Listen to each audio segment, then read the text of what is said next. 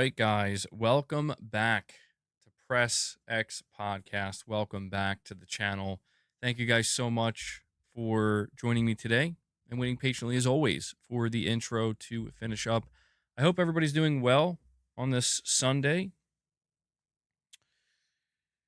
And yeah, we have quite a few different topics to go over and discuss during today's episode. Some new stuff that I haven't gotten around to yet, but also a couple of things that I meant to talk about on my last stream, but did not get the chance to do so. Yeah, a lot of you guys playing the Battlefield open beta. Yeah, we had a good time when we did that gameplay stream. We had a good time. It's really good. Battlefield 6 is very good.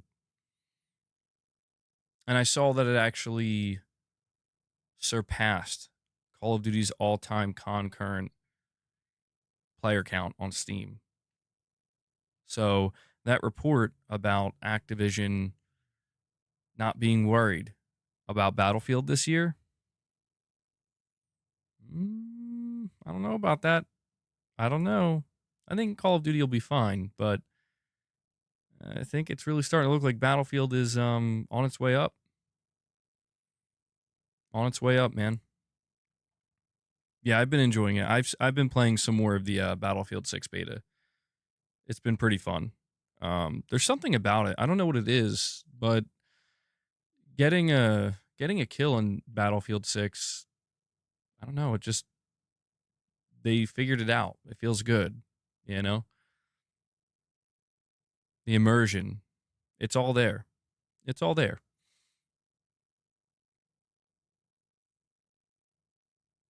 Yeah, this feels like a mixture of Battlefield Bad Company 2, Battlefield 3, and Battlefield 4, like all in one. It's quite impressive. There is an exclusive skin. Yeah, I covered that in the video I put out today. If you play the open beta for Battlefield 6 on the PlayStation 5, you get an exclusive operator skin. It's nothing significant, but seems like Sony's doing what they would normally do for Call of Duty for Battlefield this year. So maybe not too surprising. But yeah, guys, again, thank you so much for joining me today.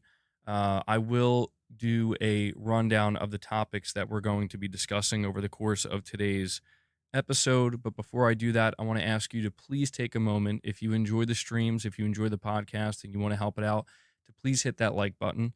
Hitting that like button lets me know you enjoy it, and it helps with YouTube's algorithm, and I really appreciate it. So we are at 28 likes. Let's see if we can bump that up to 50. It helps more than you know. And we have Neo coming in, kicking it off today by actually becoming a channel member at the Play Has No Limits tier. Neo, thank you so much for that, buddy. Thank you. Appreciate it. I really do appreciate that support. And I will add that to the member counter. Good stuff, man. Yeah, big shout out to anybody who is a paying member of the channel. I know a lot of people take advantage of the membership gifts, and, you know, nothing wrong with that. We have a lot of extremely generous community members here that are always gifting out memberships. So please enjoy it if you receive one. But we have people like Neo who are going to support the channel month over month, and he's actually choosing to do so at a higher tier, which I really do appreciate that, man. That helps a lot. So thank you, Neo. And again, shout out to anybody who is supporting in that way. MBG, how do you feel about never playing Xbox games again or PlayStation? Like switching sides in one direction? I don't know. I mean, that's something that I feel like maybe doesn't really exist as much these days. Maybe that's a question that I would say is more aligned with previous generations, more so than this one. But yeah, guys, make sure you hit that like button. I'm going to give you a quick rundown of the topics that we're going to be talking about today. So we're going to be pulling up some new Ghost of Yotei gameplay. It's not too long. It's about a minute and a half long gameplay snippet that Sucker Punch released, and man, it looks incredible. At least I think so. It looks brutal, it looks intense, and I think they're doing a good job kind of showing some of the things you can do combat wise in Ghost of Yotei that you could not do in Ghost of Tsushima. So we'll check that out, talk a little bit about Ghost. We're going to be talking about the upcoming. I mean, I have it listed here as a PlayStation 5 exclusive, but realistically, it's going to be a PlayStation 6 exclusive. It's many, many years away, but we're talking about Physint. Kojima is giving us an update on not only Physint, but OD as well, the horror game he's making that's going to be published by Microsoft. Come on, boss.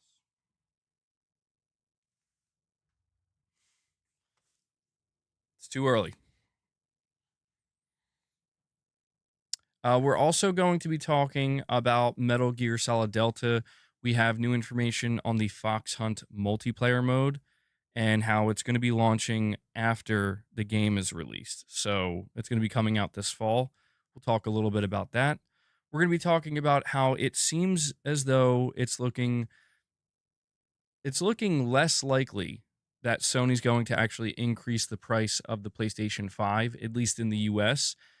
We have a report here that doesn't confirm they're not going to increase the price, but we just have some new information that I think is good news if you're somebody who is wondering if Sony is going to increase the price. It's looking less likely. We'll talk about that. We're going to be talking about Bungie and how Sony has officially announced that Bungie is currently in the process of being fully integrated into PlayStation Studios. You look like you're sitting up higher than normal, or am I tripping? Am I? I don't know. I didn't adjust the chair. At least I don't think I did. I don't recall doing so. Well, as long as it doesn't look bad, Whiskey Gaming, that's all that matters. I look like I'm sitting higher up. Maybe it's because I'm just trying to have better posture. Maybe it's because I'm like, let's go. Press X podcast. Press X to lift. You're saying, hold on, you're saying my head is at the top of your screen. Really? Boss, it is not time. You know what? Maybe it's because I'm sitting closer. Hold on, let me try this. Is that better? That should be a little bit better. The camera's low. Maybe something did happen to the camera. I don't know. I'm not sure. We'll be okay. I think we'll be okay.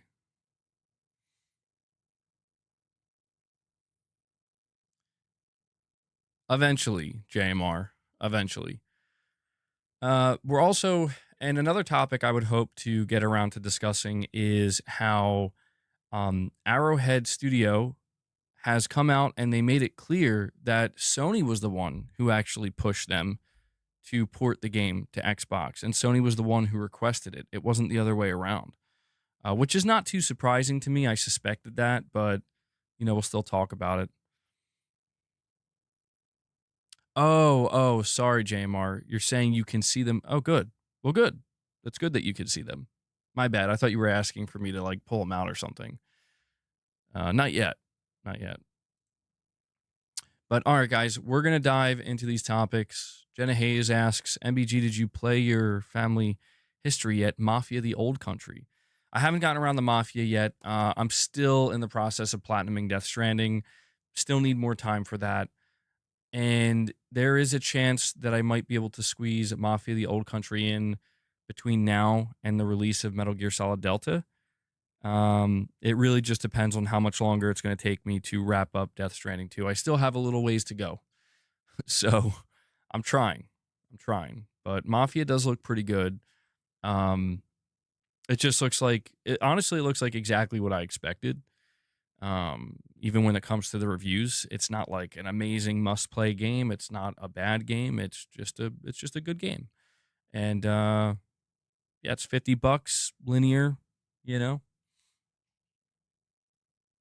But guys, before we dive into the first topic, as I mentioned earlier, and as I continue to mention, and will do so as long as it remains true, we are totally fan-funded here on this channel. We don't do sponsorships. You guys are the sponsors of the channel. So if you want to help contribute and, support the content and allow me to do what I do here, consider becoming a channel member like Neo did. You get access to exclusive content such as the Members Lounge, member exclusive gameplay, and among other things. And we'll be doing more members content this week.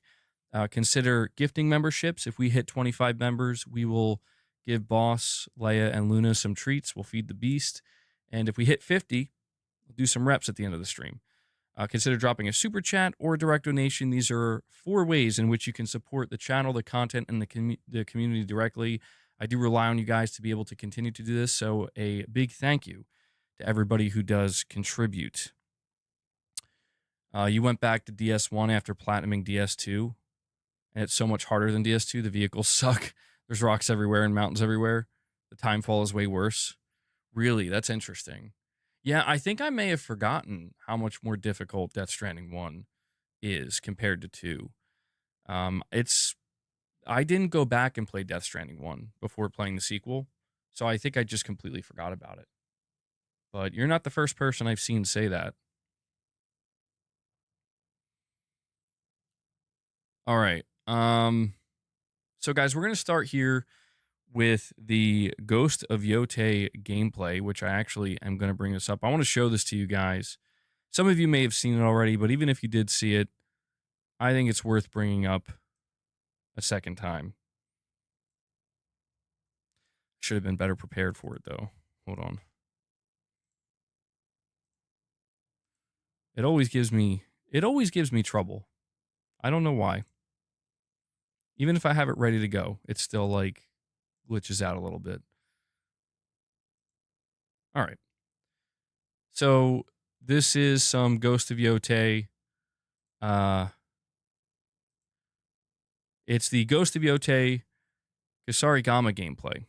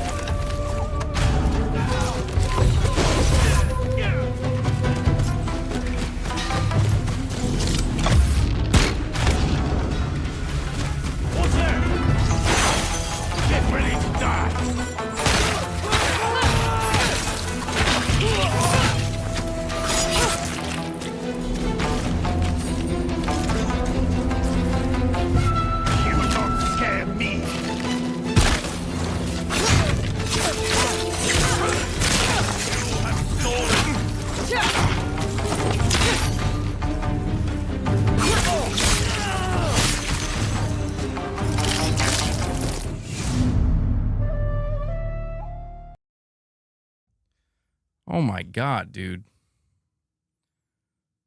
That was absolutely brutal. And we have Corey, the Legend Landiga, coming in, dropping a single member gift. An unusual, unexpected single member gift from Corey. And then Hellbound, right behind Corey. 2 legends. Hellbound also gifts a single membership. Unusual for these two. They're both gifting single members. They're here reminding you guys that you can always drop a single membership gift to contribute to the goal. Corey, Hellbound, thank you guys so much for that. Oh, okay. I guess Corey and Hellbound, I think Boss recognizes you guys by name at this point, but my God, that gameplay was amazing, dude. I mean, is it just me? It seems like the gameplay, at least what they just showed there, it looks way more, not frantic, but fast. Like, it looks much faster paced than Tsushima. Maybe I'm misremembering. I think you could you could, I think, run through a camp pretty quick in Tsushima, but I don't know, man. Yeah, it does seem like the new weapons are going to create a very different dynamic potentially, in just the pace of the game. All right, boss, let's get you over here.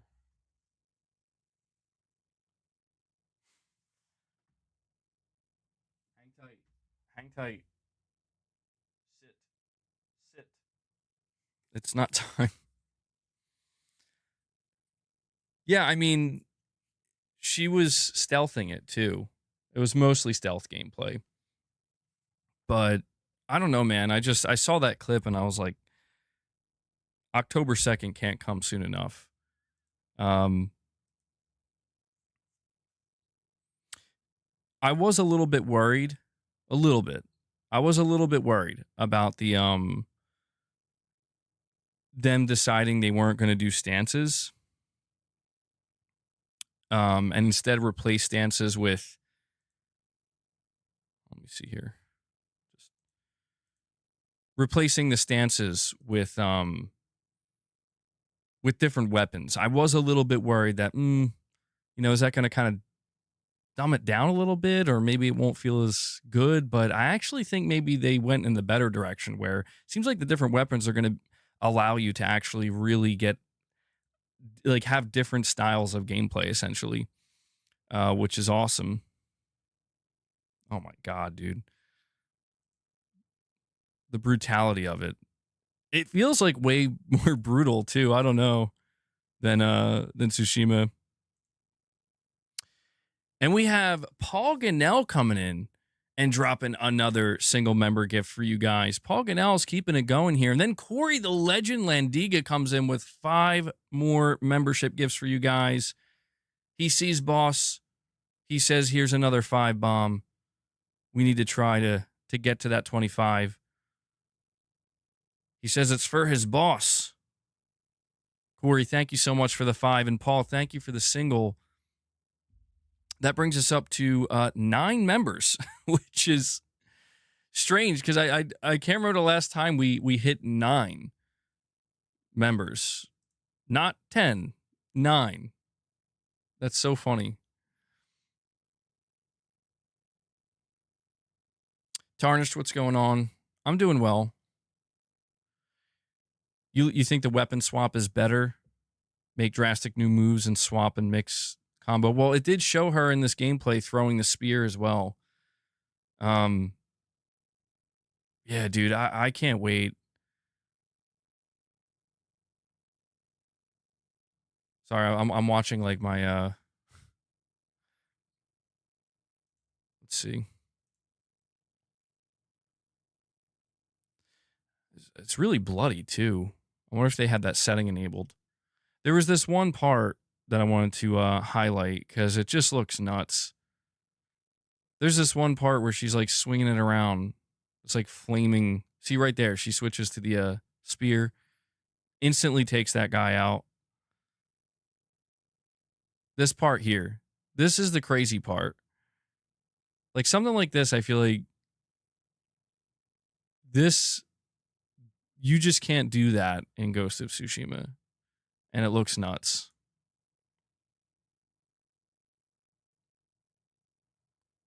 Damn.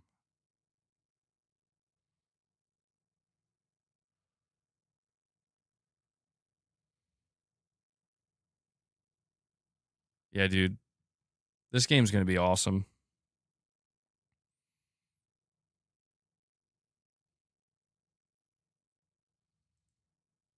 Badass. Hell yeah. I mean, I'm assuming they're going to be putting out similar videos like this for the other weapons. But so far, the Kusurigama is looking like it's going to be... I mean, like, Sucker Punch did confirm that you can play through this game with any of the weapons that they're going to have available, and they won't punish you for it.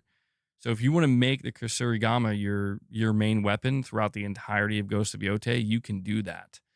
And I'm assuming some of what we're seeing here, some of what we're seeing are like, we're seeing, I think, the Kusurigama pretty upgraded it's upgraded. You probably have like that move she did with the flaming spinning whatever the hell that was, scorpion ass looking gameplay here. I'm assuming that's like not something you'll have immediately out of the gate. You will have to upgrade. But yeah, man, I think that they made it would have been interesting if they decided to make it so you couldn't play through the game with one weapon and you had to mix them up. They do make it clear. They do make it clear that the game is like kind of intended to be played that way, where you're, using certain weapons on certain enemies to make your life easier. But they won't, they straight up said that they won't punish you um, for not doing that. So I like it. I like it, man. Want to see more. We're going to see more. All right, let me readjust my camera here.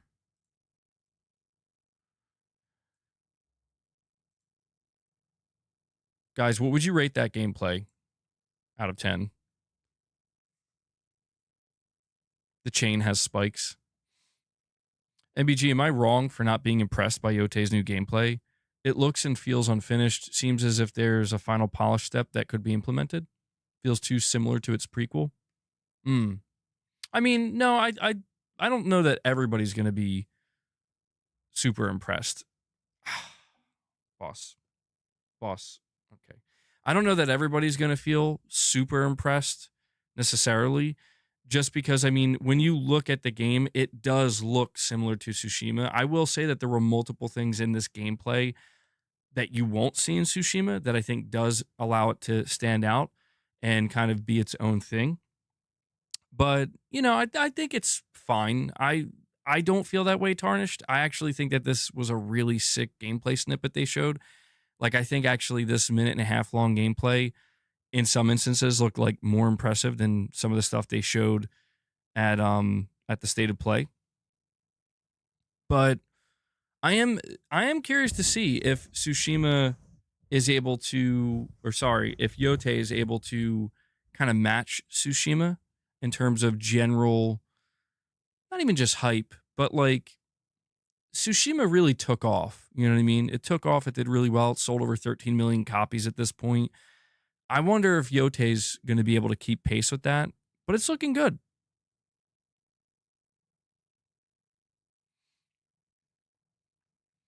Chris is like, how am I tripping? I said it looked good multiple times. Chris, you have to say it looks amazing. It looks like the best thing you've ever seen in your life. Bro, boss, you're getting your hair all over my microphone, dude. 7 out of 10 sounds fair. I mean, don't get me wrong. I don't want to make it sound like that gameplay is something we've never seen before. I'm not trying to like oversell it. I don't think this is like, whoa, this is like innovative insanity, something we've never seen. I'm not trying to make it sound like that. I just think it looks really damn good. It looks fire, as they say. You think corners have definitely been cut in the sequel to keep costs down? Improvements in the graphics seem minimal. Some people have been saying that they expected a bigger leap graphically for Ghost of Yotei. Tsushima looked pretty good, but you could tell Tsushima didn't necessarily... It wasn't, I would say, on the same level as, graphically speaking, as something like God of War or The Last of Us Part 2. I think you could see that. And to be honest, I'm kind of wondering if the biggest reason why we're not seeing a bigger graphical leap is because they didn't upgrade their engine that much, or they didn't like do a complete overhaul of their engine. This does very much look, I mean, it is obviously the same engine that ran Ghost of Tsushima, but it doesn't look like a complete revision. It looks like more of an iteration. No, Tsushima looked very good graphically. But if you looked at it close enough, you could, like, if you were to compare it to some of PlayStation Studios' other titles graphically, you could see how some areas were a little bit less, Sorry. All right, boss. Come on, man.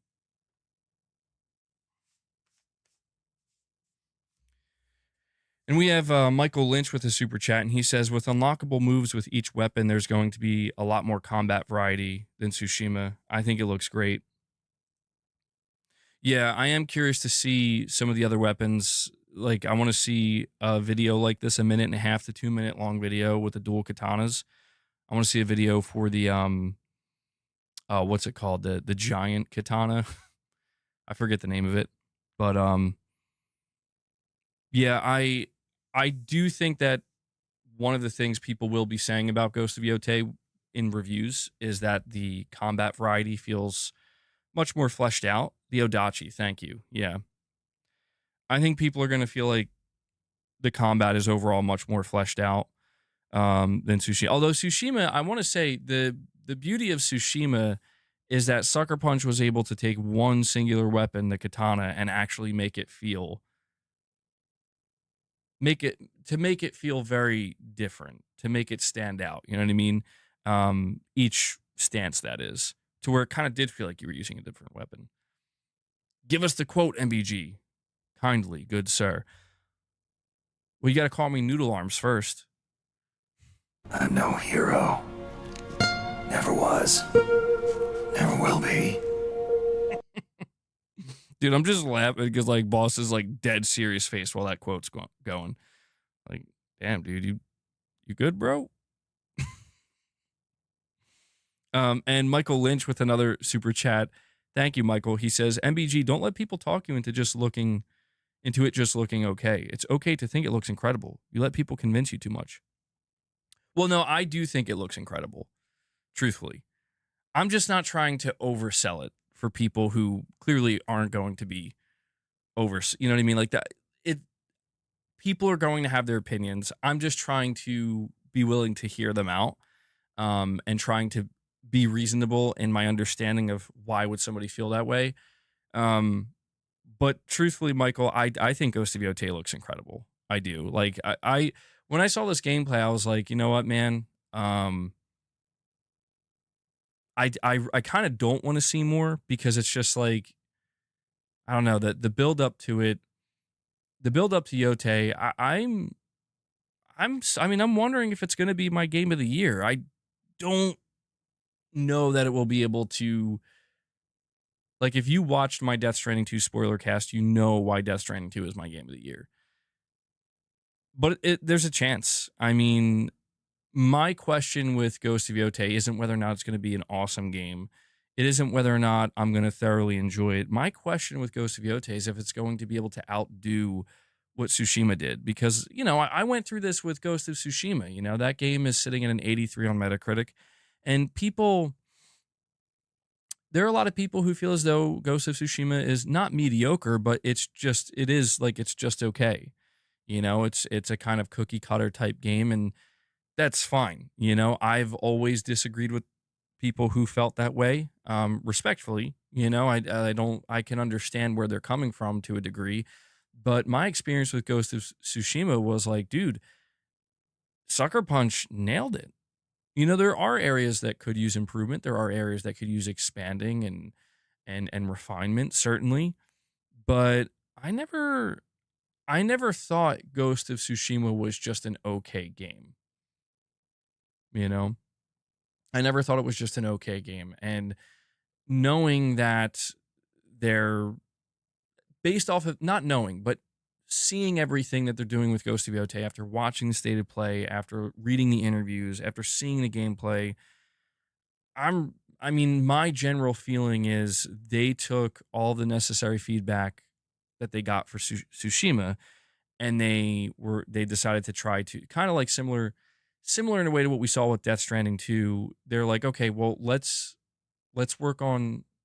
improve the areas that need improving, such as, you know, when you're doing side content or side stuff, maybe make it a little bit less redundant, a little bit less repetitive, try to give it a little bit more, make each thing you're doing feel a little bit more unique, right? Stuff like that. Those are the areas that's like, yeah, that needs improving upon with the sequel. And they took note of that.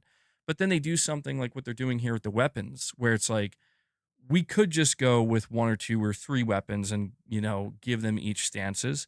But instead, let's go with like 5 or 6 different weapons and just give them all different skill trees. And I'm not going to lie, just looking at that Ghost of Yotei gameplay, it looks like you're going to be way more versatile in what you can do. And I think it makes sense from a story perspective because, to a degree, I think with Ghost of Tsushima, I do think that maybe they felt somewhat limited where they're like, okay, well, he is a samurai.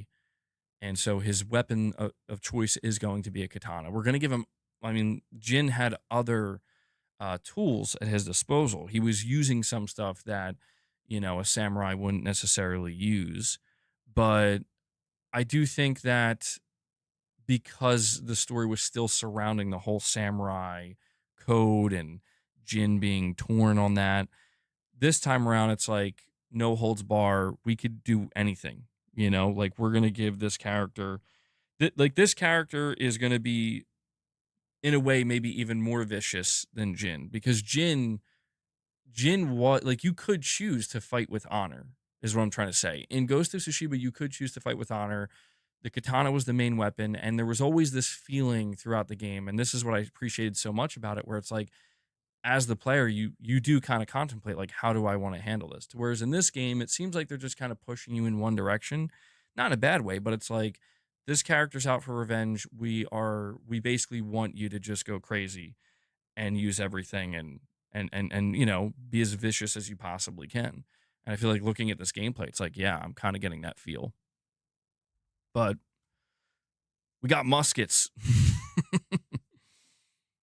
Yeah, it looks awesome, man. I can't wait. Did the team that made Tsushima leave the studio? No. I'm sure there was some turnover. I doubt every single person who worked on Tsushima is still at Sucker Punch, but no, the main core group of people who made Tsushima are still at the studio.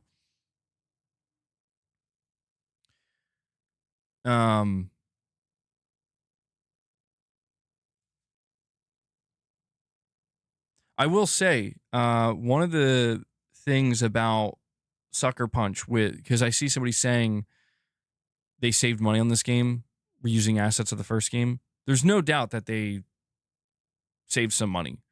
And this is a budget friendly game. Not that it's a budget game, but a budget friendly game. Like, this is not like a $200 million game or a $250 million game.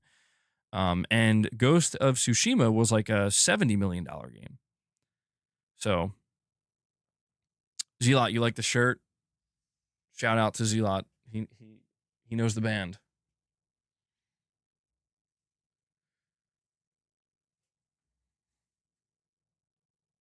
I don't think they ever pitched a sequel for Jin. I mean, if you listen to what the director said, they said when they were asked about Jin that they felt like, they were good with everything they did. And I mean, we've talked about this numerous times. I've always felt that if you play Ghost of Tsushima and if you play specifically the DLC, the Icky Island DLC, it really does. I mean, there are aspects of Jin that are left somewhat open-ended, but generally speaking, it seems like they really kind of wrapped everything up. Like, if they wanted to keep going with Jin, they definitely could. They could find a way. There's no doubt about that. If they wanted to find a way to continue with Jin, they could have. But at the same time, I look at it and I'm like, well, if they are like, look, this is where we're going to leave it. Yeah, I think Jin had a really good story. And I mean, to be honest, like, anytime you do a sequel with the same character, like, for example, nobody's really considering the fact that what if they went in a direction with Jin in a sequel that people didn't like, or that felt like, I kind of like Jin better in the first game. You know what I mean? This is one of those situations where if this is Jin's peak, maybe it's best to just leave it there. Or not. I don't know. I'm okay with it, though. A sequel with Jin would have been cool, but I'm curious to see how I feel about Atsu as a character. I'll be honest, I don't know that I'm going to feel as strongly about Atsu compared to Jin, because I don't know. Jin's story really resonated with me. the dynamic between Jin and his uncle and his internal struggle and how he, um, the one thing that I'm going to be curious to see with Atsu and her story compared to Jin's is Jin having that internal struggle where like there's something holding him back and he's conflicted.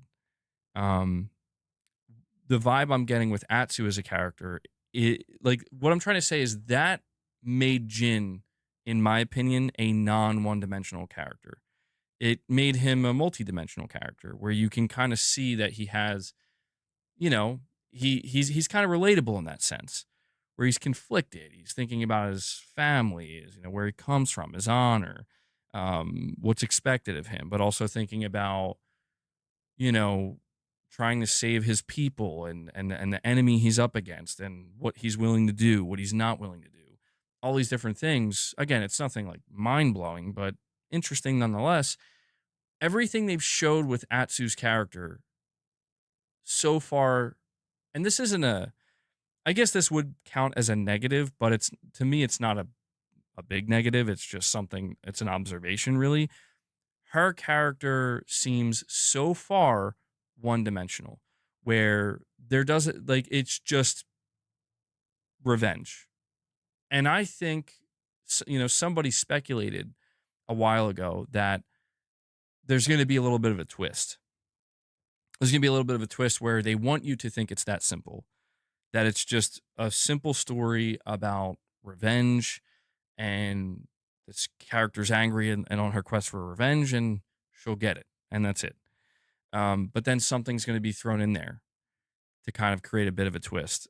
It would make sense because I do kind of get the feeling that everything they've shown for the character of Atsu and everything that they've shown marketing wise, it really is just one dimensional. It's one singular beat.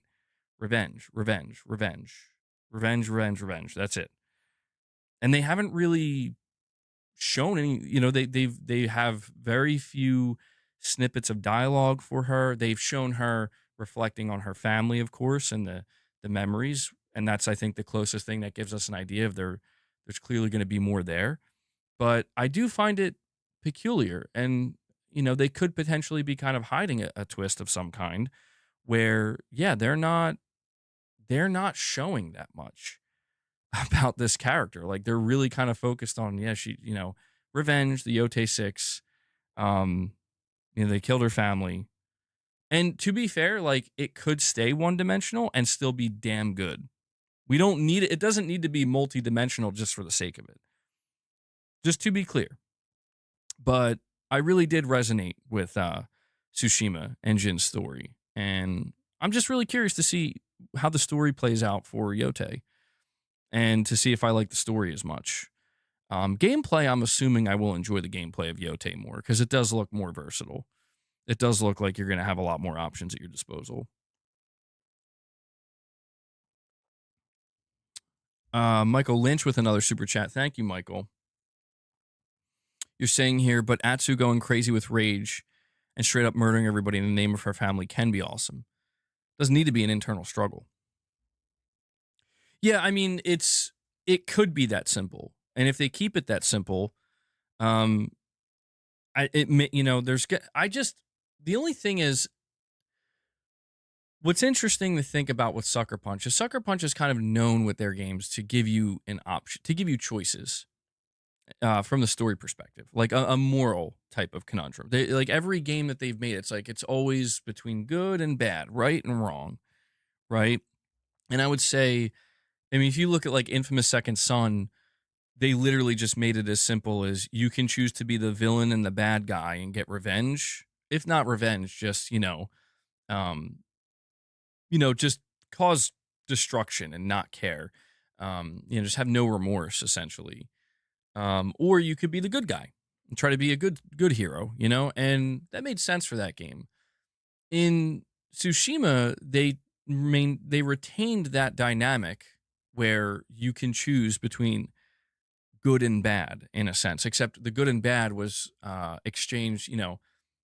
You switch out good for honor and you switch out bad for, um, I guess you could say like different tactics you would use in combat. Things like stealth, things like poisoning the water and whatnot. Um, and it doesn't really try to tell you what's right or what's wrong. Um, and that's what I find peculiar about Ghost of Yotei is that they seemingly, for the first time, from what I can tell, and you guys can correct me if I'm wrong about this, but it seems like for the first time, they've removed that where they're just flat out telling you like she's here to get revenge. And again, it's kind of linear in that sense where you don't really have a choice. There's not a choice between honor and dishonor. There's not a choice between being you know being destructive and being a villain or being a hero and trying to fight for good. It's just this is just a pure revenge plot. And that is that in and of itself is interesting because it's a deviation from what Sucker Punch is, what they usually do. And so what this could mean is ultimately a much more, even though it could end up being one dimensional, it could be also a stronger story overall. Possibly that is kind of the potential advantage where like by the developer removing that choice from the player, they're like removing that level of choice, they could end up making it so it's that, well, we have a very specific kind of like, you think of The Last of Us Part 2, right? Which like we have a very specific story we want to tell in a very specific way. But then again, they do kind of tell you how you have the freedom to kind of go out there and pursue these things as you like and kind of choose who you want to go after first, I guess.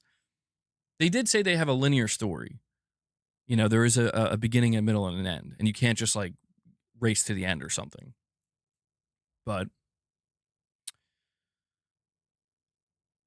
Planet Schlorpian, a member for 21 months, says, got my T levels checked, and they're abysmal. 153 at 29. I've essentially got the levels of a 75-year-old man, likely starting TRT in a few weeks. Bro, are you serious? Planet Schlorpian, I can't tell if you're joking or not, because that's a crazy fast turnaround. You have to be joking. Did you really go out and get your test levels checked that fast? It's been like 2 days, man.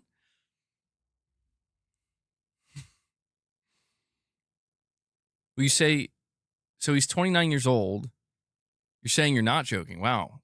Jeez. Well, yeah, you did say you were thinking about it.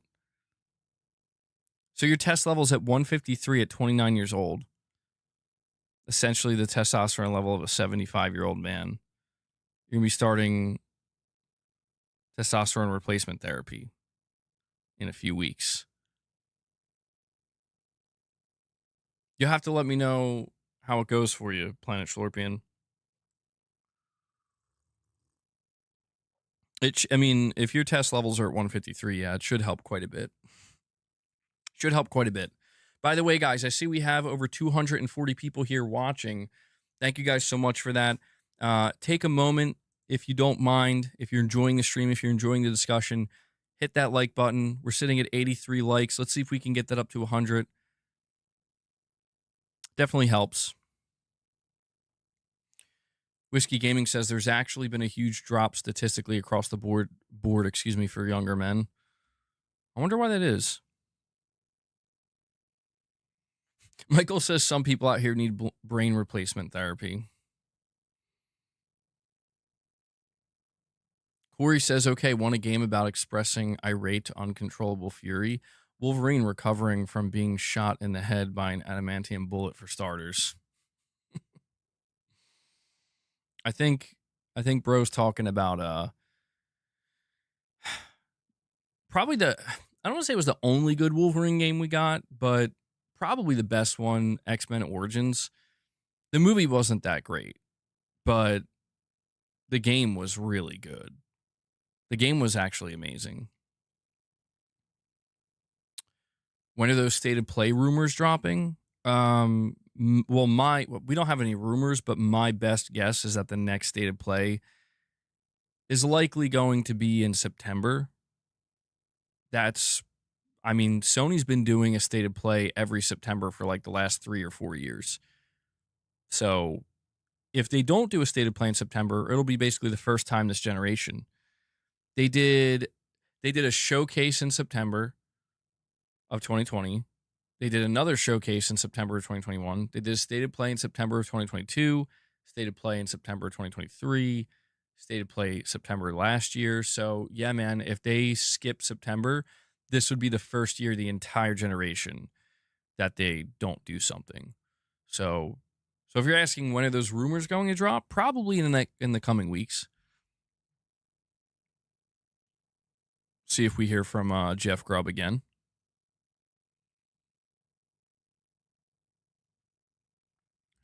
Sony did confirm they're not going to be at Gamescom, like they're not going to have any booths, but they could be part of the show, potentially. They could show up with an announcement if they wanted to.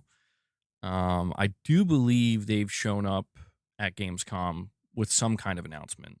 Nothing major, but smaller announcement. Some kind of smaller announcement. I think that they showed up at least once or twice this generation.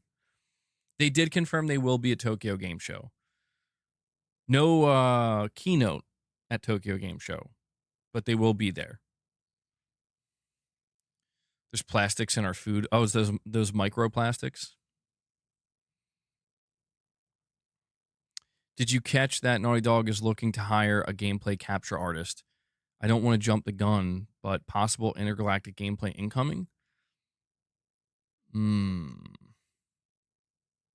I didn't see that.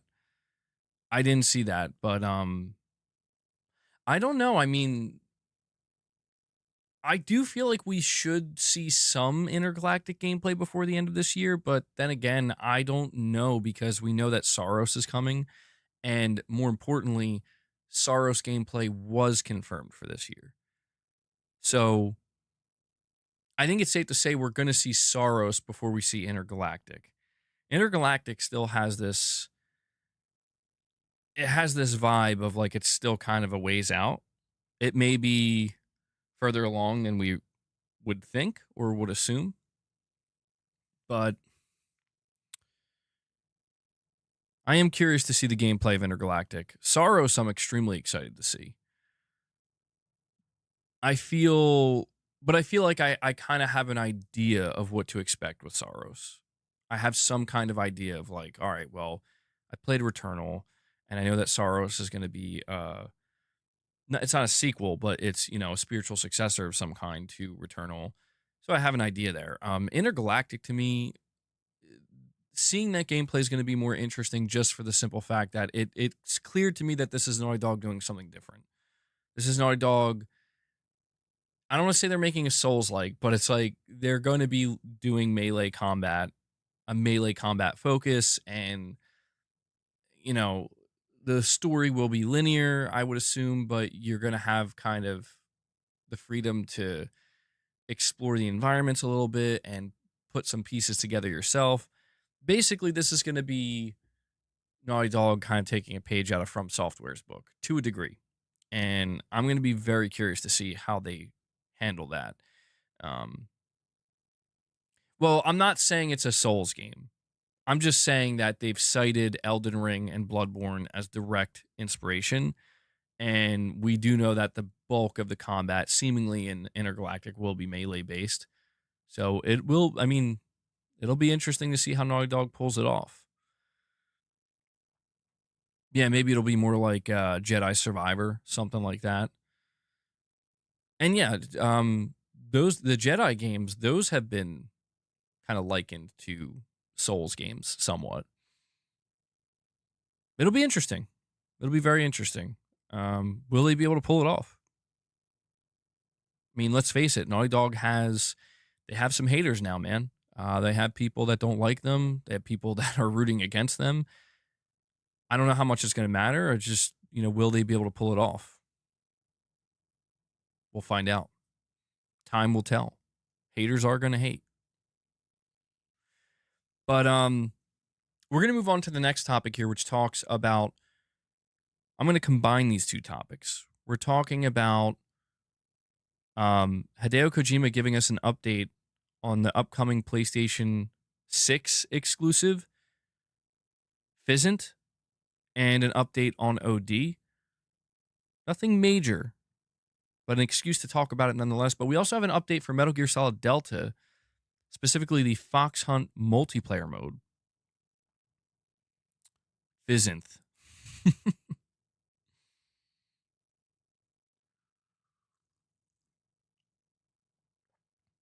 So, Push Square says here, Hideo Kojima could well be one of the busiest directors and designers in the games industry right now. Not only is he fielding interviews and constantly posting on social media, but he's also simultaneously working on 3 games at his studio, Kojima Productions. First, there's Death Stranding 2 on the Beach, which just released. He's working on updates for that game. There's also OD, a horror title that he's now giving more focus to now that he's wrapped up with Death Stranding 2. And then finally, there's Physint, the mysterious PlayStation exclusive announced at the start of last year. In a recent interview with IndieWire, Kojima comments that he alone is currently working on Physint. It's a solo project for right now. He says, quote, well, I'm checking the data of Death Stranding 2 players all over the world, what kind of weapons they're using, the routes they're taking, all this data. And I also see these small bugs here and there, so I'm deciding where to fix and what to fix. I'm also starting to work with the team on OD because that's a new project, and also doing Physint all by myself because that is at the conceptual stage. So I'm doing that and also have all these interviews every day and also promotional photo shoots, things like that. So I don't feel like I finished the title, to be frank. Basically saying he doesn't feel like he finished Death Stranding yet because he's still doing promotional stuff for it. But he does reveal in that quote, he does reveal that Physint is in the early conceptual stages, and he's saying he's working on it alone. In other words, he's trying to figure out what it's going to be. Sounds 10 years away. I mean, I would agree with that if Kojima didn't prove he's very efficient. Him and his team are very efficient. I'm not going to say it's 10 years away. I think realistically, Physint is maybe 6 years away. I'm going to say it's beyond 5 years, certainly. Could be 7 years, but make no mistake that what he's saying about Physint is, this is going to be a PlayStation 6 game. In fact, this will probably not even be a cross-gen game. This is a game that I could see coming out literally during the second half of the PlayStation 6, or maybe not the second half, but close to the second half of the PlayStation 6 generation. He doesn't really suggest how far along OD is. He's just saying that he's going to really kind of focus on that. I would assume OD is relatively close to release. It's a smaller game. We do know that. The biggest difference between Physint and OD is that OD is a smaller game. Physint is going to be a big AAA title that Sony's funding. But yeah, it's really interesting to think that Kojima at this point in time with Physint is just like, what do I want this game to be? And I don't know, man. My excitement for Physint is still just as high as it was when it was announced, even though I know it's many, many years away. Because it's going to be the spiritual successor to Metal Gear Solid. If they use the Decima engine again, they will be well versed with it. I would assume he'll use the Decima engine again. Because, yeah, not only are they well versed in it, like you're saying, but it's proven that they can make a game very quickly and efficiently with the Decima engine. But then again, it really, I mean, I just genuinely wonder, putting the engine aside, because I just had this thought, like, what are the chances that Kojima with Physint is going to be like, I had this grand vision for Metal Gear Solid 5 that I wasn't able to fully realize because I had to wrap up development. Konami didn't want to fund it anymore. They wanted to release the game. the whole infamous Chapter 3, the missing Chapter 3 of MGS5. I do wonder if maybe he's going to kind of look at this as an opportunity to make this kind of open world Metal Gear-esque game that MGS5, like MGS5 The Phantom Pain was supposed to be the ultimate, and in a lot of ways it still got 10 out of 10s across the board. People still loved it, but Kojima wanted to do even more with it. I just wonder if maybe Physint is going to be Kojima's way. Like, this will be the full realization of, here is an open world stealth action espionage game that, it's going to be the be all end all of this type of game in this genre, this type of open world title. Kojima's Elden Ring, if you will. I think MGS5 was supposed to be that. And I think, it was cut short. He wasn't able to finish Chapter 3. And that would be kind of crazy if that's what Physint ends up being. But I'm not sure. For all we know, it might not be an open world game. It could be that'd be really interesting. I mean, if he's going to make a linear game, kind of like Metal Gear Solid 1, 2, and 3, and 4, if he were to do that, there's a chance that the development of this game could be, it could be a lot shorter than we think. But yeah, I mean, if you think about it, Death Stranding 1 was created in like 4 years, basically. On a brand new engine, all the assets had to be made from scratch. We do know that Sony has PlayStation XDev working with them, working with Kojima, working with other teams. So there is a chance, I would say, that Physint might not be as far away as people want to think. Like, I don't think it's going to be 7, 8, 9 years away. I think that it's nowhere. It's not even a thing yet. It's nowhere near done. But I think they'll wrap up soon on OD in the next year or so, and at that point, it'll be full steam ahead for Physint. And I could see Physint maybe if the PlayStation 6 comes out in 2027. I could see Physint being a 2030 game. 2030, maybe 2031. I know that's a long time from now, but that could end up being one of the biggest games that launches on the PlayStation 6, frankly. And I think a lot of people are going to be excited to see Kojima return to stealth, and tactical espionage action. I think a lot of people are going to be excited to see that because, let's face it, a lot of people are not big fans of Death Stranding. I love Death Stranding 1. I'm loving 2 even more. But I do understand that, people do want, like, let's just face it, people want more Metal Gear type games. Although Death Stranding 2 is very similar to Metal Gear in a lot of ways compared to DS1. But you know what I'm saying? They want to see Kojima make a more traditional, type of, like, here's my new Metal Gear, basically. An even better Metal Gear that's not called Metal Gear. I do think that people will be excited for that. And I'm excited for OD. I don't know how excited I am for OD, just because OD seems like it could be hit or miss, just because Kojima is saying that, like, it's very, very different. He's saying it is a game, but it's a very different type of game. But it is horror based. And so, he's working with Jordan Peele on it. So I'm like, yeah, man, I'm up to seeing whatever OD is going to be. But boss, you good, bro? You want his Silent Hills? That's true. Yeah, you're absolutely right. Death Stranding was also a very different type of game. So I could end up loving OD. I do just wonder when we're going to see it. I'm assuming that's going to be coming to PlayStation, by the way. I highly doubt it.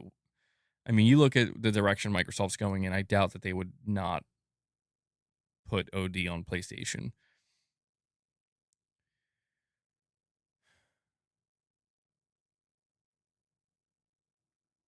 Silent Hill 1. Yeah. We might end up seeing Silent Hill 1 from Bloober Team sooner than we think. MBG loves everything Kojimbo does. If it doesn't come to PlayStation, that will be a Kojima decision. Hang tight, boss. We still might get there. Hang tight.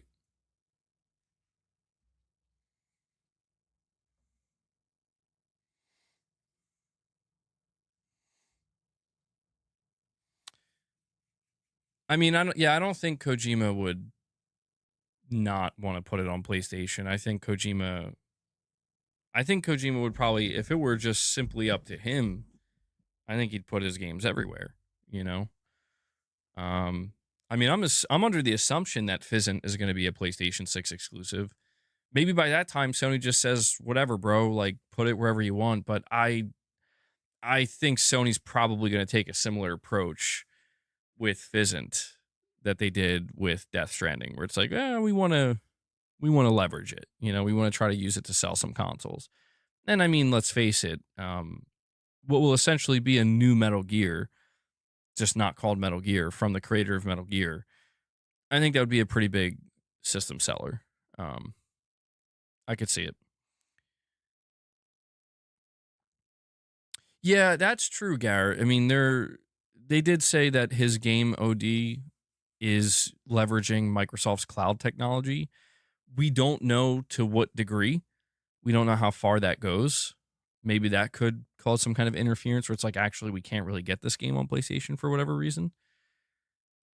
But we have no idea to what capacity, you know, that's being done when it comes to like the cloud side of it. But yeah, my assumption is that we'll see OD on everything. And he did emphasize numerous times that it is a smaller game. So, you know, because of that, and it's been in development for multiple years already, I could see it wrapping up pretty quickly. I could see it maybe it's a 2026 title. You know? Maybe it's a 2026 title, and then immediately after, that's when full steam ahead on Physint. But Kojima, you know, he's very willing to talk about his projects openly and give us updates, and I do appreciate that. And so I'm assuming in the coming months and in the coming years, we're going to get many, many more updates from Kojima and him letting us know, like, here's where I am with Physint, here's where we are with OD. And he did make it clear as well that when he's done with Physint, which again will be a long time from now, he wants to make a movie. So eventually we'll be talking about Kojima making some kind of movie. It'll certainly be interesting to see what kind of movie he makes. Kojima's going to direct the Metal Gear Solid movie. And we have Lux with a super chat. Thank you for that, buddy. He says, yesterday I discovered Ark Survival Evolved sold 78 million copies and is in the top selling games of all time list. MGS franchise has sold 63 million. What the F? Dude, what? That is shocking. Is this why they're like, yeah, we're not actually doing Ark 2? Ark 2 was announced with Vin Diesel, and there's been no updates, and I think that they just said, like, we're kind of not doing that now. Stop it. That is wild, Lux. I mean, I would never assume that a game like Ark Survival Evolved is in the,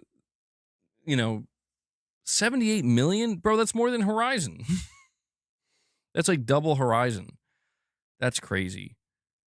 I knew Ark was a big game. I didn't realize it was that big. No, I had no idea it was that big. That's impressive. That's good stuff, I guess. I don't know. Is the game good, though? I'm not sure. Never really appealed to me. No, I haven't Platinum Death Stranding 2 yet. I'm still in the process.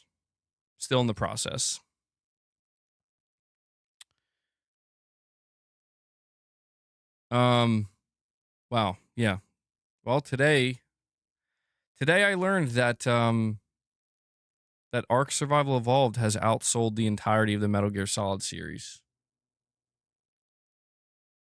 Don't really know how I feel about that, but I guess it's true what they say. Sales aren't everything, right?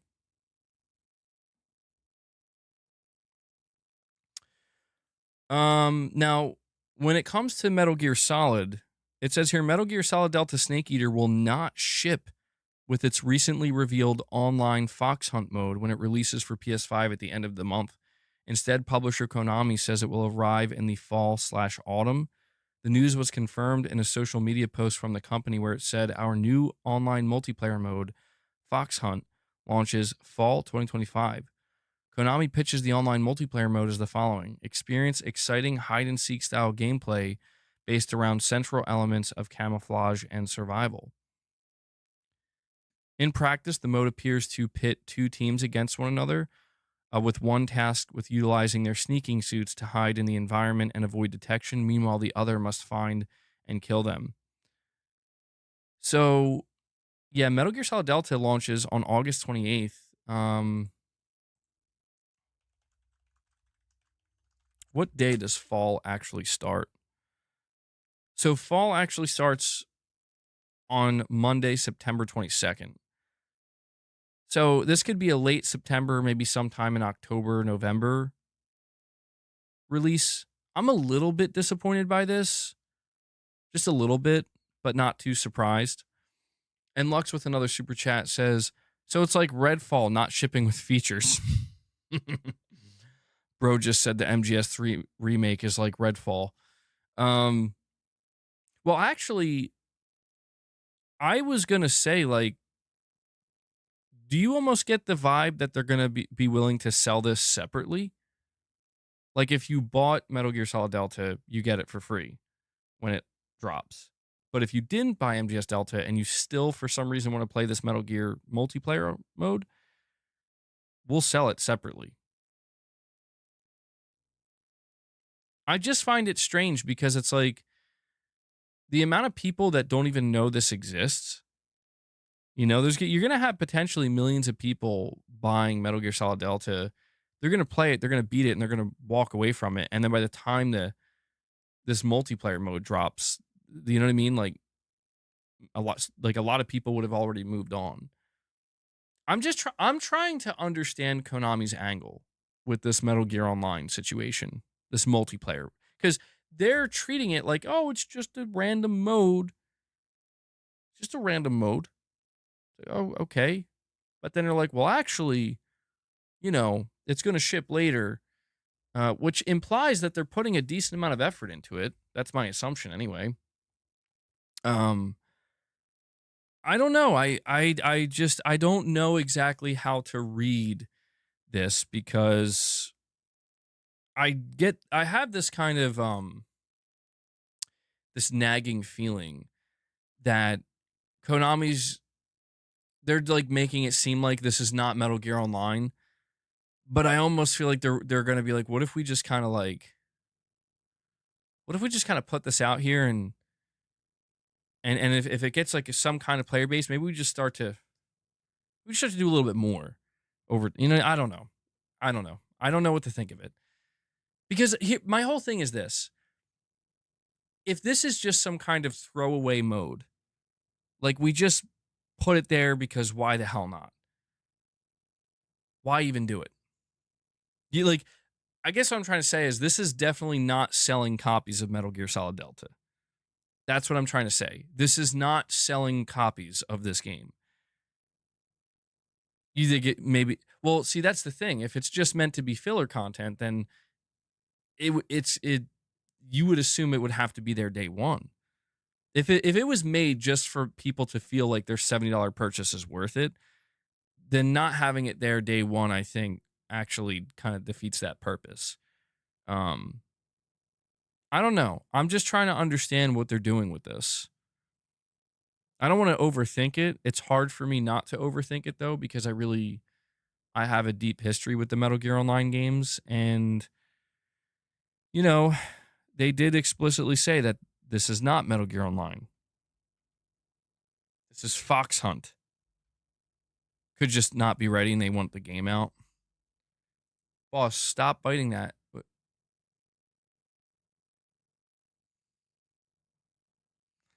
Guys, boss is going a little crazy over here.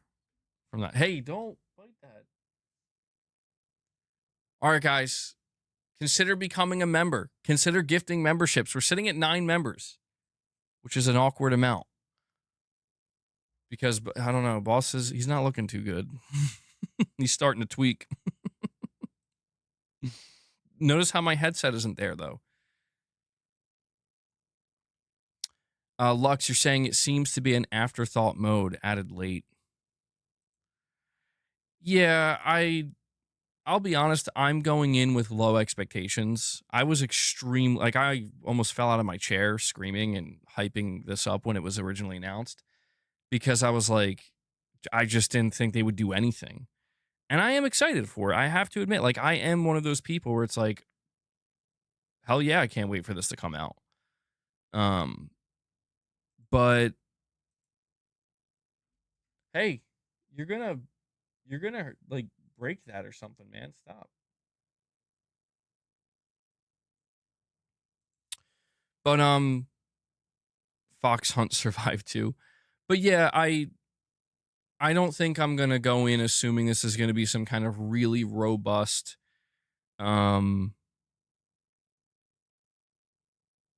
I'm almost gonna view this as like a Ghost of Tsushima Legends situation where it's something that will be good for a couple of months at most. And, you know, maybe it's something I could return to on occasion, but it's not going to be anything beyond that. And who knows, it could have significantly less content than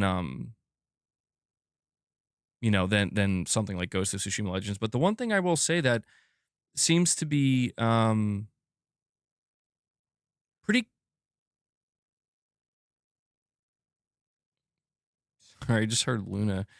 She's like meowing. That was weird. Whatever she's meowing at.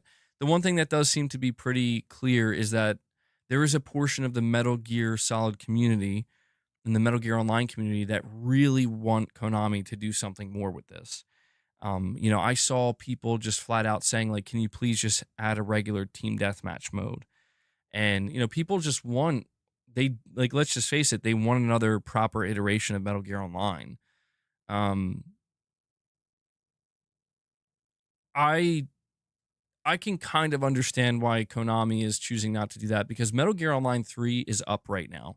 If you buy Metal Gear Solid 5 The Phantom Pain, yeah, the servers for MGS Metal Gear Online 3's servers are up. This is what I'm trying to say. You can play that right now. It failed. They tried to make it somewhat of a live service. It just didn't work. So I can kind of understand why. Like, I almost get the vibe, and this is as far as I'll take it. This is the most overthinking and speculation I'll do. I almost get the vibe that the team developing the Metal Gear Solid remake pitched this to Konami, where they were like, listen, we know you don't want to do Metal Gear Online again. We know you don't want to do a live service, but let's just do this. A single game mode, something low risk, nothing big. And maybe the team that pitched it, the team that's, because they have a whole team working on this for some reason, like for at least based off of the video, they seemingly have like a whole group of developers working on this. I almost wonder if this is just them being like, let's just convince Konami to put something out there and maybe we can build upon it. Maybe that's kind of their idea. Because maybe if they tried to pitch a Metal Gear Online 4, maybe Konami would have rejected it and said no. Like, we tried it 3 times and it didn't work. And Konami, I don't know, they just didn't know how to seemingly run servers and shit. They really messed it up. But yeah, man, I am a little bit disappointed to find out that it's not launching with the game because I have to admit I was very excited to play this and try it out. So I have to wait a little bit longer. I hope it's not too long. I hope it's not like 3 months later or something. But I'll definitely report to you guys when they drop this multiplayer mode. I will report to you how it is. I will compare it to the previous Metal Gear Online games, and once it releases, I'm sure we'll get a much better idea of what this thing actually is. Because the one thing I will say, by the way, when it comes to this Metal Gear Fox Hunt multiplayer mode, they're like not showing anything. Like they're like not showing any footage really. They're being like really scarce with it. To be fair, people feel as though they're being scarce with the footage they're actually showing. Um, with the actual main game itself, but Metal Gear Online with some co-op missions and some PvE could work. Metal Gear Solid Peace Walker was a pretty. It had a lot of co-op features. Like you could play the entirety of Peace Walker in co-op. In fact, Metal Gear Solid Peace Walker was almost like Kojima trying to do their own type of like Metal Gear-esque Monster Hunter type game. And it was actually pretty insane. And it would be interesting if Konami tried to go in that direction, because I mean, Peace Walker was awesome. It's still crazy to think that game was developed for the handheld.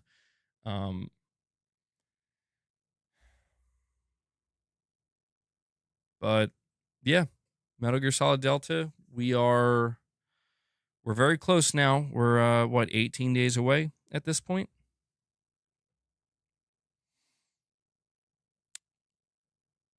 Yeah, I'll be curious to see if they make it a standalone purchase, the Fox Hunt mode.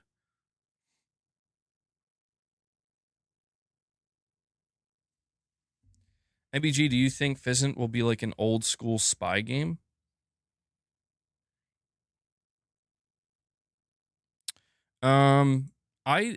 I think Physint is essentially gonna feel like a new Metal Gear, like a modern Metal Gear.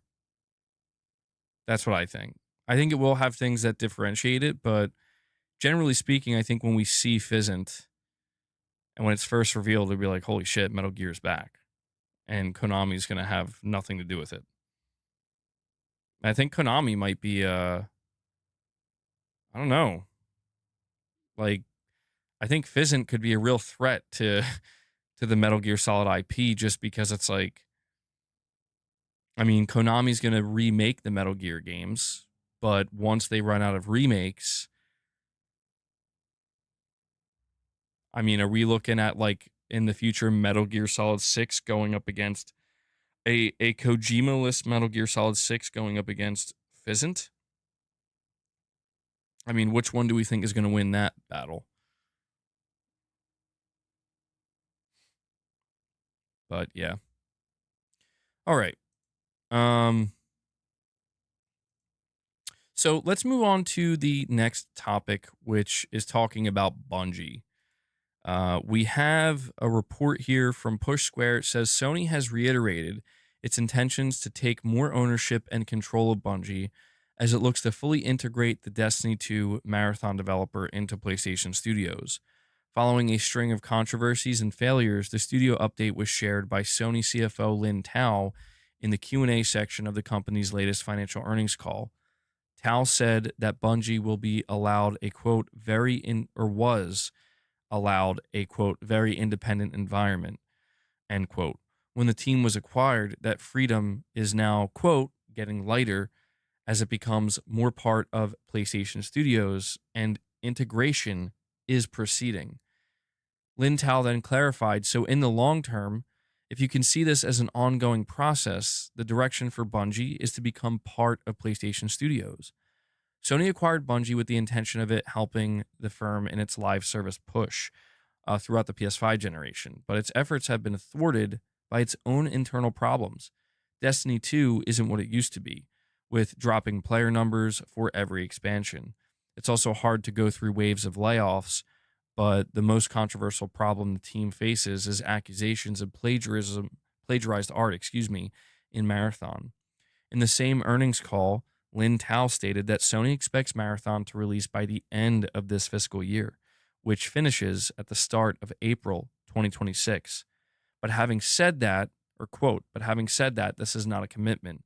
No official announcement has been given yet, end quote. Lin Tao then explained modifications are in development, and the intention is to communicate a new release date in the autumn. The Sony CFO was also asked if she thinks Marathon could be canceled altogether. Quote, "We are now fixing the problems, so we believe this launch will happen. If this launch is canceled, we need to do the revision of the valuation. However, as of now, this is not expected." End quote.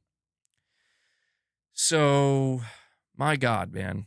The situation with Bungie is just, I mean, we've talked about it for so long, but these are some, I'd say, pretty significant updates. And the fact that it's officially confirmed, by the way, that they are being fully integrated into PlayStation Studios. Sony is fully absorbing Bungie and fully taking them over, which I don't think is surprising. Still important information to cover, but not surprising in the least. And Lux, you are saying here with another super chat, highly doubt, and this is in regards to what we were just talking about. You're saying, highly doubt he'll make a Metal Gear Solid clone. Yes, it'll be a tactical espionage game, but could literally be a Fortnite style game starring an anime character.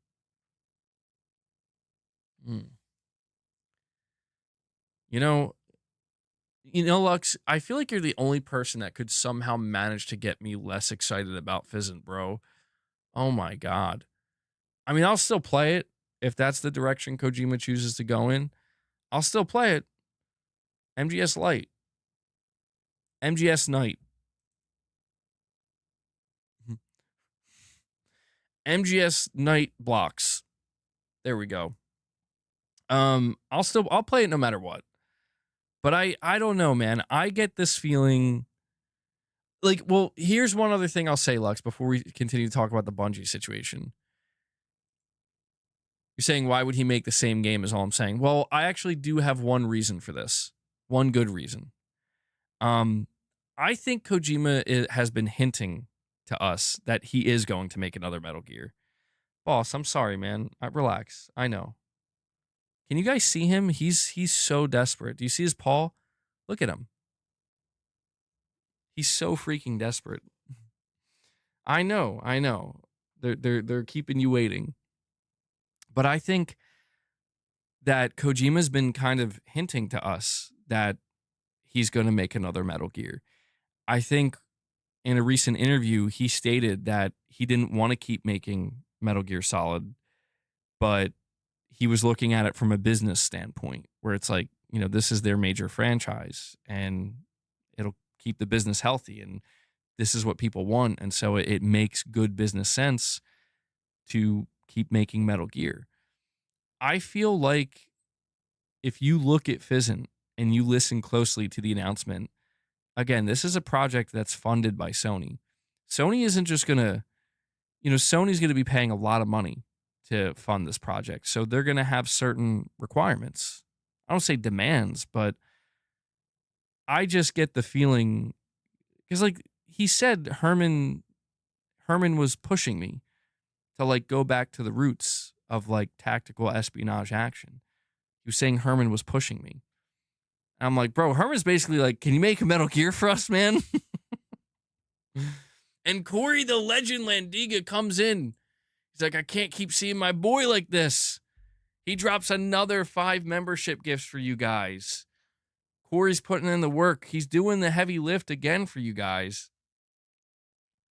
Hold on, boss. But that was some fancy shooting. You're pretty good. Corey, thank you so much for 5 more member gifts.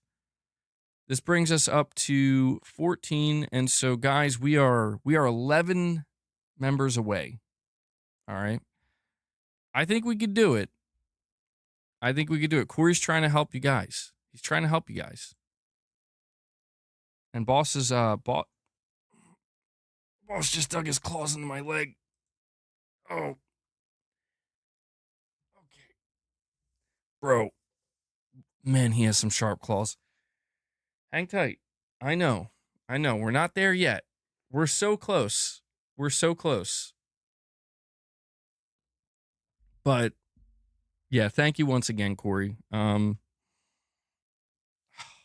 think we have a Lux. He says, well, we'll find out in 8 years what it'll be like.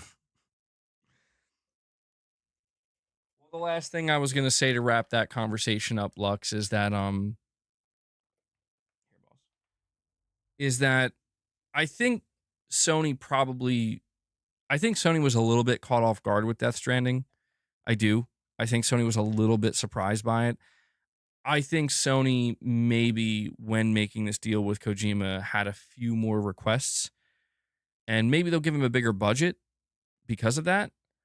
But I think Kojima wants to basically make another Metal Gear with a new name that his studio can own because he's went on record saying that he has to think about the business side of his own studio because he's responsible for all these developers now and his entire team. And so I think it makes good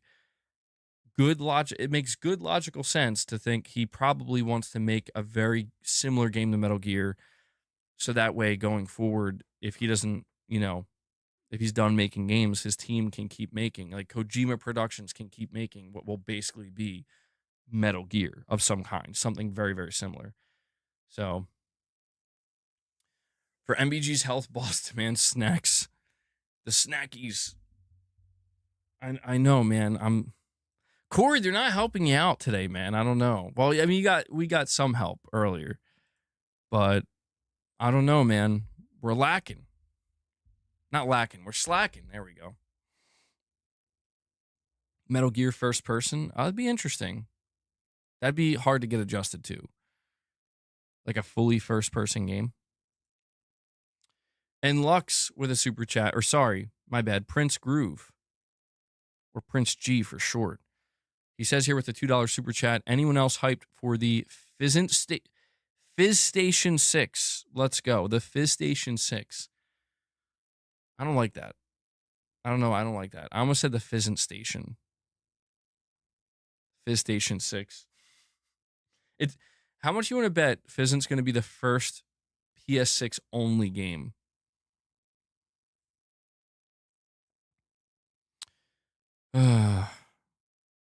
Thank you for the super chat, Prince Groove. Shifting back to Bungie, though.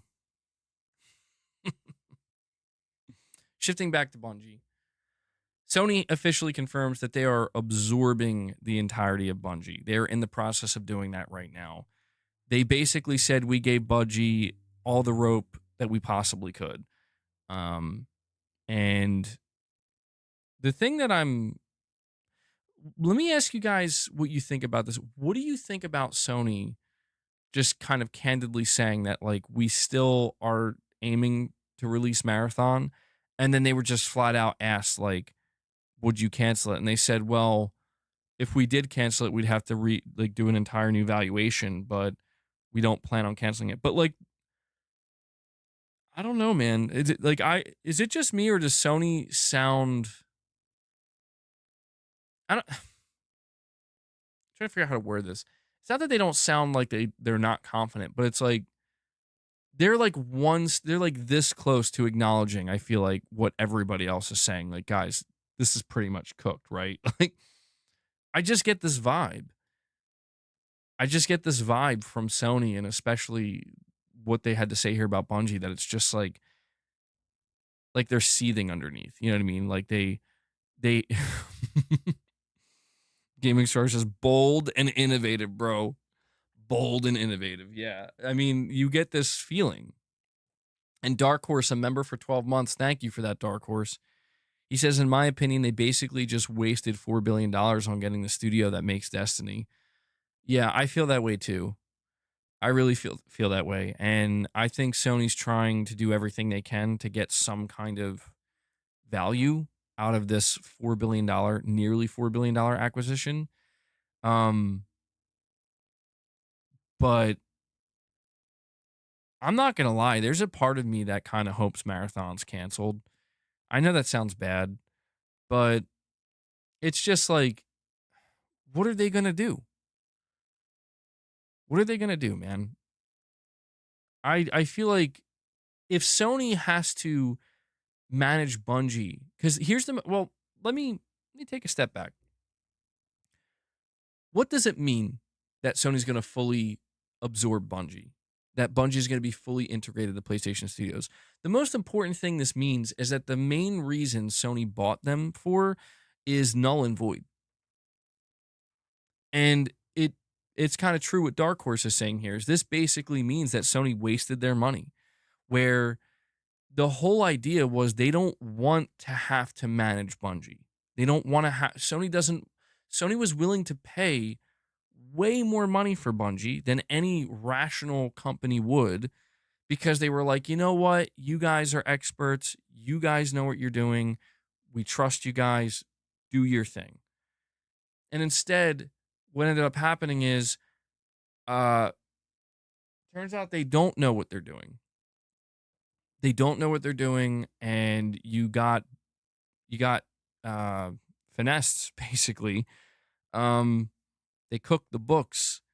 And so what Sony has to do now is just manage Bungie, or what's left of Bungie, like they would any one of their other studios, which defeats the entire purpose of why they made the acquisition in the first place. It defeats the entire purpose. It doesn't mean that they can't salvage something from this. It doesn't mean that they can't extract something good. Who knows? Maybe there will be some kind of perfect synergy where the developers that are left at Bungie, you get better management from Sony, you put those two things together, maybe they start cooking. I don't think that's going to happen for Marathon, but maybe whatever's beyond Marathon. But yeah, man, Sony bought a sinking ship, is what they did. And they realized, like, Sony's on a big ship. Sony wanted to buy another ship that Bungie would fly. Or not fly, sail alongside them. And instead, they realized that the ship that they just bought that Bungie's on is sinking. So they have to bring everybody that was over there on board to their ship. And now it's like, well, what the fuck was even the point of that? It's insane. It's insane because it's like, it truly highlights how some people, some armchair analysts or just random gamers could literally make better business decisions for Sony than some of these people who are being paid millions of dollars probably. And this is proof of that, where it's like, who in their right mind, like, how could you be so willing to overpay while being that unsure? I mean, what the hell happened? I don't know. I don't think we'll ever know. I'm going to stick with my main theory. My main theory has been, and yeah, I think that's it, Prince. My main theory has been and will continue to be until proven otherwise.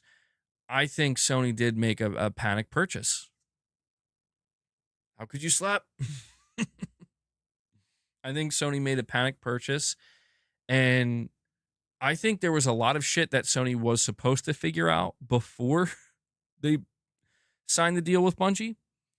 I think there was a lot of due diligence that they were supposed to go down on Sony's end. And I think once the ABK deal went through, Sony basically shit a brick and said, you know what? It doesn't matter. Just whatever you need to do, get the deal done. Like, somebody on the phone, whether it was Jim or somebody above Jim, telling him, get the deal done. And somebody made a panic decision, and it cost Sony dearly, excuse me. It really cost them.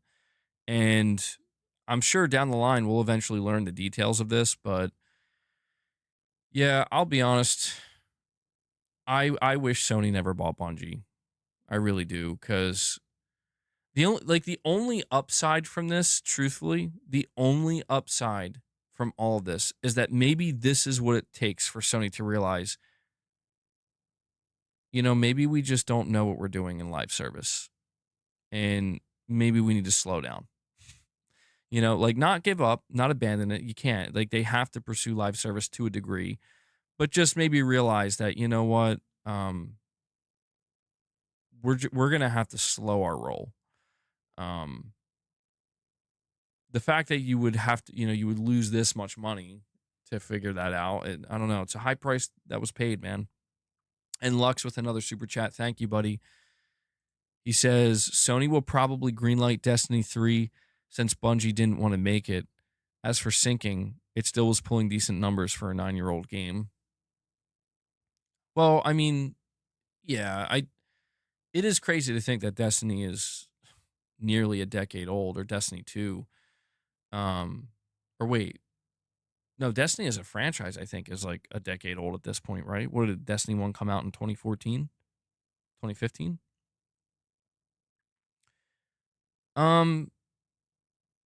Logically speaking, the next thing to make Bungie do, or to have them do, is, whether Marathon releases or gets canceled, it doesn't matter. Because I think Marathon's gonna.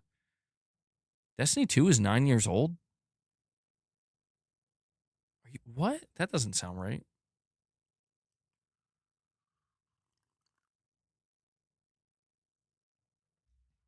Boss, hang in there, buddy.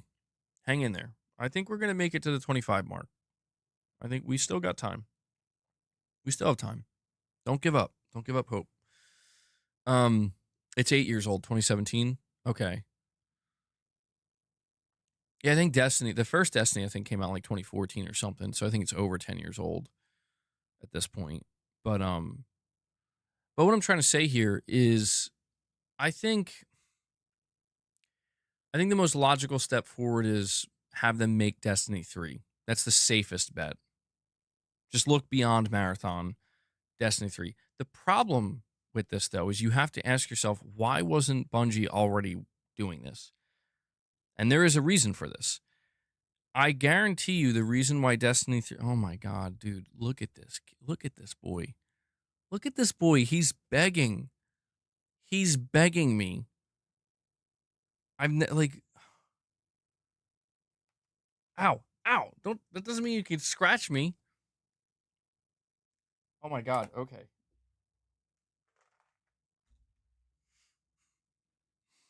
He's like this close. He's very close to just straight up getting aggressive, being like, "You're gonna give me the fucking treats."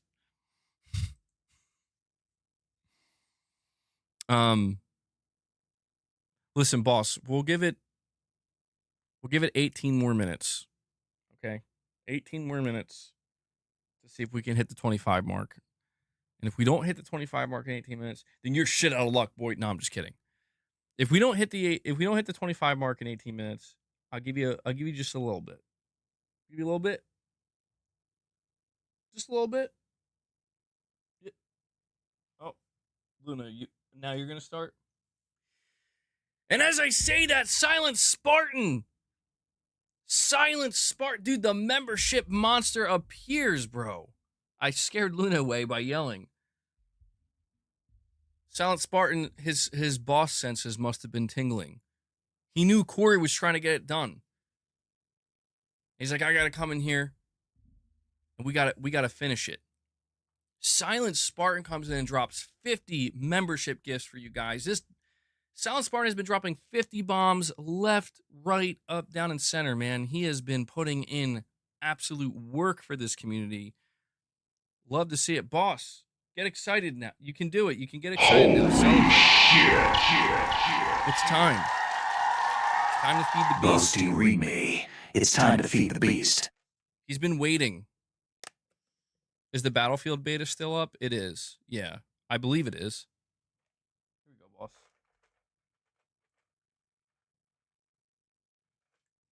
Luna, hang tight. I'll give you some more. I'll give you some too when he's done feasting. But yeah, holy shit, man. I think Silent Spartan just brought us with that 50 membership bomb. I think that brings us to what? 64 members on the day? Thank you so much, Silent Spartan. Really. You've been supporting this channel so much, and I just want to make sure you understand how grateful I am for that, man. And that goes for everybody, whether you're dropping a small super chat, a single member gift, 5 member gifts, We're going crazy dropping 50. I really, really appreciate what you guys do for the channel and the community. I'm really grateful to be able to do this. I try never to take advantage of it, never to, take it for granted. So thank you guys so much. And I do want to let everybody know who's in here right now. If you got gifted a membership, make sure you go check out some of the members content we've been doing. We did actually a member stream where we reacted to Sony's 2025 business meeting segment, and it was really interesting. So go check that out and look forward to more member content. And Spartan says, been out in the field, had to get caught up. Damn, bro's been out in the field, putting in work out in the field, putting in work here. Thank you so much, man. Good stuff. Good stuff. Amazing. Incredible. So let me update the member goal, and I do have a milestone chat that I have to read. By the way, somebody was asking me, and we'll have to do reps at the end of the stream too now. So remind me in case I forget. I shouldn't forget, but at the end of the stream, before I go, gotta get those reps in. Somebody had asked me about the Battlefield beta. The Battlefield 6 open beta. I know it's still going on right now, but I think there's a second. Let me see. I know that there's a second date. Yeah, here we go. So, weekend 1 is happening right now. Today's the last day of weekend 1. Weekend 2 for the beta starts August 14th through the 17th. So that'll be on Thursday. Maybe we'll do a second. Maybe we could do a Battlefield member stream, because that's going to be going on for 4 days: Thursday, Friday, Saturday, Sunday. This is a long beta, dude. I've definitely been enjoying my time with Battlefield, and I really enjoyed that stream we did. So maybe that's some of the gameplay member content we could do this week. You wish there was more impact on the hit markers in BF6. I do agree with that. I don't know. It's like I get an immense satisfaction when I rack up kills in Battlefield 6. But you are right. Like the hit marker, the feeling or the sound effect, something about it's very subtle. And I wonder if they're going to actually increase it. But I feel like they intentionally made it that way. I'm not sure.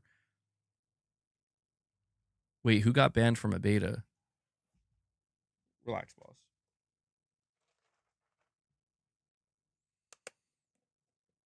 The game is filled with cheaters. I did see there were some complaints of cheaters. I don't know if I encountered any. I encountered what I thought was a cheater, but I don't think it was actually a cheater. It was a graphical glitch where somebody was like crouched and like moving. They were like sprinting while crouched, but the animations I think were broken.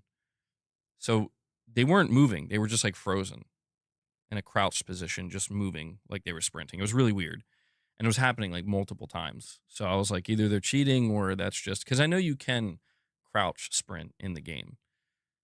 But I've been doing, dude, I gotta say, I was impressing myself a little bit where I was playing some rounds of domination and I was going on these kill streaks and I'm like, well, damn, all right, I guess I'm getting better. And it feels good. It does, but shout out to the medics in the game. We have Michael Norman, a member for 1 month. Sorry to keep you waiting. He dropped his milestone chat and he said, Kojima's going to do a 10-cent, secretly make a 1-to-1 Metal Gear Solid, pressure Konami for the license. Worst case, Kojima makes Physint instead, changes the hair color. Well, we're actually going to talk tomorrow about that situation with Sony and Tencent because there is an update, but I will save that for tomorrow. I could see Kojima. I mean, let's face it, man. If you played Death Stranding 2, the character Neil, I mean, he's in my thumbnail. That's Snake, dude. That's Snake. Like, I can't even say it's Timu Snake. It's Snake in everything but name. And granted, I mean, if you play the story, he's a very different character from Snake, but he has that aura. He has the exact aura that Snake has, the exact look. And Kojima knew what he was doing. And even when you look at the Magellan Man, right, and you look at the head of the Magellan Man, it's like that looks like Metal Gear Rex. And I feel like this is Kojima just straight up kind of letting us know, like, I'm taking Metal Gear back, whether Konami likes it or not. Let's not forget that Kojima is the one who made MGS5. MGS5 is about revenge. Kojima feels as though he was played like a damn fiddle. I think we're in the process of witnessing Punished Kojima, bro. Punished Hideo. And he's I think Physint is basically going to be outer heaven. And Konami is Konami's going to be the one that's going to pay the price. I don't know. I'm being a bit ridiculous, but I don't know. I do think that there's a good chance that when we see Physint, people are going to be like, yo, that's Metal Gear. Richrod, I see you, buddy. All right, I'll read that direct in just a moment. We got Richrod in here. Richrod tax in full effect. Well, you know what? Silent Spartan dropped 50 member gifts for you guys, so I guess that covers at least one Richrod direct donation, right? Oh yeah, that mission was awesome, SDO. Every time Neil shows up in that game, it's when it comes to the visuals of the game and just the overall aesthetic and the aura of Death Stranding 2, every time Neil shows up, it's just like, hell yeah, dude. Like, to be honest, I would actually love to see like a spin-off Death Stranding game or something starring Neil. And Hellbound 1981. The legend returns again. He drops 5 more membership gifts for you guys, bringing us up. Did he know what he was doing? Did Hellbound know what he was doing? He brings us to 69 members on the day. Incredible work, guys. I wasn't sure if we were going to be able to do it. We were struggling to get to 25. Somehow we made it to 69.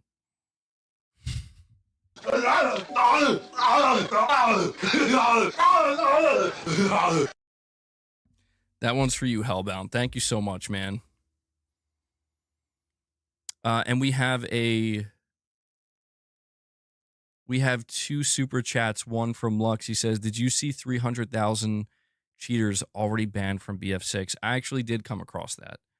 Yeah. I mean, I don't understand how. I can understand why there are people who want to cheat in games. I understand that. But why are there so many? Like, why not just play the game and enjoy it and try to actually get good? I know there's always going to be those people that want the easy way to just be number one. But I don't understand how people can get satisfaction from that, man. I'm being serious. Like, maybe if you're young or something and it feels like you're breaking the rules, it's like, yeah, I'm on top and there's nothing you can do about it. That sounded bad. But you know what I mean? Or I guess maybe if you're just that bad and you can't improve, maybe that's incentive to keep trying to pursue cheating. I don't understand it. I don't know. I cannot fully understand the mind of somebody who is cheating in a game, like maybe to troll like that. Yeah, that would explain it. I could understand that. It's just lame in my opinion, though. Ultimately, come on, man. Like, either just get good or go away. Come on. Well, actually, yeah, that's another thing.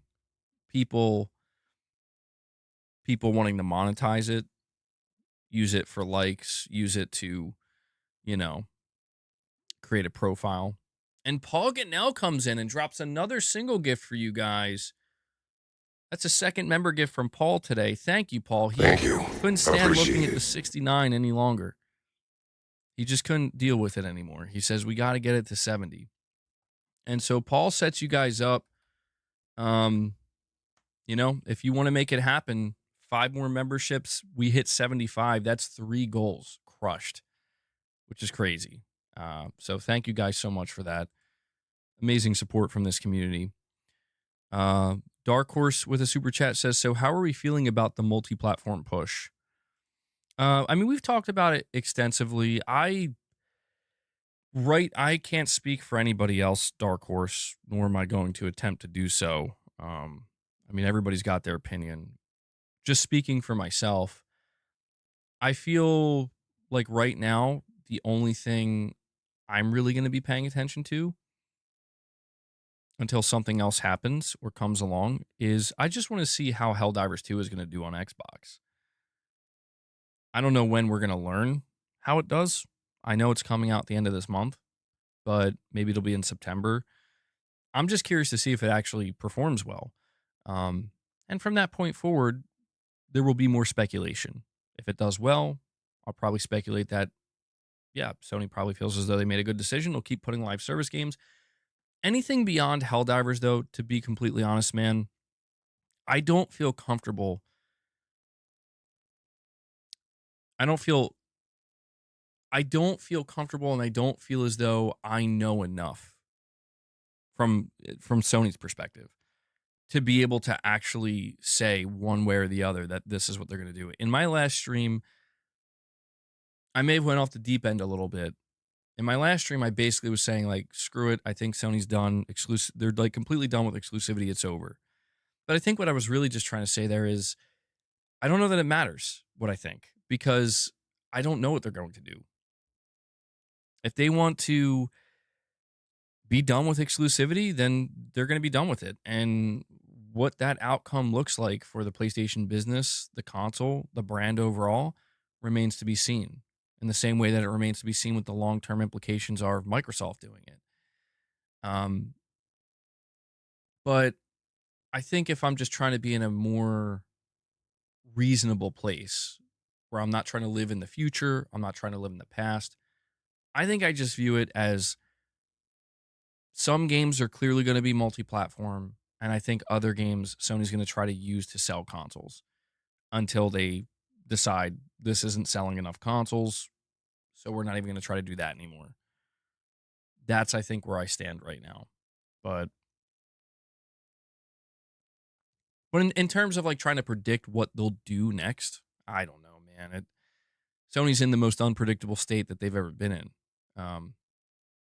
So it's really, really difficult for me. The reason I say I don't feel comfortable trying to predict is because people are too willing to hold things against me if I say this or say that in specifics. So I think maybe a lot of it hinges on what Helldivers 2 does. If Helldivers does really well, I think that makes a case that Sony's going to feel good about what they did. And if they feel good about what they did, then they'll continue to do it. If it does poorly and it seems like it's a failed experiment of some kind, listen, I know people are saying full slate, and I get that. People were saying full slate for Microsoft. I was saying full slate for Microsoft. I'm not going to sit here and pretend I wasn't. But I will say this. Even when Microsoft came out and said, we're putting 4 games, and I know it's like the infamous just 4 games. When they said that, Phil Spencer did make it clear, this is an experiment. Like, we're going to see how it does. In other words, he was basically telling you that if this fails, then it fails, and we're probably not going to continue. He put that out there. I think it's safe to assume that Sony's probably in the same position. You know what I mean? Like, Sony's very likely sitting there being like, well, let's see how it does, because we have no idea. I mean, let's face it, Sony has no idea how this game is going to do on Xbox. Nobody does. But we're going to find out very soon.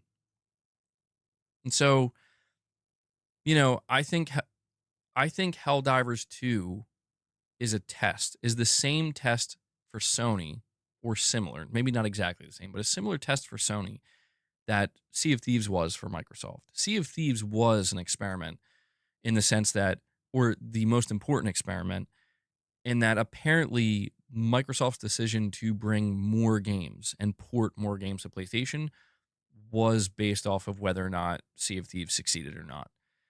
And Sea of Thieves succeeded, and then not too long after that, they're like, all right, let's move on to Forza and Gears. So we'll see. We'll see what happens. We do have a direct donation from Richrod. Hold on, Rich.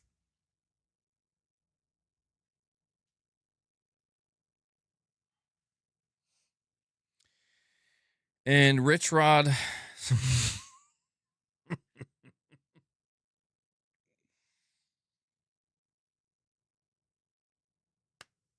Richrod straight up waited for the 50 bomb to write this one.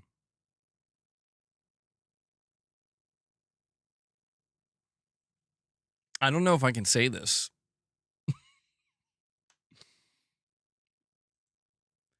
I want to say it because it's pretty funny, but I don't know that I can say. Like, I'm actually a little bit afraid if I read these two words in conjunction with one another. I'm a little bit afraid that YouTube's going to be like, whoa, now. Wes says, say it. Hanzo says, say it. Listen, I need some reassurance. SDO says, play it safe. Can't leave us guessing. Yo, if something bad happens to my channel, somebody's going to have to fund the channel. Like, Rich Rod's going to have to be the one to fund the channel at that point. All right, I'll just read it. I'll use this as an experiment. We'll see what happens. So Rich Rod says, with a $2 direct donation, and I swear, sorry to keep you guys waiting, but if you guys see my threshold, my minimum threshold for direct donations go up, if suddenly you have to donate $5 minimum, you know who caused this. You know who caused this. Rich Rod says, Colt, take that WNBA dildo out of your butt. When Xbox dies, you're banned from touching a PlayStation. You would just make Kit sound like a fruit rocket. Okay, there you go. Rich Rod, he says it. Take the dildo out, man. Take it out. They ain't taking it out. They got that Microsoft branded dildo. And you know it ain't going nowhere. It's there to stay. Damn, Rich Rod. Don't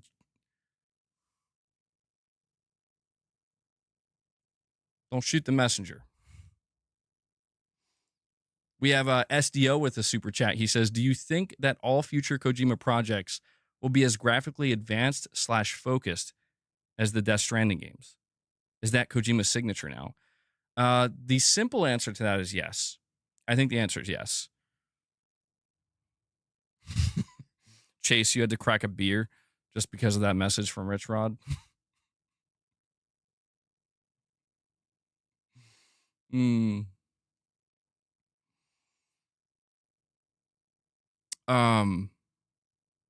SDO, I don't think it's just Kojima's signature now, but I do think that, I think for a very long time, I think pretty much starting, well, I don't know, Metal Gear Solid 1 was considered pretty good.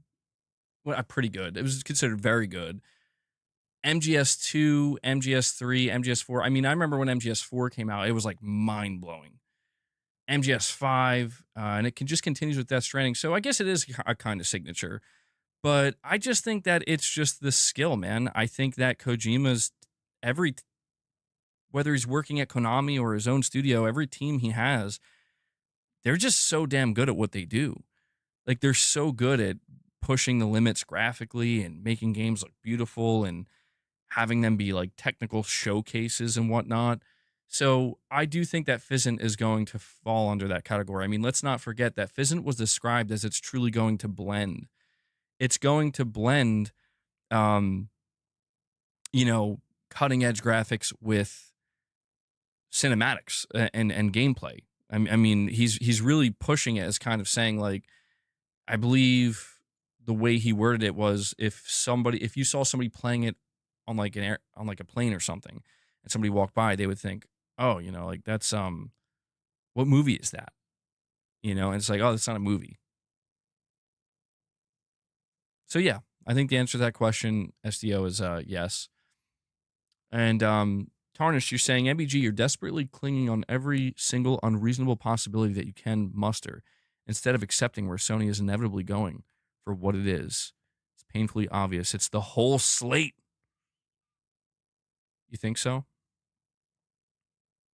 I mean, I don't know. I don't know that I would say it's painfully obvious. I think that there's indications. Yes, there are multiple indications that they are building up to that, perhaps. But yeah, I mean, look, when Microsoft was doing this, here's the one disconnect. This is the one major disconnect that I don't think enough people bring up when we have this conversation. Some people here bring it up, but I'm talking about like the wider internet. I don't see people talking about it. And I understand to a degree why. But again, if we're trying to see the bigger picture, this needs to be reiterated. When Microsoft was going through this transition a year and a half ago, where it started with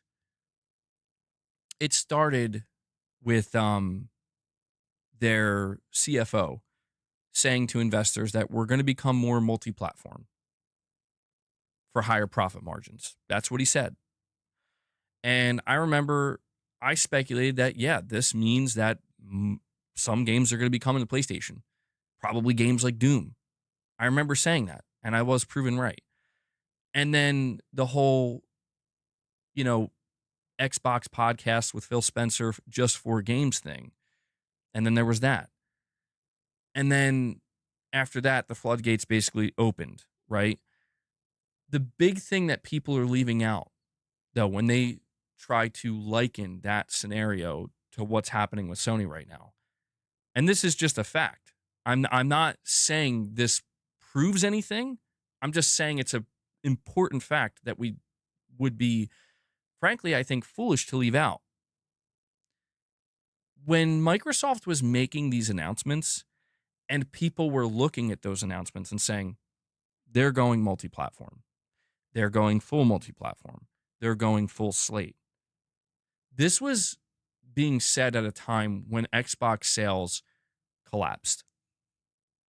Every single month, every single quarter, they were in the negative with Xbox sales, and it was just getting worse each month. So what I'm trying to say is people had a real, tangible, like undeniable, doesn't matter what Microsoft's saying, doesn't matter what anybody's saying, their console sales are flatlined.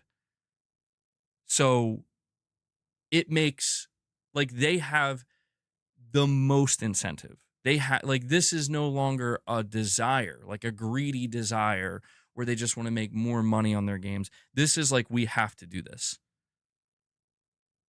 That combined with the fact that, Game Pass players were not really buying enough games, which is, that's not crazy to say either. That's just the thing. Microsoft did that. That's not the Game Pass subscribers' fault. That's Microsoft's fault. You take those two things, and yes, that, like, Tarnished, kind of like what you're saying, those things create what I would call a painfully obvious, like, dude, the writing is on the wall, not by Microsoft, but by their actual, like, you look at the numbers are what's telling you, like, they have no choice. And people should be aware of that. The Xbox console is not selling. Nobody's buying it. They're flatlined. They can't go anywhere. The biggest difference is when you look at Sony, they are not. This is not me saying they're not going full third party. This is me just telling you that Sony is not in the same position. And that is that is one factor I consider when I'm looking at the situation. So it's like, if you say to me, Sony is going to go full slate, Why wouldn't they? I'm going to say, well, they're still selling a lot of consoles. Then somebody will say, well, didn't Sony themselves just say that they're not prioritizing console sales anymore? They're prioritizing MAUs. And to that, I will say, yeah, they did say that. But do you think that means they don't want to sell tens of millions of consoles? Do you think that means that they don't want to sell another 80 million of the PlayStation 6? Do you think that means they're not going to push aggressively to make that happen? This is what I mean to say. This is where the disconnect happens with me and a lot of other people out there, where it's like, but Sony's telling you they don't care about console sales. They didn't say they don't care. See, this is where people are projecting. Sony never said they don't care about console sales. They said console sales are not their main priority anymore. Doesn't mean they're not important. Doesn't mean they don't play a huge role in the overall success of PlayStation's business. You would have to be quite literally an imbecile to believe that Sony doesn't see the console as a critically important component of their money that they're making. And you know what? To be fair, is it possible that there's an executive inside of Sony right now that is that stupid? That is possible. I don't think it's likely. It's possible. It is possible there's somebody inside of Sony right now that doesn't understand. Like, you sold 80 million PS5s and that's how you made your money. And they just don't for somehow, I don't know how that could be possible, but I guess anything's possible, where they don't understand that. And to them, that's not important. That person could very well be what the person that undoes PlayStation. Because if you can't see that clear as day, you know, like, you don't have to be an investor, you don't have to be like a rocket scientist, or you don't have to necessarily even have a degree in business to understand that Sony's money that's been made in the gaming division has been made through the console. That doesn't mean you can't expand beyond it and make PlayStation more of a platform, but it starts with the console. It starts with the console. It is still the console. And this is why I think the most important word that was used in that recent quote that people are still talking about is, I don't know if they use this exact word, but they were saying, like, it's a gradual. It's slow. It's gradual. They're not doing it overnight. They're not doing it rapidly. They're slowly moving and shifting. And it's like, yeah, they've been doing that for the last 10 years. That shouldn't come as a shock to anybody. But why do you think that is? It's because they don't want to disrupt it. They don't want to damage it. They don't want the house of cards that is the console business that they built up to just collapse in on itself. Microsoft had no problem just do it, because fuck it, we have to. Our console house of cards already collapsed. We may as well just do it. Why not? And I think that people are either willingly being ignorant to this, like to some of these facts, such as, again, there's 80 million units sold. Of course the console's a priority, guys. Like, come on, what are we talking about? What are we talking about? And people are just like, no, they just said they don't care about it. They just said it's not that important anymore. It's like they didn't say that. They said it's not their main priority. It's not as important. Guess what? They said the same thing back in 2017.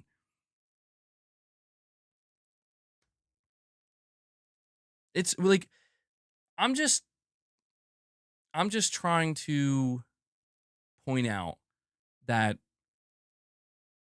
Sony very well could go full multi-platform. They could be in the process of doing that right now. And they could be going full slate, single-player games, the whole 9 yards.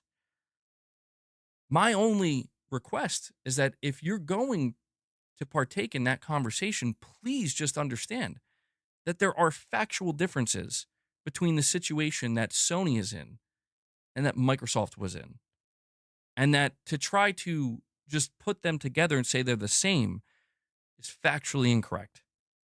Sony's not the company that only sold 27 million console units.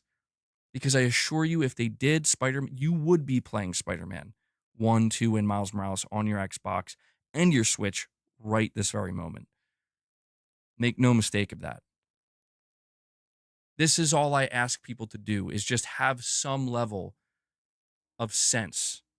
If you're going to engage in these conversations, you got to be able to separate the worm from the apple, man, just for the sake of clarity. But unfortunately, you have too many people who chime into these conversations where they're not trying to clear up anything. They're trying to do the opposite of have any kind of clarity. You know, if anything, they're the ones trying to cause the most chaos. But yeah, we'll see what happens. I mean, it's an ongoing situation.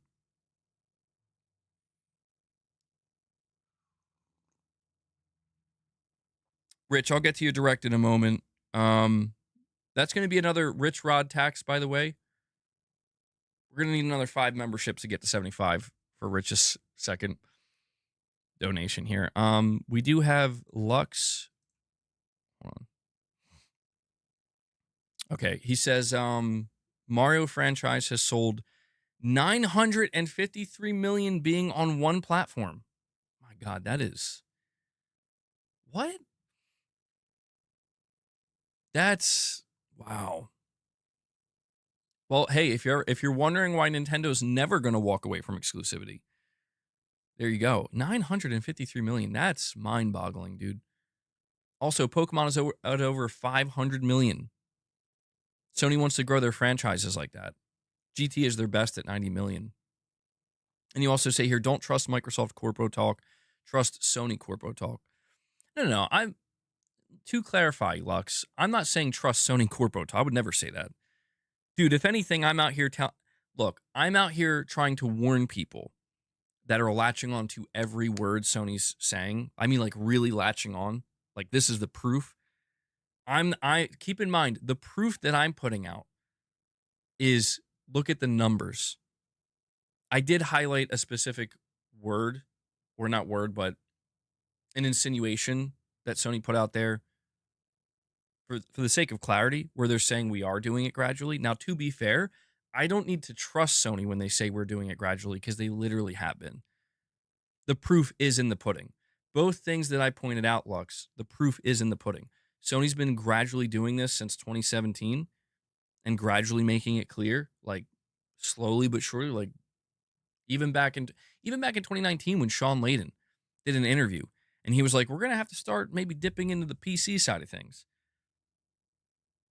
You know? So the proof is there. They've been doing it slowly over time.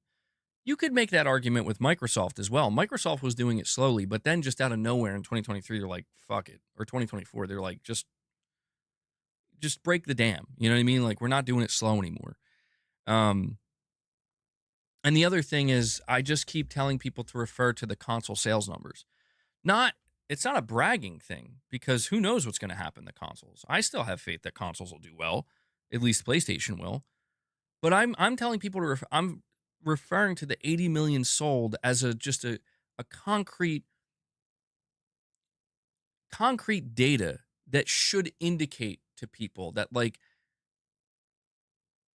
you would have to literally hire or promote somebody who hates your company and hates your gaming business. If you put somebody in there that doesn't like I said, that doesn't understand that 80 million units sold is a big deal. And if you go on to sell another 100 million units, that's an even bigger deal. These are massive amounts of consoles being sold. And these are major, not just major, the PlayStation, frankly, is the pillar of their success in gaming. Quite literally, if you remove the PlayStation console from the equation right now, Sony as a gaming company collapses overnight. Overnight, they collapse. They'd still be making money from PlayStation Plus, sure. Well, no, actually they wouldn't, because that's tethered to the console. So that right there might be the indication where it's like, so this is why Sony wants to untether those things. There you go. And I'm not denying that. That's what we talked about the whole last stream, is that yes, Sony wants to begin to untether these things because they're not so confident that, man, like, are we going to be able to keep selling 80 to 120 million every gen? Or does it look like maybe the console market peaked? I mean, I understand that people want Sony to be Nintendo, and that would be an interesting route for them to go down. I would love to see what would happen with PlayStation if they went the direction that Nintendo did or is, where they're just like hardcore, like, absolutely not. Like, you want to play The Last of Us on something other than a PlayStation? Out of the equation. Not a possibility. I would be interested to see what goes on there. But the reality that a lot of PlayStation fans and wider, you know, I guess you could say gaming enthusiasts who just chime into these conversations, it's kind of like what you're pointing out here, Lux. Dude, Sony's franchises are not doing Nintendo numbers. Horizon's sitting at 38 million after a bunch of releases, and that's good. That's very good. That's not, you know, that's not an that's not enough to justify being as aggressive with exclusivity as Nintendo is. Because yeah, Nintendo has, I mean, how many franchises does Nintendo have that have sold over 100 million units? I'll ask that question right now.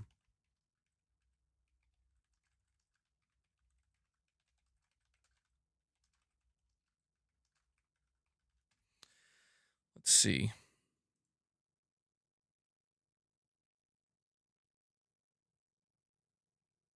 Okay, that didn't help.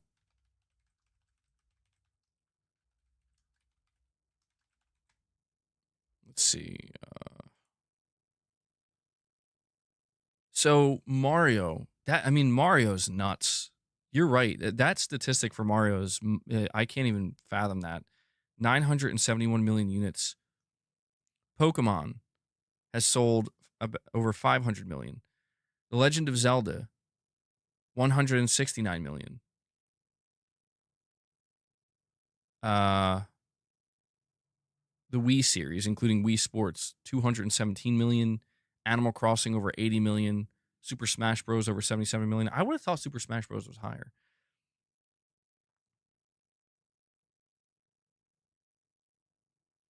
So I just think the reality for Sony is that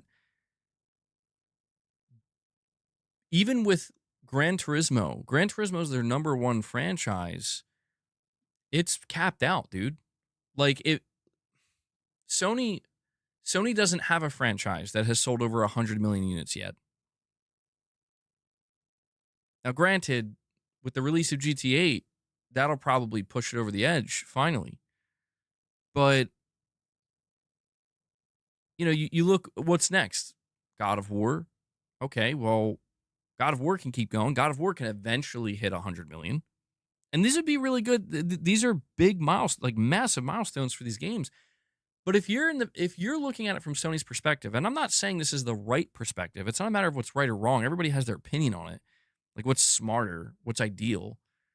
But it's just from Sony's perspective, they probably see it as, we could sell GT8 on the PlayStation 6 and have it on PC as well and get even more. Like, we could probably put GTA in as many places as we want and, try to push the limit of how many unit sales we can get and how rapidly we can grow this franchise and still probably sell a similar amount of PlayStation 6 consoles. That, I need it to be understood. That right there, I know there are people that aggressively disagree with me on that. But you have to understand that's already been happening slowly but surely. Like, that's what so let me give you an example. I want to read a comment to you guys. And the only reason I want to read this comment is because I think that there are a lot of people that feel this way. Hold on, let me find it. This was from my last stream.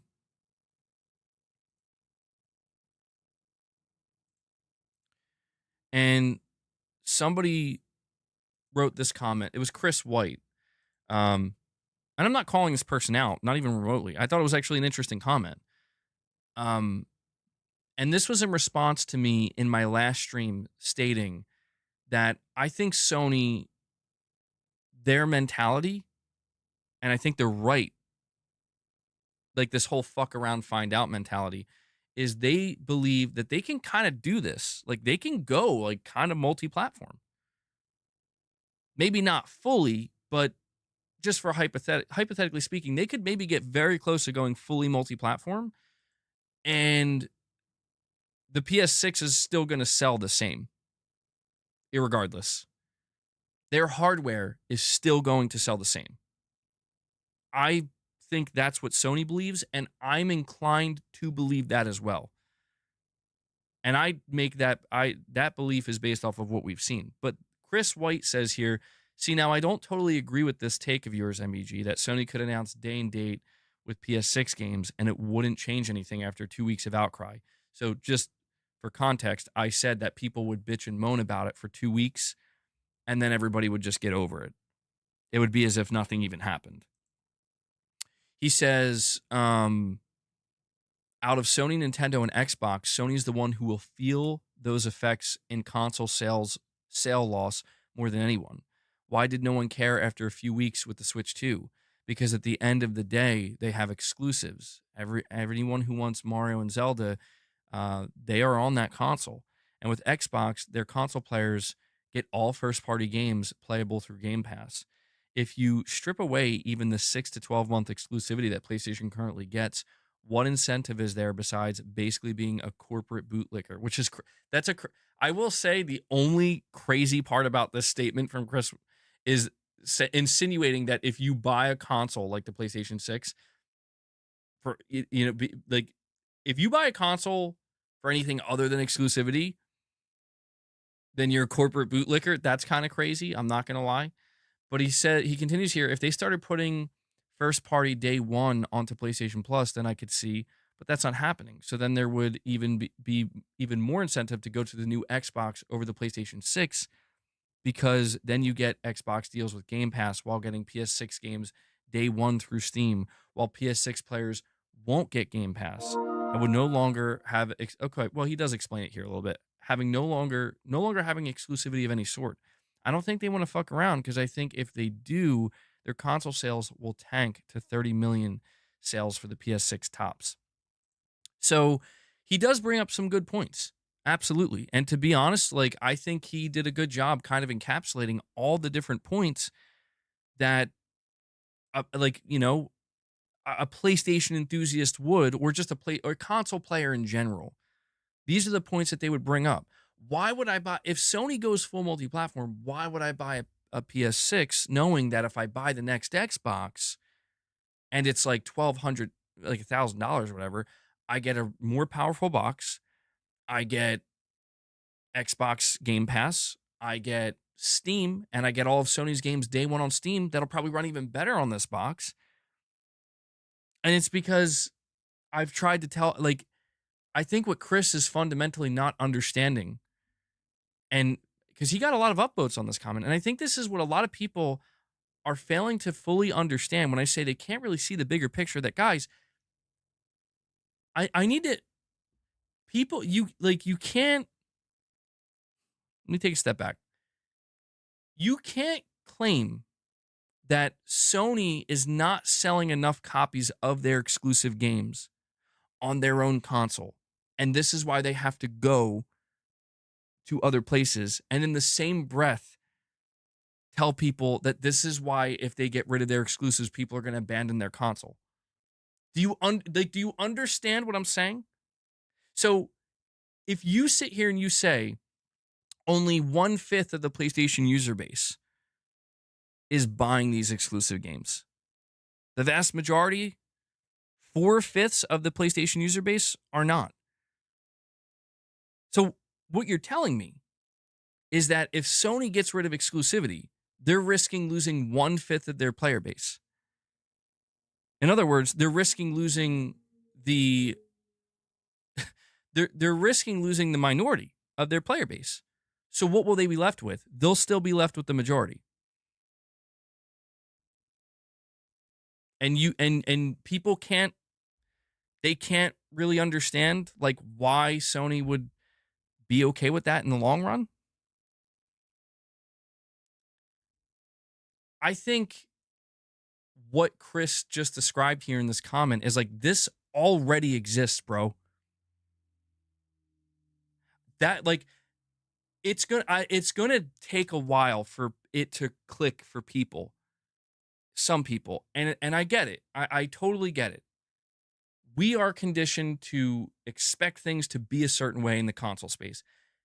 What Chris just described, it's not a bad take. To be clear, it's not a bad take. It makes perfect sense. But what he just described exists right now and has existed this entire generation. If I wanted the next gen Xbox, I could go buy it right now. No joke. I could go buy that box right now. I could go online and buy a super powerful, I say super power, like it's going to be the highest end rig.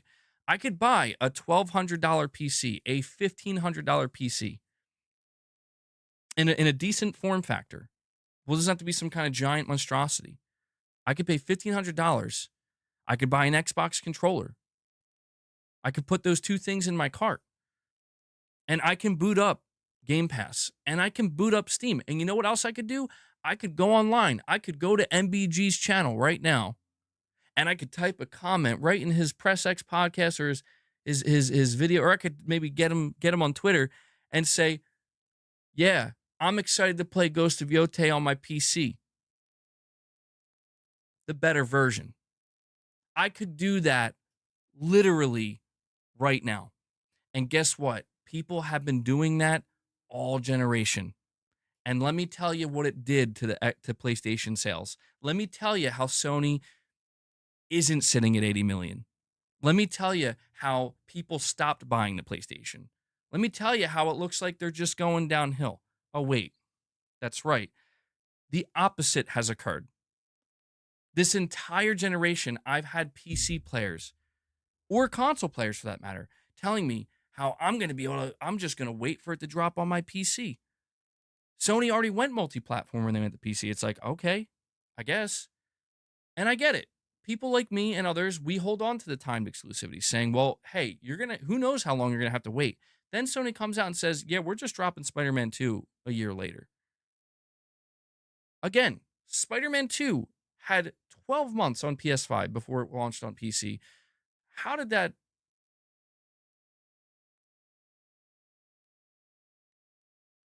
affect the PS5? It didn't. It didn't do anything. And I promise you, Sony is going to drop Death Stranding 2 on PC like 3 months from now. I mean, hell, Final Fantasy VII Rebirth, one of the biggest, most hyped PS5 exclusives, was exclusive. Like they told you it's exclusive for 3 months. They told you when they announced it. It was right there at the bottom. 3-month exclusivity. What did it do? How many people threw it? There's like, fuck this, I'm done. Lux, I'm not being defensive towards you or towards anybody in my chat. It's just like, dude, I've been seeing the most insane takes from people where it's like, I feel like I'm in a fucking Twilight Zone because it's like everything that people are describing, like, dude, we've been living it for the whole generation. The only thing that's changed is, yes, Sony says, here's Helldivers on Xbox, maybe more to come. And I get it. I'm not saying that isn't a big deal. That is a big deal. I'm not saying that's not. It's a big fucking deal if Sony puts their games on Xbox. Just like it was a big deal when Xbox put their games on PlayStation. But I've tried to tell people, if you think for a second that Microsoft announcing Sea of Thieves coming to PlayStation is what killed the Xbox, you're wrong. The Xbox was already dead, bro. You know what killed the Xbox? The PlayStation 5, 3.5 years ago. That's the truth. That's the reality. And if you don't believe me, just look at the numbers. The numbers can't lie to you. They can't mislead you. They're just there for everybody to see. People were betting. People were banking. Sony backporting their games to PC. This is a mistake. They're going to lose console sales. Meanwhile, PS5's doing fine.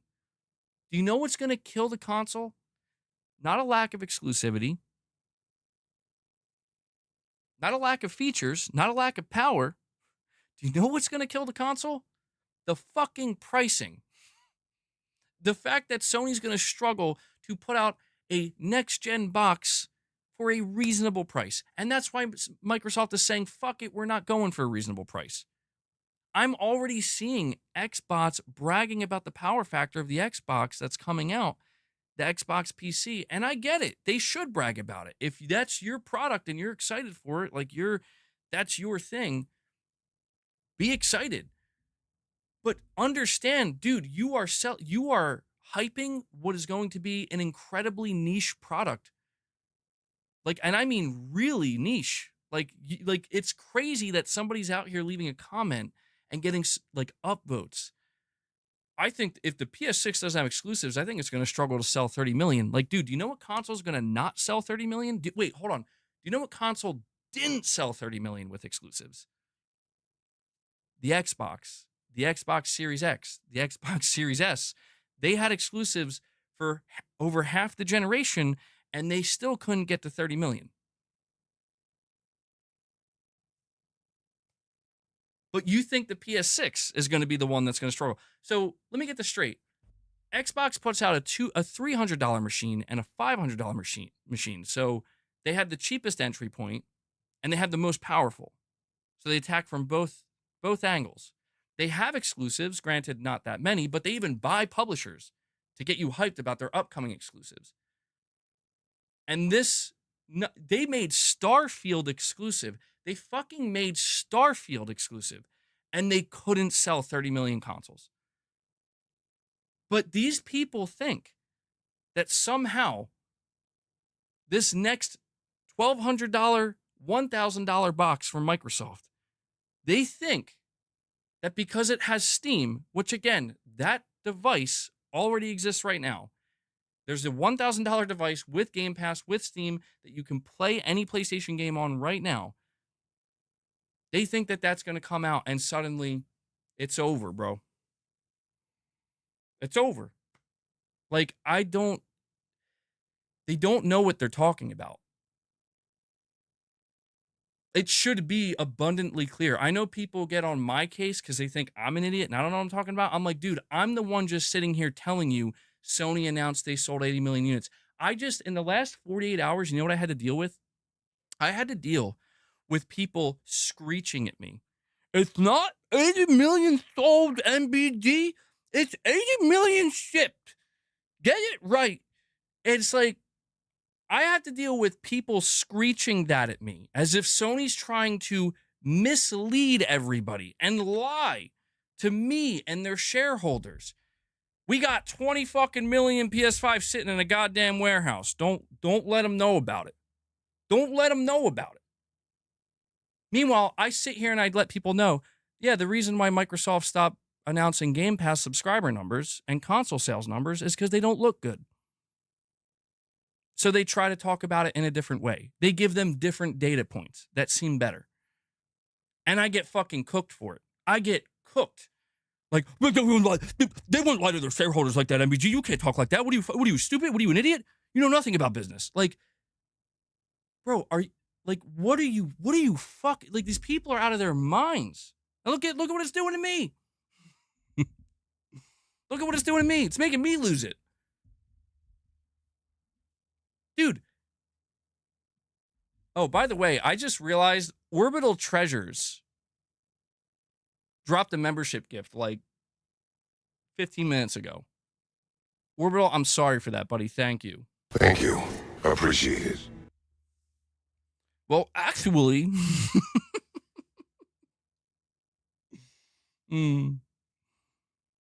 Sorry, Gavin, I'm not trying to raise your blood pressure.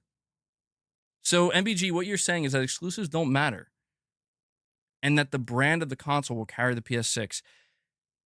I mean, look, what I'm trying to say in all seriousness and realistically is that Sony would be out of their mind, in my opinion. Like, if I was in charge of Sony, I would not give the mandate no more exclusives. I would be too afraid of what that would do. I would actually be afraid that I'm going to get in some kind of trouble if this console, like, if we drop like 20 million sales, you know? And Silent Spartan comes in. He's not done today, folks. Silent Spartan is not done. He comes in and he drops another 5 memberships on you guys, bringing us up to 76. He crushes another goal. This man is called the membership monster for a reason, bro. He brings us to 76 on the day. Silent Spartan, thank you so much, man. I'm sorry. I know, look, I'm just bringing the energy, and I'm being a little bit silly with it. And that's fine. I don't mind doing that sometimes. Rich Rod's like, this is the perfect time. Read my direct donation. Hold on.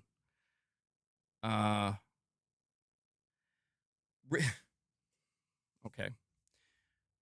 Rich Rod says, quote, I know Jez tried to remove it, but he actually pushed it in.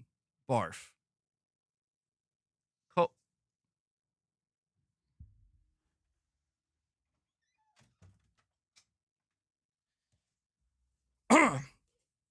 Colt and Jez were the Wednesday shows for the Diddy parties, butterscotch shows.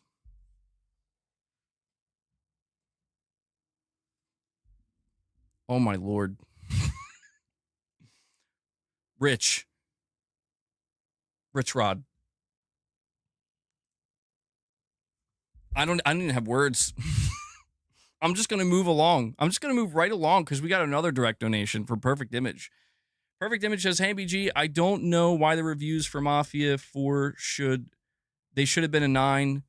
It's awesome. And when it comes to PlayStation, they need a different genre of games and let us get first dibs. So Perfect Image, you're saying Sony should stick with the timed exclusivity. It sounds like you're enjoying Mafia. I think you've been anticipating Mafia for a long time, Perfect Image. Yeah, I mean, I don't know what the game would have had to do. I don't know what it would have had to do to get like a 9 out of 10 or 9.5 out of 10. But it does seem like people are basically saying, like, if you've played the other Mafia games, you know what to expect.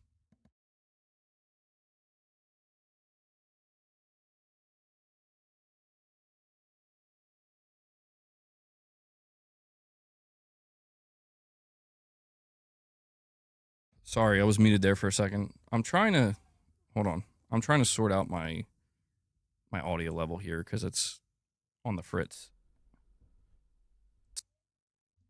Let me know if we're okay. Let me know if you have any problems hearing me or anything.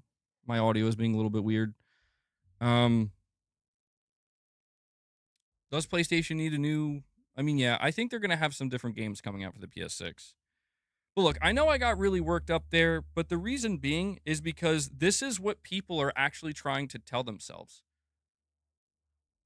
This is like, people are trying to they're like gaslighting themselves, or they're allowing other people coming from these crazy angles to gaslight them, where it's like, dude, I'm not here to tell you that exclusivity isn't going away.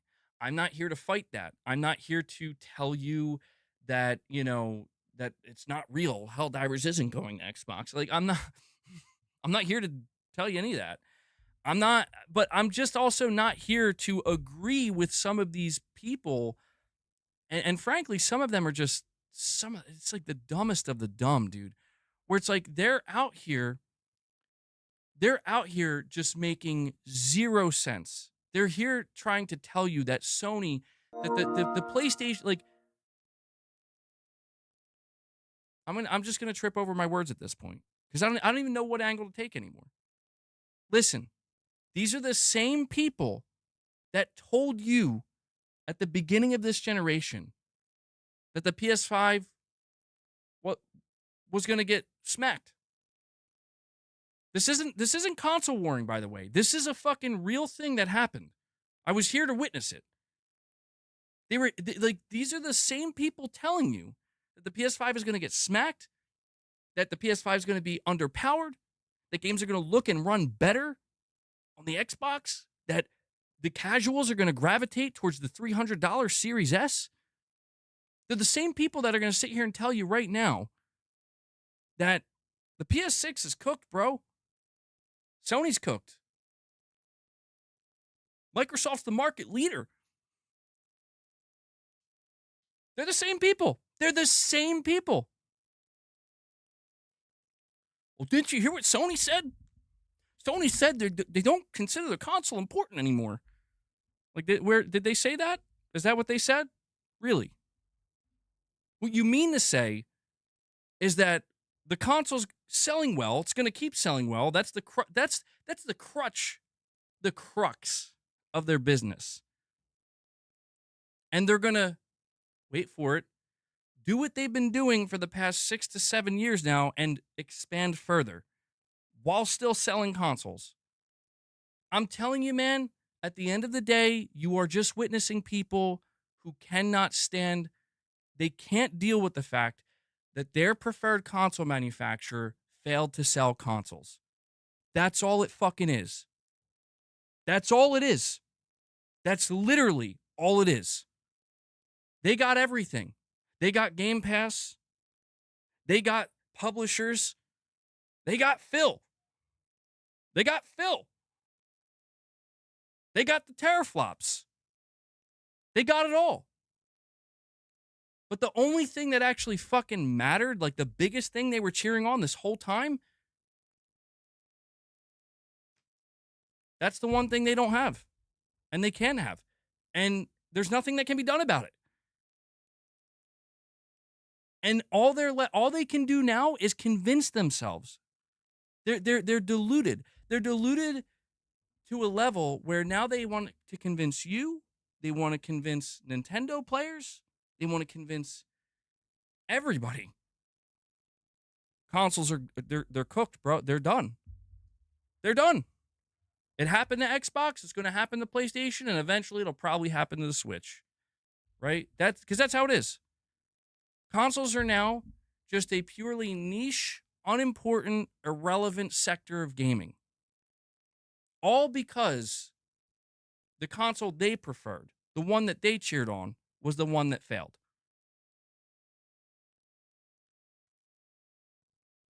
These people need a reality check, man. And unfortunately, you're not going to get one on the internet. Because the internet, there's too many echo chambers. People will sit here and tell you this is an echo chamber, and literally all I'm telling you is look at the facts, bro. Look at the numbers that are out there. And we have Metalastic Gamers coming in, dropping another 5-bomb on you guys. He's keeping it going. I believe that's his first time I've seen this person gifting memberships. Drops 5 on you, brings us to 81 members on the day. Thank you so much for that, bro. Let me so we'll see. I don't know. We're still climbing somehow. I don't know how we made it to 81. Thank you. Appreciate it. But 5 more memberships gifted. MBG, it's the crux of their business, yet they're devaluing it. MBG, please don't be gaslit by them. But it's concerning for Sony. I'm not saying they're dying, but you know what I mean. Well, you know how I am, Tarnished. I get shit on all the time by people, but the truth is I'm out here considering all options all the time, to my detriment, seemingly. I'm willing to try to consider every possibility or most possibilities. And the truth is, Sony, like I said, they could fuck around and find out big time. Sony could come out and be like, you know what? We are just going to go full in, all in, full slate. And we're pretty sure the PS6 is going to do just fine. And somehow it's like, maybe it's the PR, right? Maybe the PR is so bad that it's like, I don't get it. Like, it says 80% of our console base doesn't even fucking buy our exclusives. Yet it's like our whole platform just imploded on itself. And I think there's a theory. There is one theory here that I think is worth exploring and worth considering. Think of it like this. Do the casuals, so if 80% of the PS5 user base is made up of, I don't want to say just casuals because that's not fair, but people who don't necessarily buy the console for the exclusives. They buy it for third-party games. They like how many people are going to buy the PS5 for GTA 6 but could give a shit less about Ghost of Yotei or Death Stranding, right? Um a lot. A lot of people. Just like a lot of people right now are playing games like Call of Duty, FIFA, Battlefield, Fortnite on their PS5s, and they don't care about these exclusive games. However, there is an argument to be made. A pretty good one, I would say, that if you're launching a new console, if you're launching a new piece of hardware, that's when you're speaking to your most hardcore. That's when you're speaking to the 20%, the 1/5. The other 80%, they're not really paying much attention because they're like, I'm not upgrading right now. I'm good. I'm fine. I just need to know if the games are still coming to my console.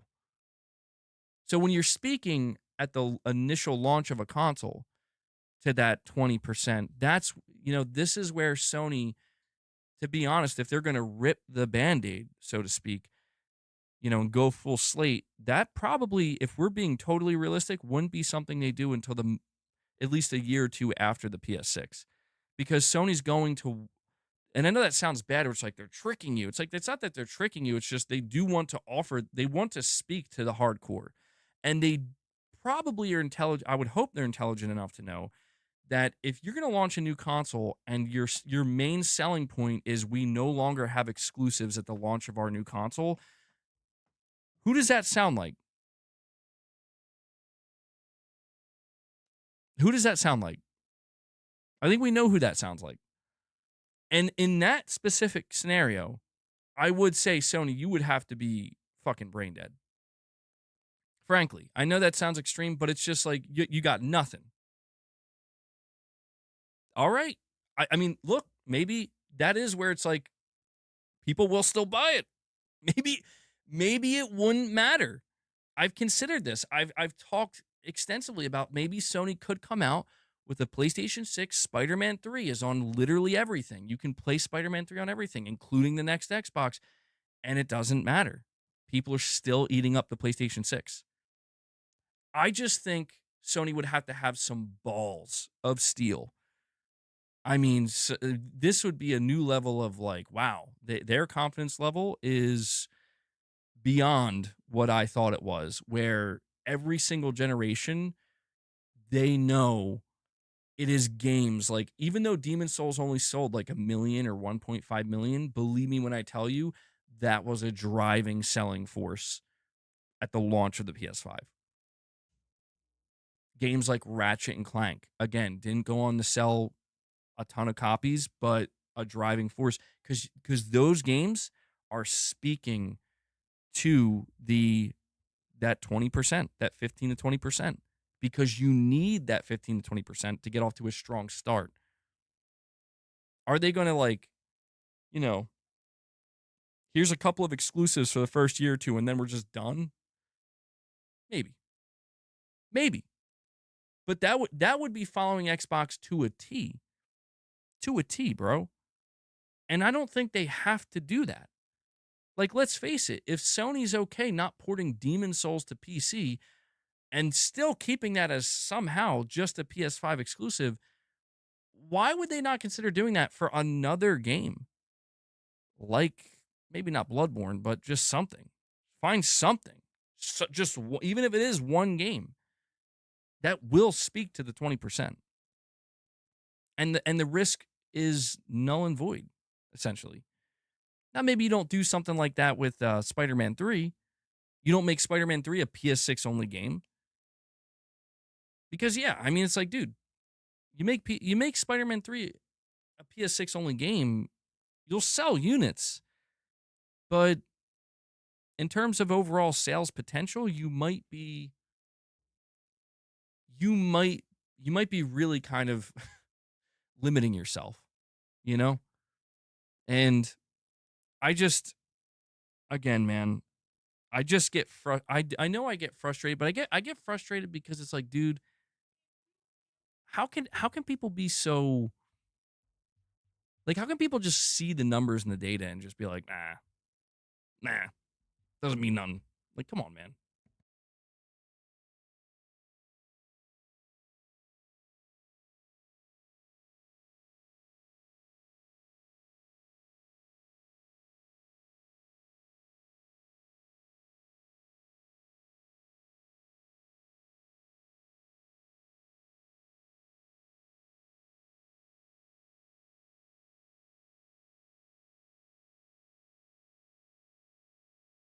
Sorry about that.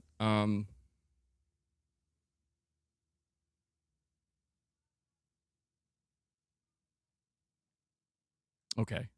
So I'm a little bit behind on. Okay, wait. I'm actually not behind. I just missed. Oh, sorry, Lux. I missed your super chat. You're saying Microsoft, I think, made 23 billion in 2025 and 21 billion in 2024 from gaming with terrible hardware sales. If they continue to increase money without hardware, um, do you does Sony take note?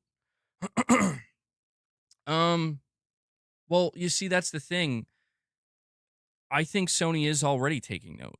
Where Sony sees like, holy shit, Forza just sold 3 million copies. This is a 4-year-old game that just sold 3 million copies. I think Sony's taking note of that. And keep in mind, Forza was it's a live it's not that it was, it's a live service game. This I mean, don't don't be surprised if Forza is the like one of the main driving reasons why Sony's like, fuck, put Helldivers immediately on Xbox. You know, like if we could even get half those sales for our live service game, that would be very beneficial, which it would. It would be beneficial. I just think that I maintain, Lux, I maintain that Sony is going to get the best of all worlds for as long as they can get the best of all worlds because that's what they've been doing and they will continue to do it. You know, it's should Sony worry about their hardware sales dropping? Of course they should. I think I mean I don't understand how they could see like you watch this presentation from Hideaki Nishino where he shows all 5 PlayStation generations and how critical, literally, it's not even critical isn't even the right word. The console is the foundation. Literally. I mean, I'm not just saying literally for the sake of saying, I mean actually literally. It is the foundation of the PlayStation business and brand. This is why I understand why people when they hear a Sony executive say we're not doing a we're moving away from a hardware centric business. I understand. It's like so let me get this straight. Einstein, you're moving away from the thing that literally got you where you are. I understand like in from that perspective it's like, man, you got to be how much are they paying you to be this dumb? How much are they paying you? I get it. Trust me, I totally get it. But this is where I feel like a little bit of nuance goes a long way. Where it's like, what's he really saying? Like, think about it. What's he really saying? Well, you go ask some dipshit on Twitter, they'll say, well, they're done with the console. No. No. Don't listen to that fucking guy. Shoot that guy. No, I'm just kidding. No.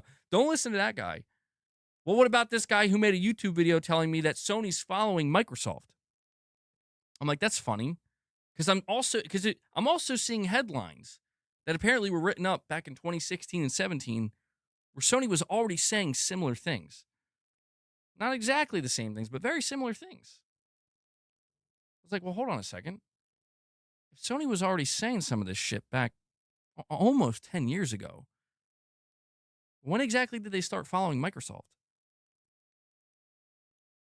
I don't think it's a matter of follow. Like, I think people need to understand that, like, dude, Sony's not following anybody. Sony is the market leader. So, in other words, they got to figure out how the fuck do we stay the market leader when we got people coming after us? This is the disconnect between people who want to talk shit on the internet and people who are actually paying attention to like what's actually going on in terms of the not just the business realm, but just the overall market, like having just some semblance of understanding of the market, you know? Like you better believe Sony is paying attention to, yo, how many more billions did Microsoft just make after the acquisitions? It's like, oh yeah, they jumped by like $11 billion. Now, does that mean Sony's not number one anymore in revenue? No, it doesn't. They're still number. This is why I'm saying like people are. It's just funny to me that people are like they're going to follow Nintendo. It's like you don't know what you're talking about, and that's no offense to Nintendo, but you don't know what you're talking about. Like people try to shit on me and make it seem like I have no business understanding whatsoever. It's like look, I get it. I'm an armchair analyst at the end of the day, but it's like, does it really take a rocket scientist to understand that Sony they broke a record their last fiscal year in PlayStation, in gaming? For the first time ever, they earned $31 billion. Does it take a genius to surmise that? So you think they're going to follow the company, that being Nintendo, that made $8 billion? And I get it. It's like, well, what about their profit margins? Sony can increase their profit margins without having to take notes from their, whoever is in second, third, or fourth place behind them, revenue wise. They can take notes in terms of how they're being more profitable, sure, but you don't literally need to copy and paste what they're doing. If you did that, you're going to end up making the same money they're making, and that's the interesting thing, Lux. Is you are pointing out that look at how many copies Mario sold, and look at how well Nintendo's properties do, and that's absolutely true. But this is why I'm saying Sony wants it all. Sony they know they can get the hardware sales. They know that they're the revenue leader. They know that their storefront is a fucking juggernaut.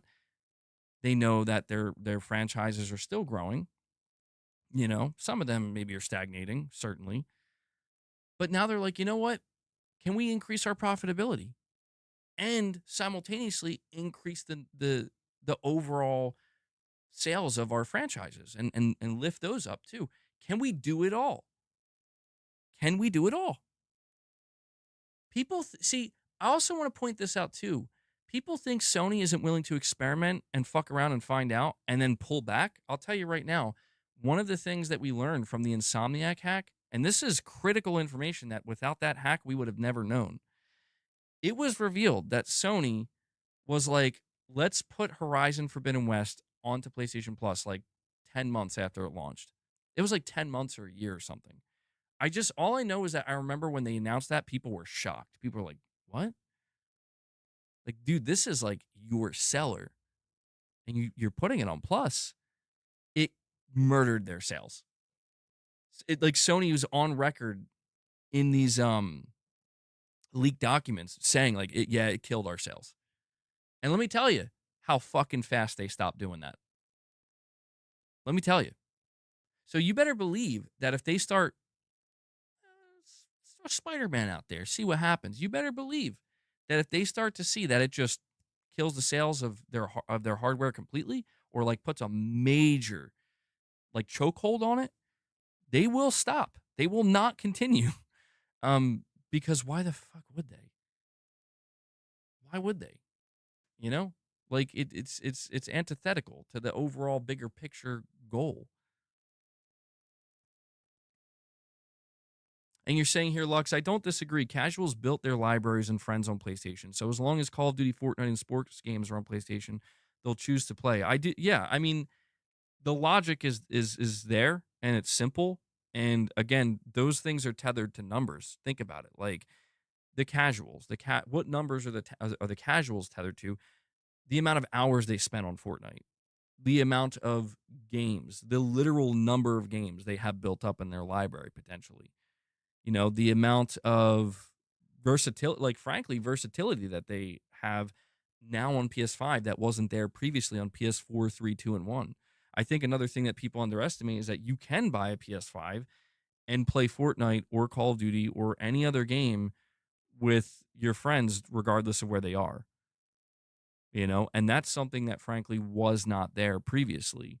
So, you know, there's also just the fact that certain areas of the console experience have changed and have improved, and I think has caused a general uplift across the board for some people. If not uplift, just allows them to remain comfortable, you know?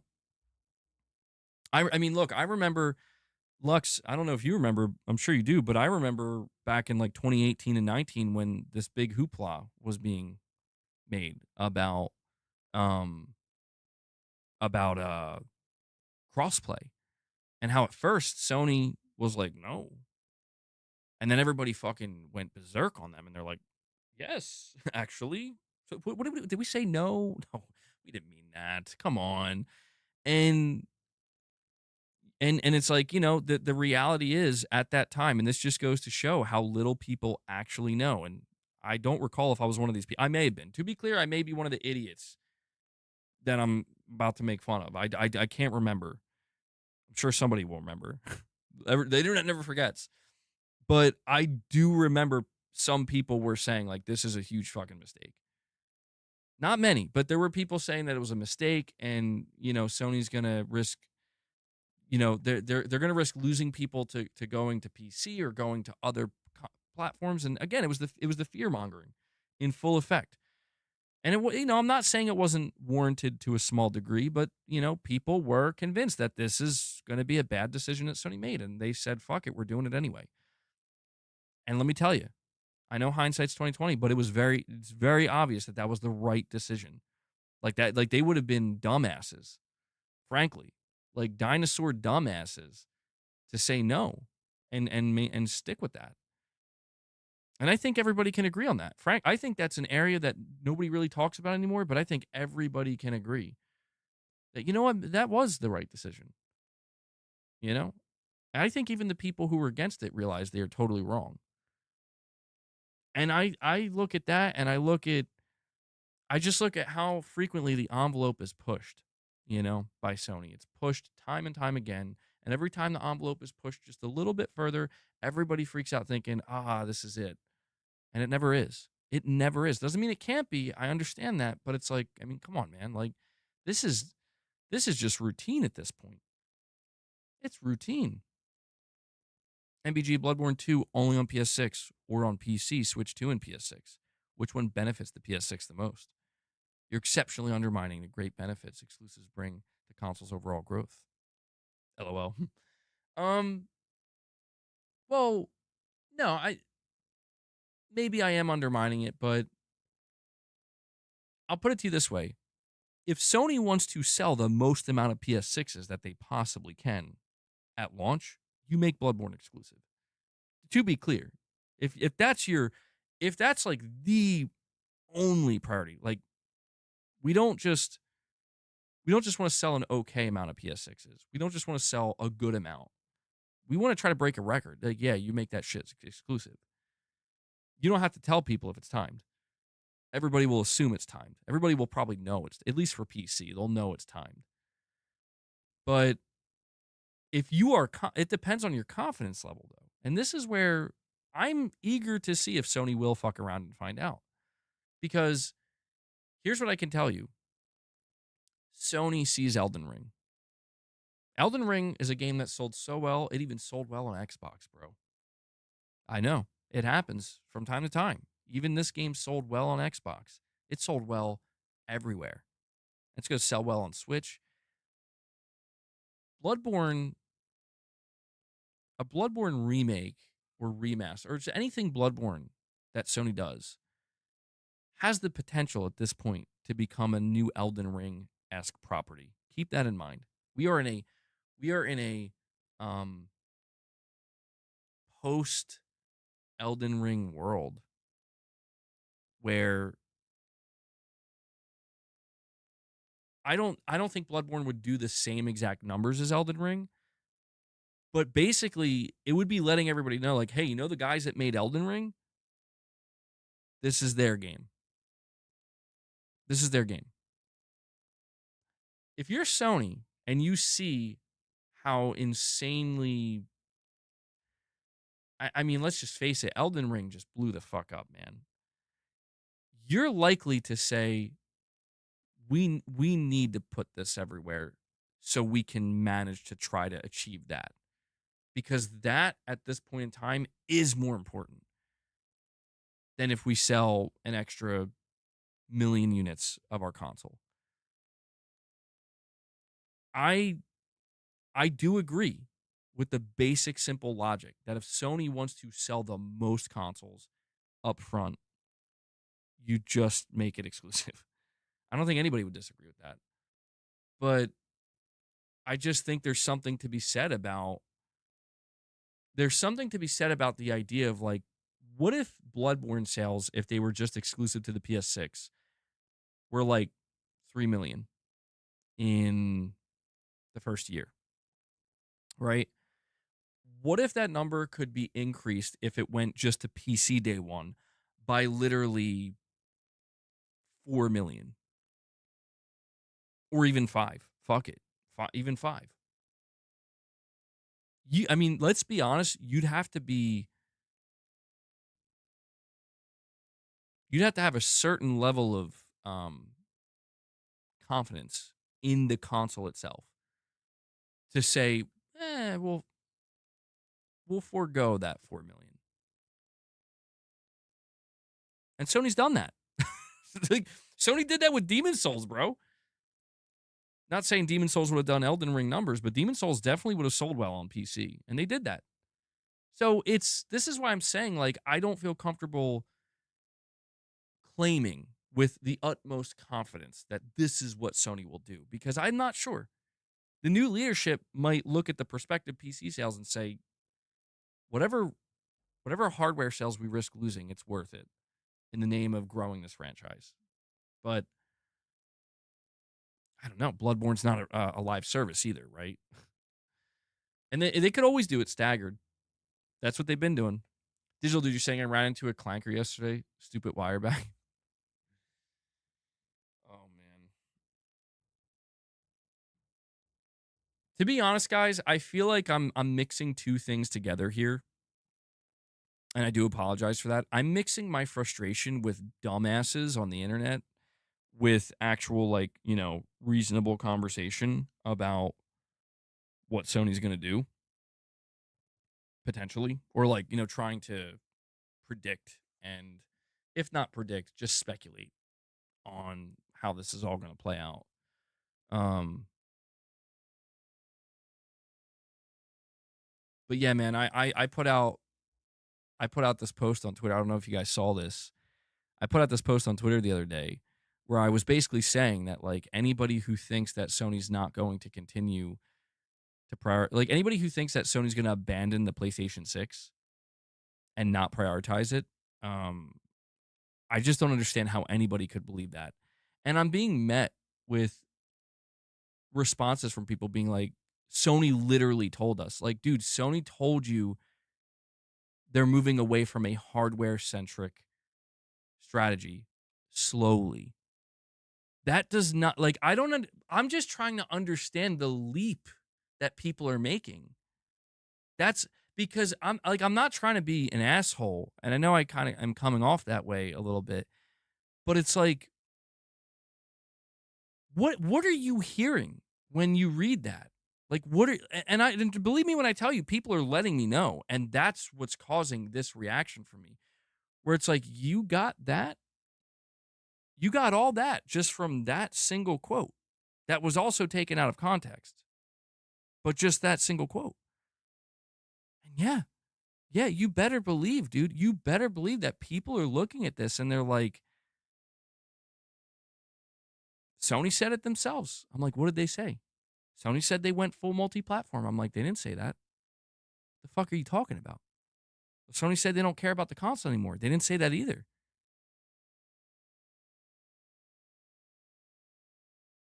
Well, what did they say? Well, read the words. What do the words mean? The meaning of the word centric means center, at the center. So the console's no longer at the center of everything they do with gaming. Yeah. It hasn't been for, again, it hasn't been for quite some time. People were telling me that 5 years ago when Sony announced Days Gone and Horizon Zero Dawn going to PC, that, well, I guess the console isn't the main priority anymore. Oh, Helldivers 2 sold better on PC. Console's not the main priority anymore. Like, dude, I'm just trying to understand why this is being treated like Sony just told you, we're done supporting the console. This is and it's crazy because it's like, apparently I'm the one gaslighting people. I'm the one gaslighting people by saying, dude, Sony has sold 80 to 120 million units, up to 80 to 160 million console units every fucking generation. You think they just laugh at that and say that means nothing? We don't care about that anymore. That's what you think? Okay. Okay. Go ahead and think that. But that's not where the problem lies. I don't give a shit if people want to think that. Think what you want. There's idiots everywhere. My problem is with the people that want to, well, you know, I think Microsoft's next console is going to be fucking great. Yeah. Yeah. That Xbox ROG Ally X. Yeah. This shit's going to be great. It's like, you know Xbox, they raise the price of their consoles and their sales are literally non-existent anymore, right? But they get their panties in a fucking twist. You saying Xbox is dead? Huh? What? You tell me Xbox is dead? Is that what you said? Like, no. I'm telling you their sales are non-existent. Nobody's buying this console anymore. Somehow, I kid you not, it comes back to me. It's like, well, you're just a console fanboy that doesn't understand the future of gaming.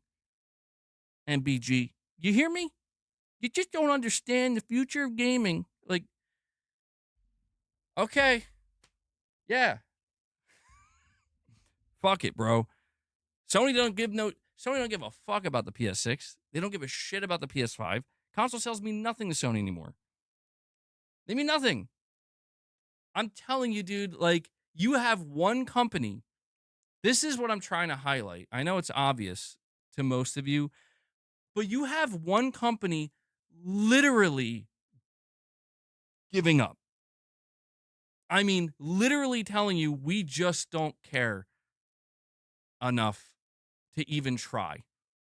We don't give a shit if this console sells 1 million. We don't give a shit if it sells 10 million. We just don't care. We're just going to make a good console. And if you want it, you can buy it. Okay? That's one company in the console space. The other company is literally terrified to raise the price of their console in the US, their most important market. They're fucking shitting their pants that they might have to raise the price. And they don't want, and they're doing everything in their power not to, so that, because they know it will hurt their sales. But I'm going to have these morons, these fucking dipshits, tell me that Sony's the one saying, yeah, we don't care anymore, bro. Hardware, you're moving away from a hardware-centric business. Look at that. They just said they don't care. That's not what they said. That's not what they said. That's what you want them to say. That's what you hope they said. That's what you're praying they're saying. But the fucking reality is just totally opposite of what these people are trying to manifest. And that's what makes me go loony, because it's like, why? Like, where does this come from? Like, I don't get it. I just don't get it. Like, why do you want Sony to come out and tell you? And I know, I do know why. I pretend I don't know. I know why. Vindication, validation. It's so important for these people because they put everything into it. It's their fucking identity. It's their being, bro. Like, they need this to actually be the future because they put all their eggs in that singular basket. And they know that if it's not, if it turns out that They're wrong. Like, they've been wrong practically this entire generation. You know? Well, what's that mean for them? I don't know. It's kind of crazy. I got to be honest. It's kind of crazy to see that people really have gaslit themselves or allowed other people to gaslight them into thinking that Sony doesn't care about selling hardware units, dude. And I'm not saying it's their main priority. I'm not saying it's their only priority. Sony literally told you. Sony told you MAUs are their new priority. I get that. But where's the vast majority of their MAUs coming from?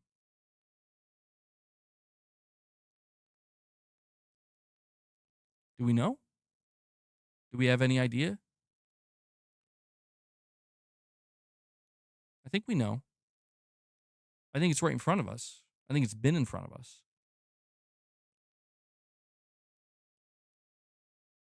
The question shouldn't be whether or not Sony cares about selling consoles anymore. It shouldn't be whether or not they believe in their hardware going forward. The question should simply be, is Sony going to be able to successfully bring on more monthly active users as they begin to finally go beyond the console border? When they start to prioritize things like live service games, as they have been, when they start to decide that these live service games have to go everywhere, as they've been putting their games on PC, experimenting by throwing Horizon Lego for some reason on Switch 2 or Switch 1. Because the bigger concern that everybody should have for the PlayStation business, if you care at all, is what Sony's going to do if they fail in this endeavor. Because believe me when I tell you, they can always fall back on what got them to this point. Worst case scenario, you go out, you try to, you go out there, you try to expand and it doesn't work and you're just kind of stuck. You're stuck with your measly console and your measly console user base. What are you going to do? I'll tell you what, that's the bigger concern because I don't know what Sony would do. Because what that would ultimately mean is their gaming business is going to shrink quite dramatically. It will shrink and it will stagnate. And if that happens, they'll survive. And frankly, I think some PlayStation players would be totally okay with it, but Sony will be kind of stuck in, I guess, I don't know. We could kind of look at it as they're just kind of stuck in a specific generation and that loop, and they're just going to have the same player base cycling in and out over and over and over again until until they're aged out, until they're dead. People like me, like I just think that it reminds me of the people who think Sony is crazy for trying to pursue live service, and it's like you don't understand what's going on in the gaming industry. Like that's the easiest way I know how not to listen to somebody. By the way, somebody who says Sony shouldn't do live service. Now, if they're saying they don't like live service and they just don't give a shit, that's one thing. But if we're talking about evaluating and analyzing these gaming sectors, the easiest way to determine somebody doesn't know what they're talking about and they have no idea what's going on in the industry is when they say Sony shouldn't be pursuing live service. And it's like, you don't. Okay. Okay.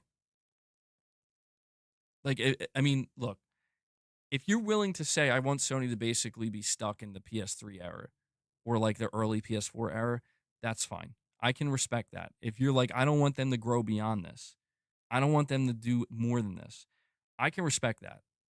And I would be interested to see. I always say I would be interested to see a Nintendo-esque Sony. A Sony that just is like, we're comfortable here. And we're not going to really try to go beyond this. We're not going to go past that threshold. We're just going to linger. We're going to slowly, inch by inch over time, do it. But we're not really looking to grow that much. I would be very interested to see what that Sony would look like. But you know, I just think ultimately, ultimately, it would mean that it would mean that yeah, Microsoft would probably completely take over at that point. You know, over time, of course. If not Microsoft, um, I mean, even at that point, like truthfully, if Sony did that, they would be at risk at being in third place eventually. Eventually, Microsoft would creep up on them, and Nintendo would probably lap them in that regard. Like again, this is a Sony that's not trying to grow, but is just okay with where they are or with minimal return. A Sony that's just okay with like, we don't need a live service. We don't need any live service. Um, Now maybe I'm wrong. Who knows? Maybe Sony's wrong. Maybe Sony would be able to grow their sales from, hey, we were only able to sell 10 million this gen. Next gen, we're going to sell 20 million of our single player $70 or $80 game. I don't know. But Sony seems to think that that wouldn't happen. This wasn't even a topic of discussion. I don't even know how I got on this. Lux with another super chat says, with how many games keep changing, or with how much, sorry, I don't know how I misread that so bad. With how much gaming keeps changing, I have a feeling the PS6 won't beat the PS5 or PS4 in sales numbers. If that happens, where do they go from there? Well, see, that's the thing, Lux. I am in agreement with you. Um, I would love to see Sony treat the PS6 as like this is life or death. Like people, I think sometimes people forget that the PS4 was life or death for Sony, for PlayStation, not Sony as a company, but for PlayStation. It literally was, and the executives told you this. Sony's back was against the wall because the PS3 generation, even though they turned it around, was not profitable. The PS3 generation lost them billions, and what they knew going into the PS4 is we cannot have this happen again, because if this happens again, it's over. So it very much was do or die, sink or swim. This thing's we gotta do a good job. And that's why you saw Sony be fucking on point, dude. Like they had a gun to their head because they basically did. And they hit all the right notes. They were perfect because the pressure, they say diamonds are made under pressure. Well, luckily that's what happened to Sony. There was so much pressure on the PS4 gen, and unfortunately for Microsoft, they completely cracked. Well, Microsoft didn't have pressure, and they just, we already talked many times over about the mistakes that Microsoft made. But I just think that with the PS5, it was very much we have the momentum. We just have to keep speaking to the core audience enough. But it wasn't too long after the PS5's launch that Jim Ryan started talking about 12 live service games. And suddenly people didn't like that. And all the money that they made from the PS4 generation, they reinvested into live service. People didn't like that while maintaining single player, of course. But people were like, well, I want more single player games. And I get that. I'm not against that from a player perspective. I'm not against like Sony, rather than fucking dumping money into Bungie, that could have been like 10 single player games. It's shit like that that does bother me about Sony, but it's like it's neither here nor there. Dumb decisions are made all the time and will continue to be made by every company. But your whole thing about if the PS6 struggles to sell as much as the PS5 and PS4, Sony's anticipating that. Absolutely. It doesn't like, and this is where I want to separate the worm from the apple. I don't know why I keep using that saying. I like that saying. I want to separate the worm from the apple here. When I say that Sony's anticipating the PS6 is not going to sell as much as the PS4 or the PS5, that does not equate to they've given up on it. They've given up before it even started. They're being what we call conservative and realistic. Okay? Sony has to operate off of realistic assumptions and realistic predictions. If they have their head in the clouds and begin to delude themselves, which is what they did with the PS3, by the way. where they could do this and they can do that and they could do whatever they want and it'll all be great. That's where they are at great risk of really fucking up. Sony is going to be conservative with the PlayStation 6, and they're already giving you signs of that by coming out and saying that we're moving away from a hardware centric, business to a more community and engagement driven one or platform driven business. Why would they say that when we know the PlayStation 6 and a PlayStation handheld is literally in development right now? Is it because they don't care about it? No. Is it because they expect it will fail? No. But what they are expecting is something much more realistic, which is, dude, the PS4 was a fucking home run. The PS5 was another home run. Sony went up to bat twice and got 2 home runs. Let's say the PS4 was a grand slam. No. The PS2 was a grand slam. The PS3 was a strikeout. The PS4 was a home run, and the PS5 was a home run. If you're Sony and you evaluate the field, you evaluate the game, right, so to speak, you evaluate everything. What are you going in? Like, are you going in expecting I'm going to hit another home run? Oh, I know I am. People always say they're afraid that Sony's going to get complacent and arrogant. That's exactly what that would be. If Sony went in to the PS6 generation assuming it's another home run, we don't want that. That would be bad. Should they go in being like, I know I'm going to strike out, bro. I got 2 gens where I got a home run. I went up to bat twice. I got a home run, but I suck, bro. I'm going to strike out. I know it. No, that would make no sense. That'd be crazy. Like, what? They're going in with what I think is the most realistic and reasonable expectation, which is we could hit a home run, but the chances of that are very low. The chances of hitting 3 home runs back to back to back, that's crazy. So rather than assume, let's just assume we're going to hit a solid double or triple. Let's just make that assumption. And let's be prepared for the worst. What if we do strike out? There's always a possibility. But that's even more unlikely than hitting a home run. I think the minimum Sony would want to settle for is we just got to at least get the first base.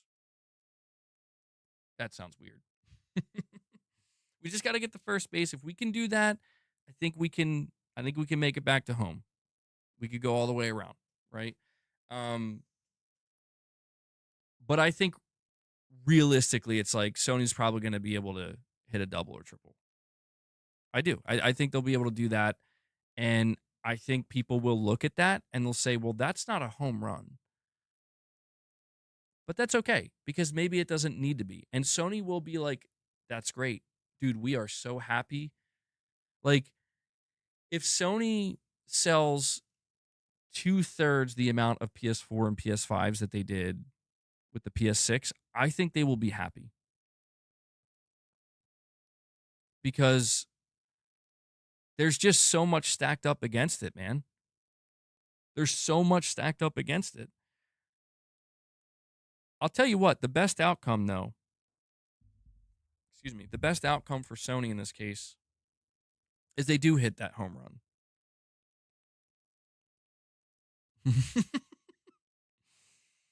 Yeah, that's kind of crazy to think, Gaming Survivor. That is crazy to think. The best outcome for Sony is they managed to, if they hit another home run with the PS6 and somehow it's like we pulled it off, man. We hit the perfect keystroke, we hit the notes perfectly again. And the PS6 is off to the exact same start that the PS4 and PS5 was, or even better. I mean, I think Sony would be shocked. I think they'd be like, "Oh my god, I can't believe we met." And you better believe if they do that, they're still going to be expanding, but they're going to be their priority. Listen, if the PS6 can sell if it's likely that this console can sell another 100 million units, Sony will continue to prioritize it. They would. I mean, they're absolutely like they're not going to deprioritize something that's succeeding. I just think when you hear these business executives say that they're shifting away, I think it's because well, let's face it, guys. I need to ask you in all, you know, in all seriousness. Oh, wait, here we go. Well, that's weird.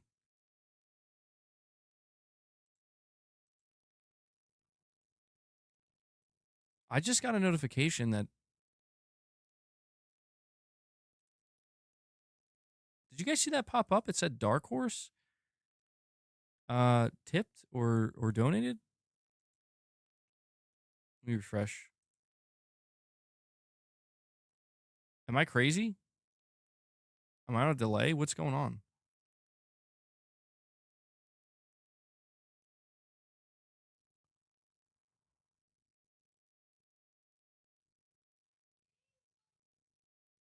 It did. Yeah, I am crazy. Well, I know that. Well, you know what I mean. Um, it's not showing up anywhere, which is oh wait, hold on, here we go. No, wait, no, that was from earlier. Well, what did anybody catch what it said? That's really bizarre. I've never seen that before. I'm hallucinating. Well, if I'm hallucinating, then multiple people here are also hallucinating.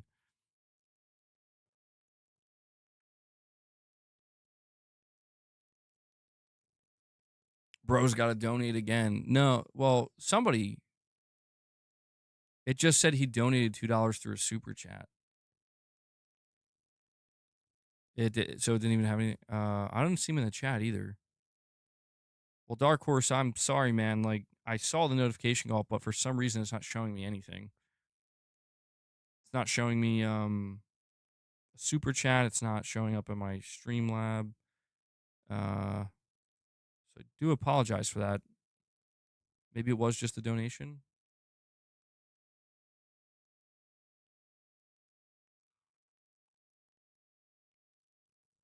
Well, anyway.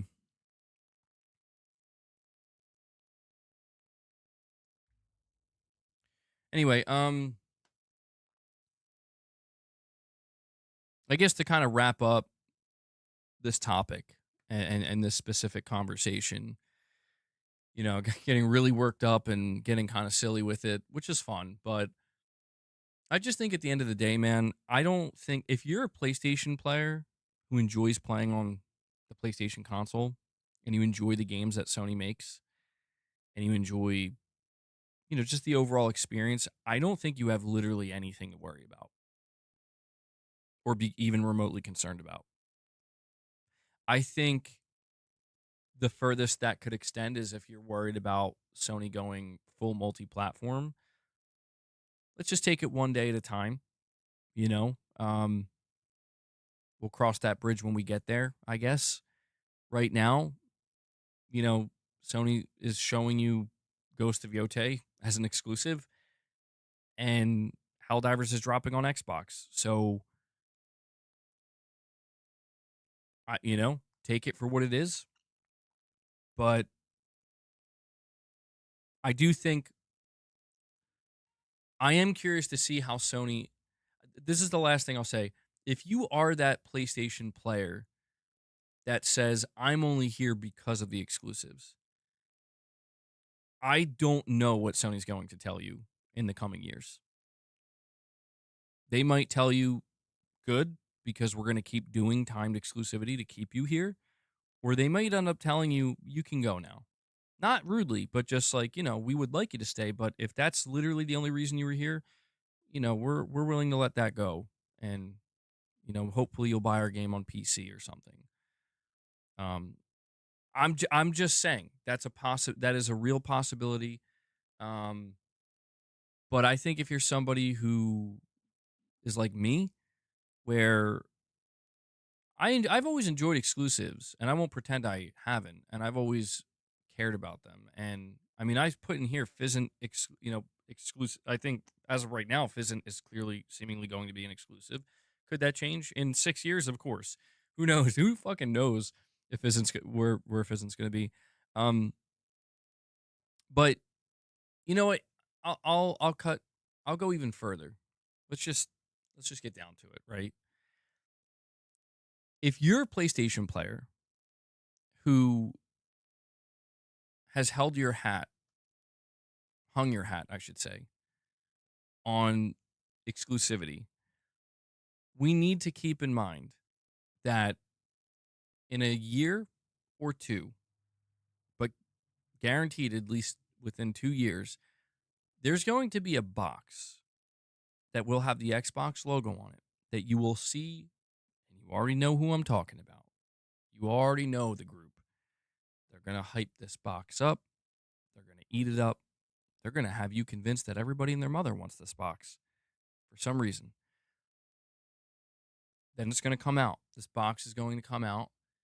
And these same people are going to bombard you, bombard me, and bombard the entirety of the internet with I'm playing The Last of Us on my box that has the Xbox logo on it with my Xbox controller. That's what I'm doing. I'm playing The Last of Us Part 1 and Part 2 and Spider-Man 2 and Ratchet and Clank and the whole 9 yards.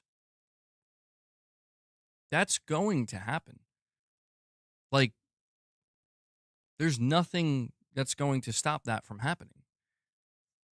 So, this is why I just think the best option for the sake of everybody and the sake of just not really just like letting it just kind of be laid to rest is like if you're if you're going to be excited for the next gen, just I think it would be better to go in assuming to allow your excitement to be based on the games themselves, the console hardware itself, and just maybe the family of devices that Mark Cerny's cooking up, right? And the feature set.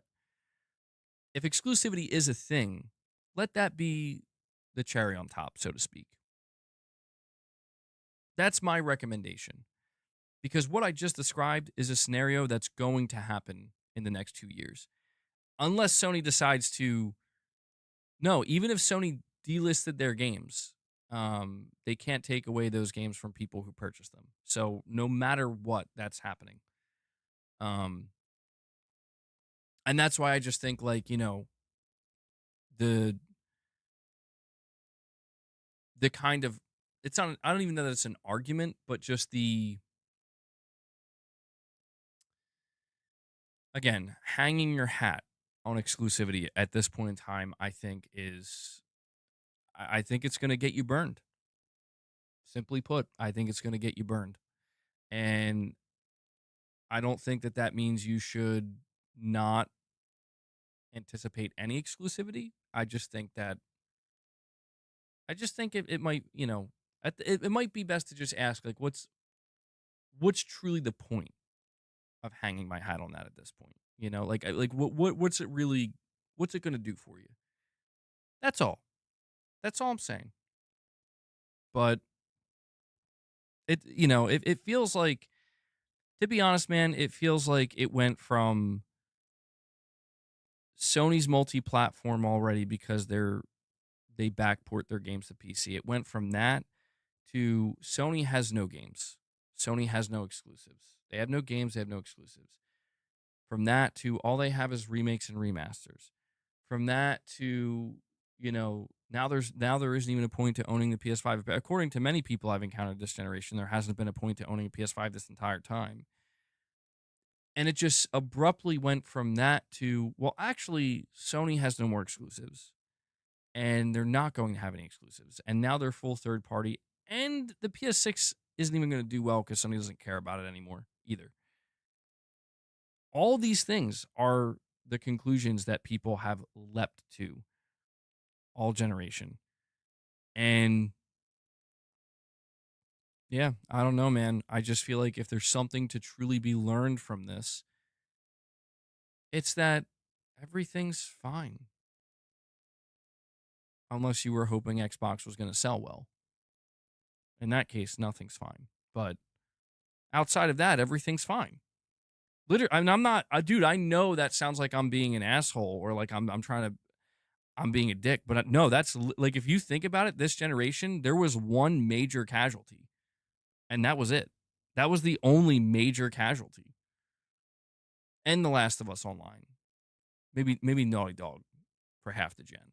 We could say that, but there's outside of that, man. Like there hasn't been any other significant casualty that I can identify. Nintendo's doing fine. They're doing more than fine. They're doing very well. PlayStation, again, like, dude, they're doing.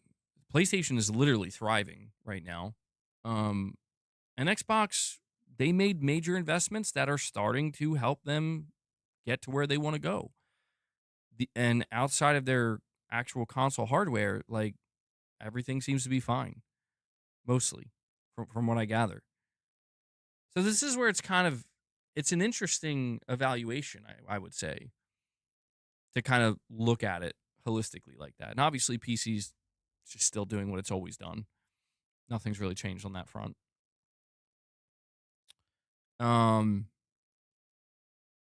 Major casualties this gen: Xbox hardware dev layoffs and closures. Yeah. Yeah, you could say that too.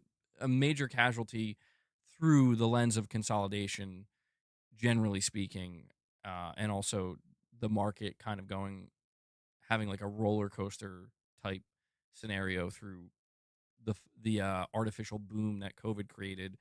Yeah, definitely. I would say layoffs, studio closures. That's another major casualty as well. True, absolutely. And we have Lux with another super chat, and he says PC next gen is offering decent options. Steam PC and Xbox PC equals cheaper options. So many handhelds. PS games will probably port quicker. Gamers are winning. Yeah, I mean, I can get behind that notion. This is where I do feel like if you are a PlayStation, like the one thing I read that guy's comment from earlier, and the one thing I completely disagreed with him with was saying like you would only stick to PlayStation if you're a corporate bootlicker. I disagree with that entirely. I think that I think it's like, I'll put it to you this way. It feels unfair or just flat out wrong for me to turn to a person who says, I'm still going to stick with Xbox and buy the next Xbox console. Like, why would I impose my own personal reasoning as to why I would or wouldn't buy an Xbox console onto that individual? You get what I'm saying? And I think this is, if you think about it, what I just stated is the crux of the problem that I'm focused on. Maybe not you guys. If you're here, I'm making you focus on it, which I apologize. But that's the crux of the problem there, is that, dude, at the end of the day, people are going to make whatever fucking decision they want, and they don't have to explain anything. And we see that day in and day fucking out. Just like, you see people right now, they're like, Call of Duty's going to get fucking crushed. And it's like, no, you're still going to see Call of Duty be you're still going to see Call of Duty at the top of the sales charts every month, especially when it comes out. Battlefield or not. Battlefield might be sitting there alongside it or close to it, but and you know why? Because this is what I mean, where it's like people are just going to make the decisions that they want to make for whatever reason they want. Somebody, like, to turn to somebody and say there's no point to owning a PlayStation, like, it's all just projection, man. And I used to do that. To be fair, like, look, this is where I don't know why I get shit on as aggressively as I do sometimes, because it's like, dude, I take the L's, right? Like, I will absolutely admit that there was a time where I did kind of have that feeling where it's like, well, why would you buy a console? Like, what is the point of doing this? And I just realized it's like, because, dude, there's a lot of people where they just like that experience. if your reason for liking the experience so much may be tethered to exclusivity and it may be tethered to this one game, but for a lot of other people, it's actually like 10 other things. And I guess that's where I just kind of grew up a little bit and realized like, oh yeah, like I guess that's fine. Battlefield is Xbox and Call of Duty's PlayStation. I mean, yeah, in a way. I don't know. Oh man, that's a. I don't know if we like that analogy. Chris is like, damn. Every time I click back on the stream, it's about exclusivity. Yeah, I apologize. I definitely should have spent more. I did it again. I think I'm just at a point where my brain doesn't want to talk about Bungie anymore. I'm gonna be honest. Like every time I start to talk about Bungie and I start to bring it up, it's like my brain's just like focused on everything and anything else. Where it's like, get out of here. We don't want to talk about this again. We're done with Bungie. Like there's like a part of me that almost just wants to pretend that Bungie doesn't exist and that Marathon doesn't exist and that whole Sony acquisition was just a bad dream. Because God, man, it's crazy. It's crazy. Still can't believe how it all played out. But Skibbity Riz or a brain rot.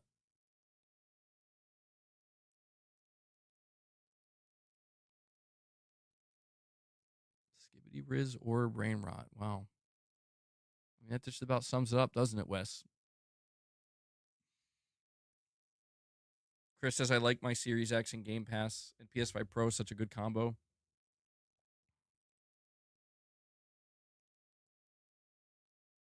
Dude, my son has come across so many videos of the Italian brain rot shit. It's dude, I don't know what's going on. This is why. This is how I know. It's like, dude, you need to just sit down and accept that a new age is a coming. It's a new era, buddy. Oh yeah, Unico, thank you for that. I knew that. I was like, I think I covered all the topics. But no, I think there were actually two other topics I meant to cover. And honestly, we do have time to cover both.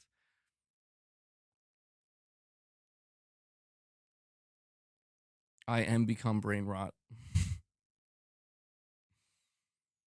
Let me start with this one. This one I'm not going to spend too much time on because we did talk about this in the last stream, but we actually have more clarity on it here. There's a report from the Asahi Shimbun. Shimbun. I don't know if I'm saying that correctly.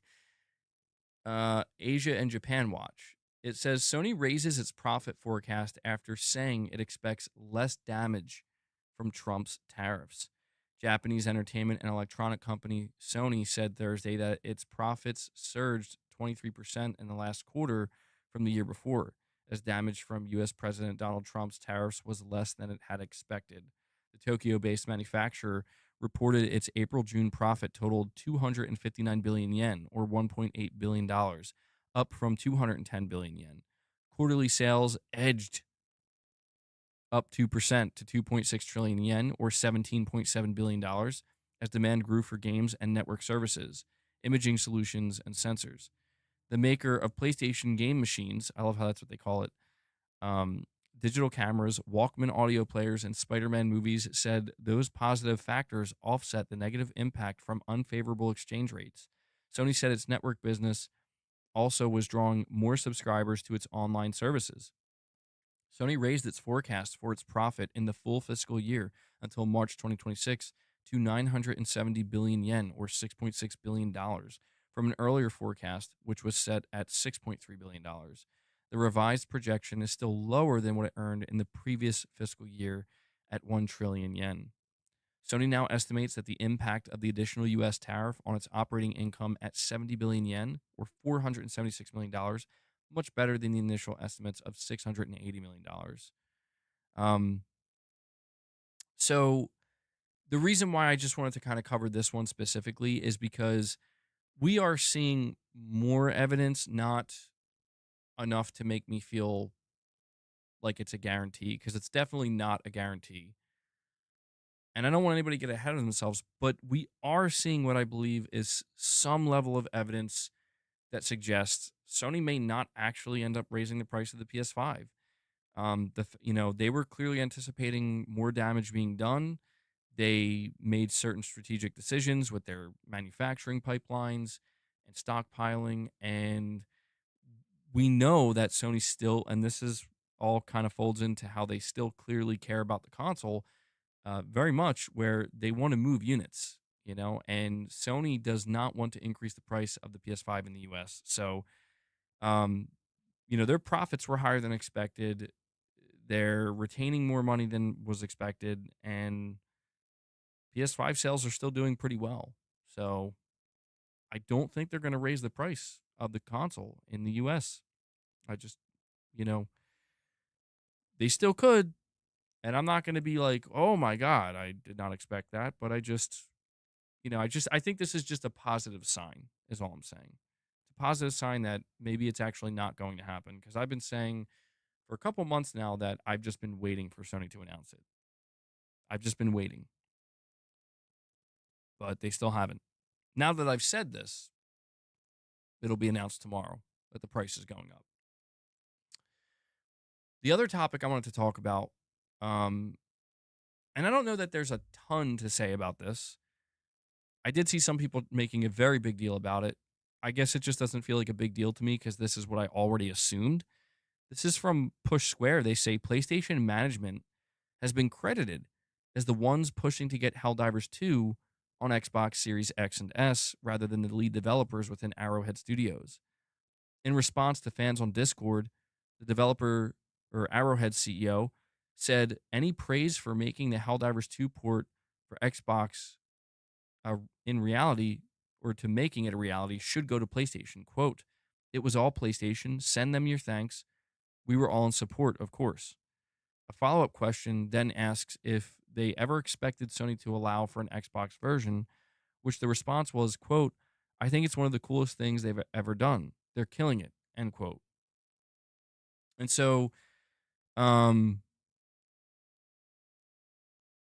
you know, I don't know how you guys feel about this, but I immediately assumed from the start that this was Sony's, like, like they wanted it to happen. Although I do remember Phil Spencer saying something where he was like, Sony should put Helldivers 2 on Xbox, or that's a game that should be on Xbox.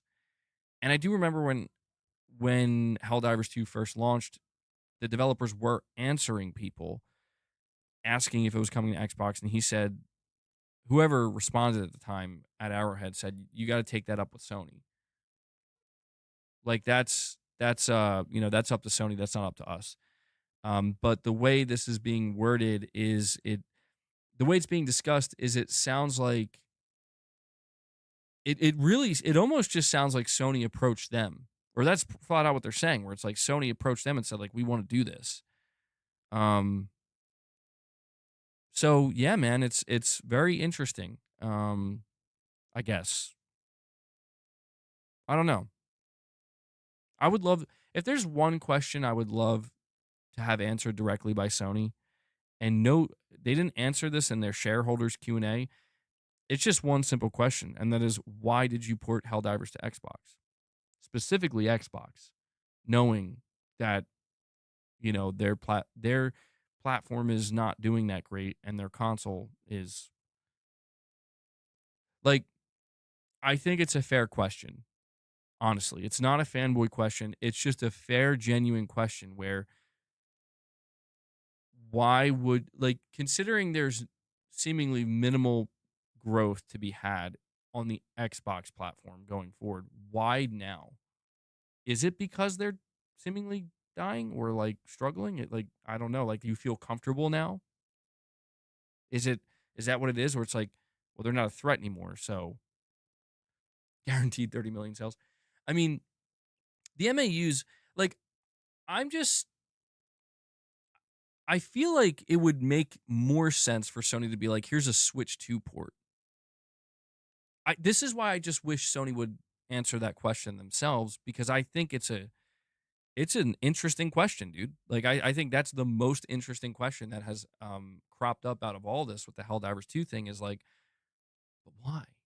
Like, obviously, like MAUs, more money, more sales. It's like, yeah, but you can get that putting it anywhere. Why Xbox? My theory is because I think this is a game that will sell well on Xbox. That's my theory. But I don't know that that's what Sony thinks. I think when you think about the player base of the Xbox console, for those who are there, yeah, they like shooters. They like bro shooters. They like co-op games. Um, that's what Halo is rooted in. That's what Gears is rooted in. So it's like, yeah, dude. Well, I mean, yeah. Well, honestly, anywhere I would think like, I mean, can you like mobile? Mobile Switch 2.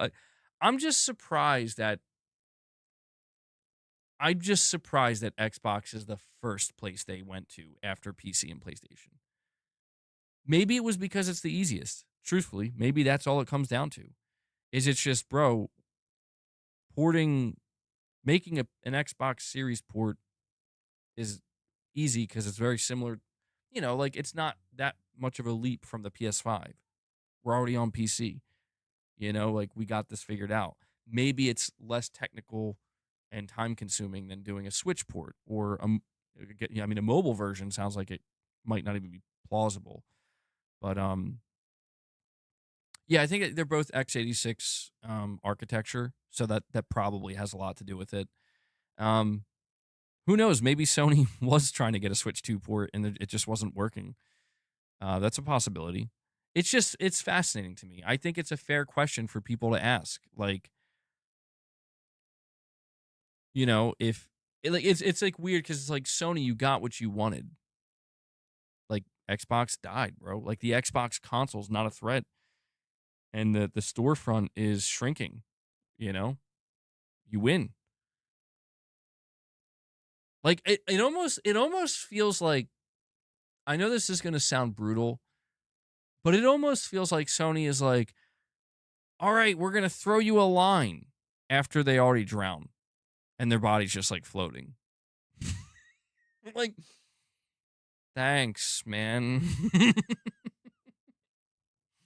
mean, it feels like that. It really does, because that I just don't understand. Like, you could have done this at any other time with any other game.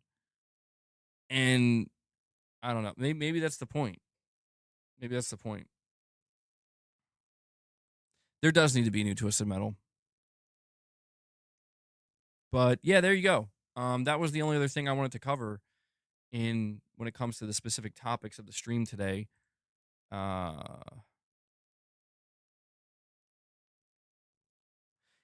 I want to read this though. This is an interesting comment that somebody left. Somebody left this comment on the article I read about Arrowhead stating that it was Sony's idea. I need to take a drink here. This person says Sony doesn't seem to view Xbox as competition anymore, and rightly so. The console is deader than dead outside the US. But I still think that these PC hybrids like the next Xbox could kill PlayStation in the future. Sony wants everything without compromise. Whether this tactic will work out when the market is flooded with PC hybrids in the future and gaming is cheaper everywhere than on PlayStation, yeah, in the future, it won't be worth playing on PlayStation at all. PlayStation will be where Xbox is now. No, PlayStation is where Xbox will be now. But China Joy has shown that, contrary to what is being said online, mainly about Xbox and PCM are idiots, they definitely still want to sell consoles, unlike Microsoft. I'm curious to see how Sony plans to sell the PS6 to people in the future when the mainstream, not the freaks on the internet, but real normal people. Did I write this comment? Realize that God of War 6 or Spider-Man 3 will be available on other platforms a year later. And when the mainstream realizes that online gaming on Steam is free, it'll be over for good. And the next Xbox is supposed to have Steam. As I said, good luck to Totoki, but don't be surprised if you suffer the same fate as Kutaragi. He was also very sure of himself and had to leave Sony a year after the release of the PS3. I see the same scenario here. Evil Tongues would say that that was Microsoft's goal from the beginning, and Totoki is too stupid to realize that Microsoft is deliberately luring him into a trap. But hey, those are just evil tongues, and Microsoft would never knowingly destroy the competition, right? Right? And then he links to an article that came out in June of 2023 saying Microsoft exec was ready to go spend Sony out of business to strengthen Xbox. Evil tongues.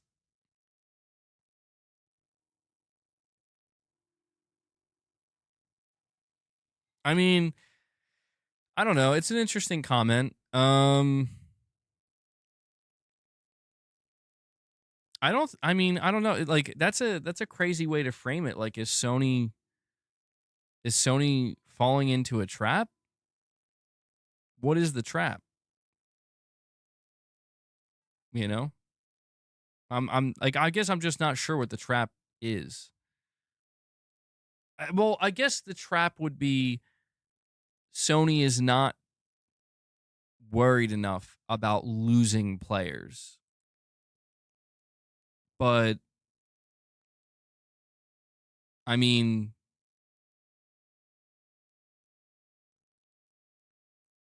I just I don't know. I don't know, man. I guess I'll tell you this.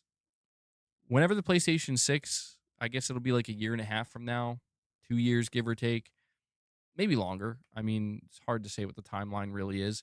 Whenever the PlayStation 6 is going to be announced or preparing to be announced, it's going to be a very very interesting time, dude.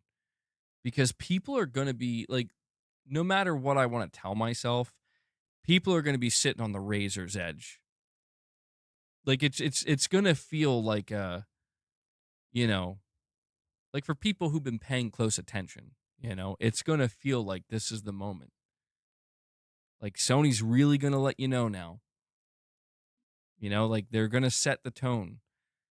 And it's not even setting the tone, like they're going to write it in stone from this point forward. And I almost get the feeling that Jim Ryan, his transition from the being the PlayStation CEO and him being the one in charge of the PS5, it's almost like he tried to avoid doing that. But at some point, the rubber's got to hit the road, and I think the PS6 is going to be it. And I just think that no matter what anybody says, no matter how much you want to be hyped for it, how over the top you want to be for it, no matter how much you want to downplay it, I think when the PS6 is announced, it's going to be a crazy time, dude. And everybody's going to be waiting with bated breath. All right, Sony. Everybody and their mother and their grandmother and their uncle and their aunt and their sister and their brother and their dog and their cat, everybody gave their opinion on what Sony was going to do. Now it's time to hear from Sony. What are they going to do? It'll be a good time. Sony's gonna be like, we are gonna have exclusives, and each exclusive game is gonna be $100. We're announcing a $100 price point. Well, guys, we are over the 4-hour mark. We're gonna do a last call. Okay, we're gonna get some reps in.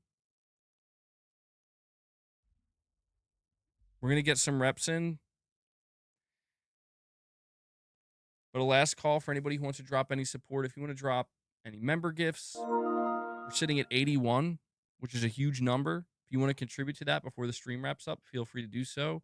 If you want to drop any more super chats, any more direct donations, now would be the time to do it. Okay.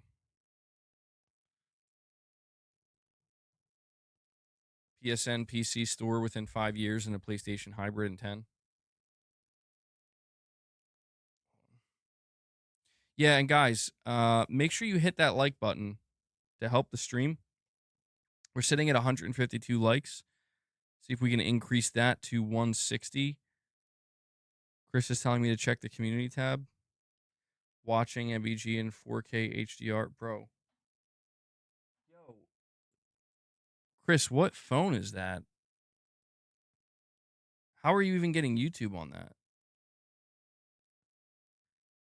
Digital Dude asks, oh wait, this was a month ago from Digital Dude. Should there be beard customization in the next God of War? I responded saying they should just give Kratos some hair. Hmm. A burner phone. It looks like it. It looks like a burner phone, dude.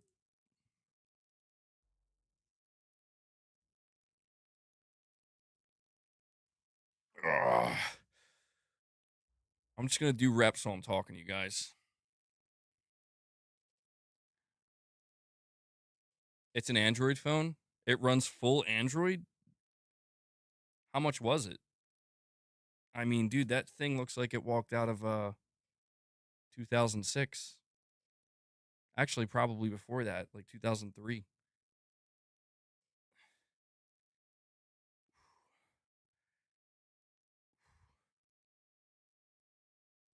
That's Chris's business phone. Yeah, Chris, what are you doing over there, bro?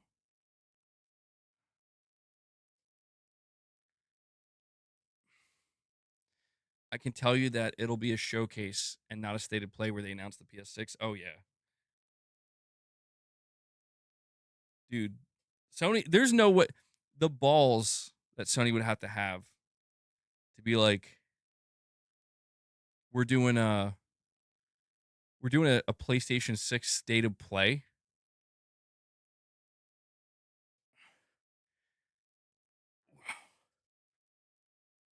In the direction of games.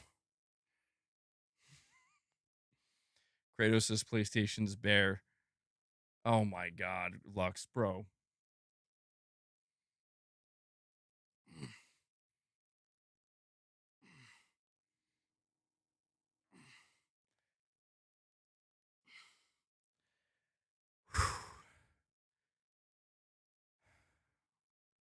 When are we going to get an Xbox sponsored state of play?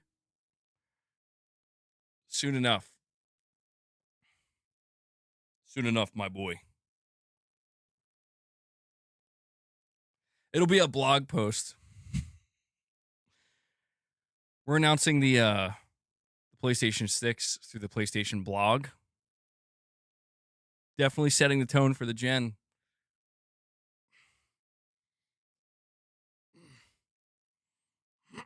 Really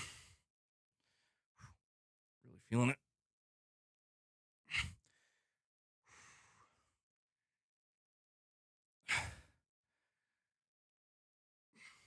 I want all the flops with the T's. Give me those T flops, boy. How many T flops is the next Xbox going to be? Oh, God, okay. I'm reaching failure and it's painful. One more. One more. Oh, God. You know what? I'm not. I'm going to fucking end up tearing my bicep,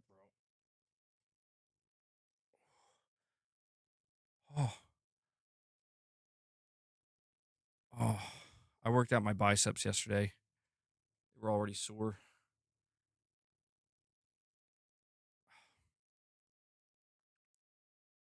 I work on my lower bicep. It's not. I need more definition. Generally, triceps looking pretty good, but well, there you go. First time trying to do reps while still engaging with the community.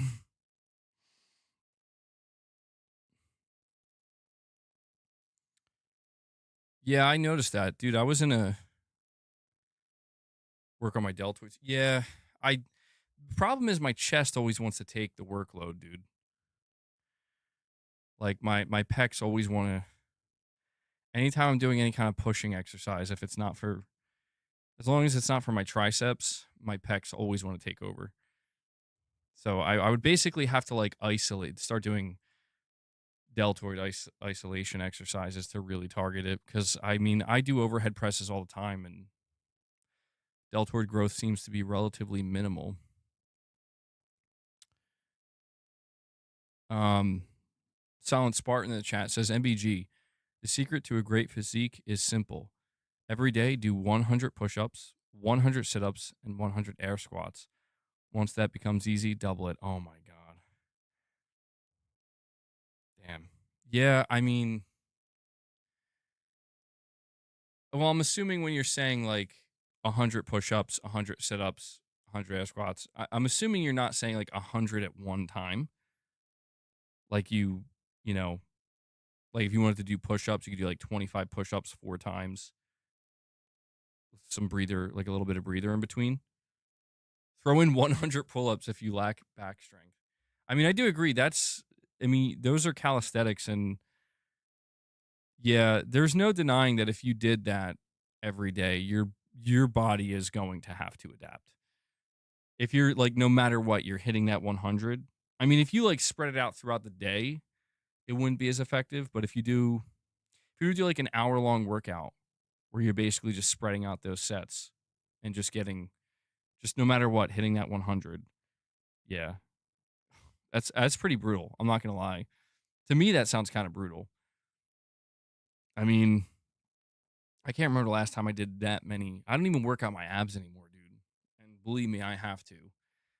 I lack the discipline. I used to have pretty good abs and obliques, and I used to have pretty good core strength. And in the past couple of years, I've just completely let it go. I got like a little bit of a gut, not too bad, but I do have more body fat.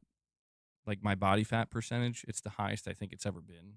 To be fair though, like my muscle, I have a lot of muscle as well, but yeah, I could definitely do a couple of cuts, a couple cut phases for sure. But I don't know. Can't stop eating hot pockets, bro. The idea is training to failure as you get older. That's the best way to gain definition. I probably should be doing more calisthenics, generally speaking. Um, I do have like the I don't know what you call it, but it's just like one of those door frame pull up bars, and it doubles as you can do different variations of push ups. I do have that, and I use it sometimes. I should probably utilize it more often though. I do air squats all the time. I do weighted squats as well, but I actually have found that these days I prefer to do just no weight squats, but go for higher reps. Anytime I'm working out my legs, I probably do get pretty close to doing 100 reps or so. Sometimes I do less because I am again using weights. But Wes, you're saying Battlefield 6 is the first time you've seen a waiting list for an open beta? Are their servers just not big enough or something? Dude, I had to wait for 233,000 people ahead of me, and it took like 15 minutes, 10 minutes or so. It wasn't like a crazy long wait. I don't know what's going on with it. I don't know. Yeah, dude, that's one of the biggest problems with weightlifting as you get older is you got to be really careful about your joint health. You can get normal wear and tear on your joints, obviously, just generally speaking, but your joints, the way the human body is designed, it's meant for repetition, you know? Um, People who mess their joints up the most seemingly are doing so lifting heavy, and that's kind of it's a catch 22 where there's many benefits to lifting heavy, but some of the downsides are it can take a toll on your joints. And that's why, especially like as people get older, if they're going to be lifting heavier weights and training heavier, they have to do significant warm up to literally get the blood flowing in that area.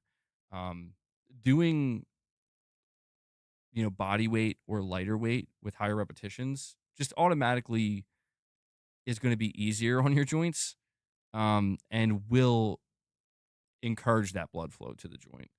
Um, that's why a lot of people they do they'll do like pyramid sets and stuff. What flavor hot pocket do I like? I just like the regular pizza or pepperoni and cheese hot pocket.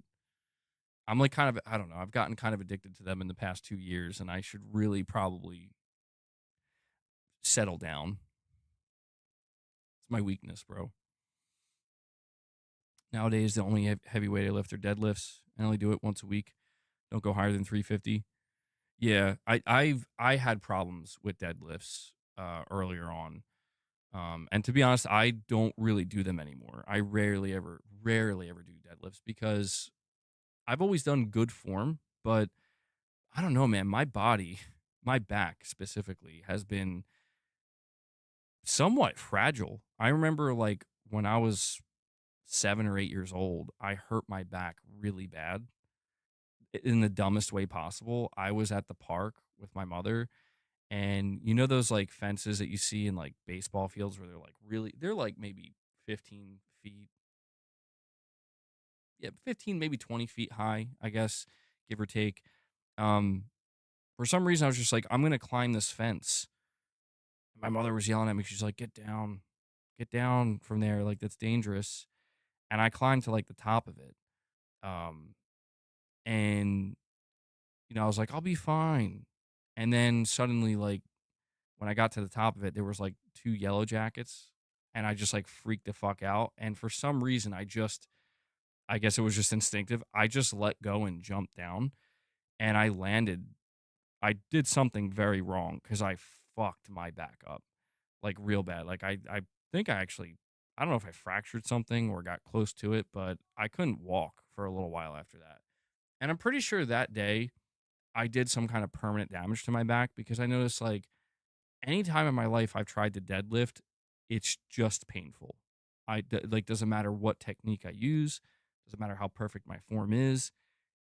Like I could do lightweight deadlifts, usually okay for reps, but anytime I've tried to go heavier, it's like basically it feels like a disc in my lower back is going to explode. And one time it actually did. And I was just like, you know what?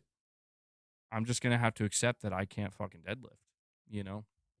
Um so again, sometimes I do it occasionally with like I'll do like dumbbell deadlifts, really lightweight for reps, but yeah, I don't know, man. I can't really do uh I got to be careful with squats, but I've had back problems since I was like a kid and lower back specifically, and I just got to it sucks cuz like, there are times where I want to do more, but I always got to be mindful of like, listen, man, you've been down this road and you know, you convince yourself that oh, it'll be fine, and then it's like, oh, you blew a disc out in your lower back again. Now you can't walk for a week. It's like, come to think of it, I probably should, I probably should have gotten some like testing done to see what's actually wrong with my back. But I know for a fact there is like permanent damage that's been done, and I'm just like, I don't know. I also skateboarded a lot as a kid, as I told you guys, and I'm sure that I've bailed many times landing on my back, and I'm sure that didn't help either. But basically, I'm an old man, is what I'm trying to say. Lightweights are scoffed at by the gym bros, but there's frankly no better way to maintain long term health. You just got to throw on some headphones and zone out while you do the reps. Yeah, well, I mean, in my experience, man, from what the research that I've done, there's always the science angle of it, right? Everyone wants to know what's the scientifically best way to train. Everything I've looked into, basically, it doesn't matter as long as you're not going too light. You can go super light if you want, but there will be a threshold you hit, and I think it has something to do with like your muscle, like uh, fast twitch and slow twitch muscle fibers. But generally speaking, if you're going for lighter weight and higher reps versus going heavier weight, lower reps, they both get to the same point. It's just one gets there quicker. That's the only difference. Your muscle doesn't know the difference. Your body doesn't know the difference. If you pick up 15-pound dumbbells and you do 35, like 25 to 35 reps to, getting close to failure, or you pick up 35-pound dumbbells and do 12 to 15 reps and get to failure, your body doesn't know the difference. Apparently, it just doesn't know the difference. Muscle wise, I'm not talking necessarily about joints. Your tendons, your ligaments, they can react differently to that. But muscle wise, like, because most people who train, they're training for muscle size and volume. They want muscle growth. So there really isn't a difference. The only thing I've read or remember, I think I watched a YouTube video. I forget which YouTuber. It was like a pretty popular fitness YouTuber. I remember apparently they were like citing certain studies that seem to prove that if you go too light, like where there's hardly any resistance, like if you pick up like 5 pound dumbbells to do curls, you could do like 120 curls. You're still gonna be there's like a threshold where it's like you're gonna limit your muscular growth. But it depends on what your goals are. I mean, if you're going for stamina, which I would say stamina is probably more important at the end of the day for most people, realistically speaking. Stamina is probably something that could be deemed more valuable. Going for higher reps achieves that much more efficiently than going super heavy. But a lot of people want to be strong. There's no denying that if you want to gain strength, you got to lift heavy.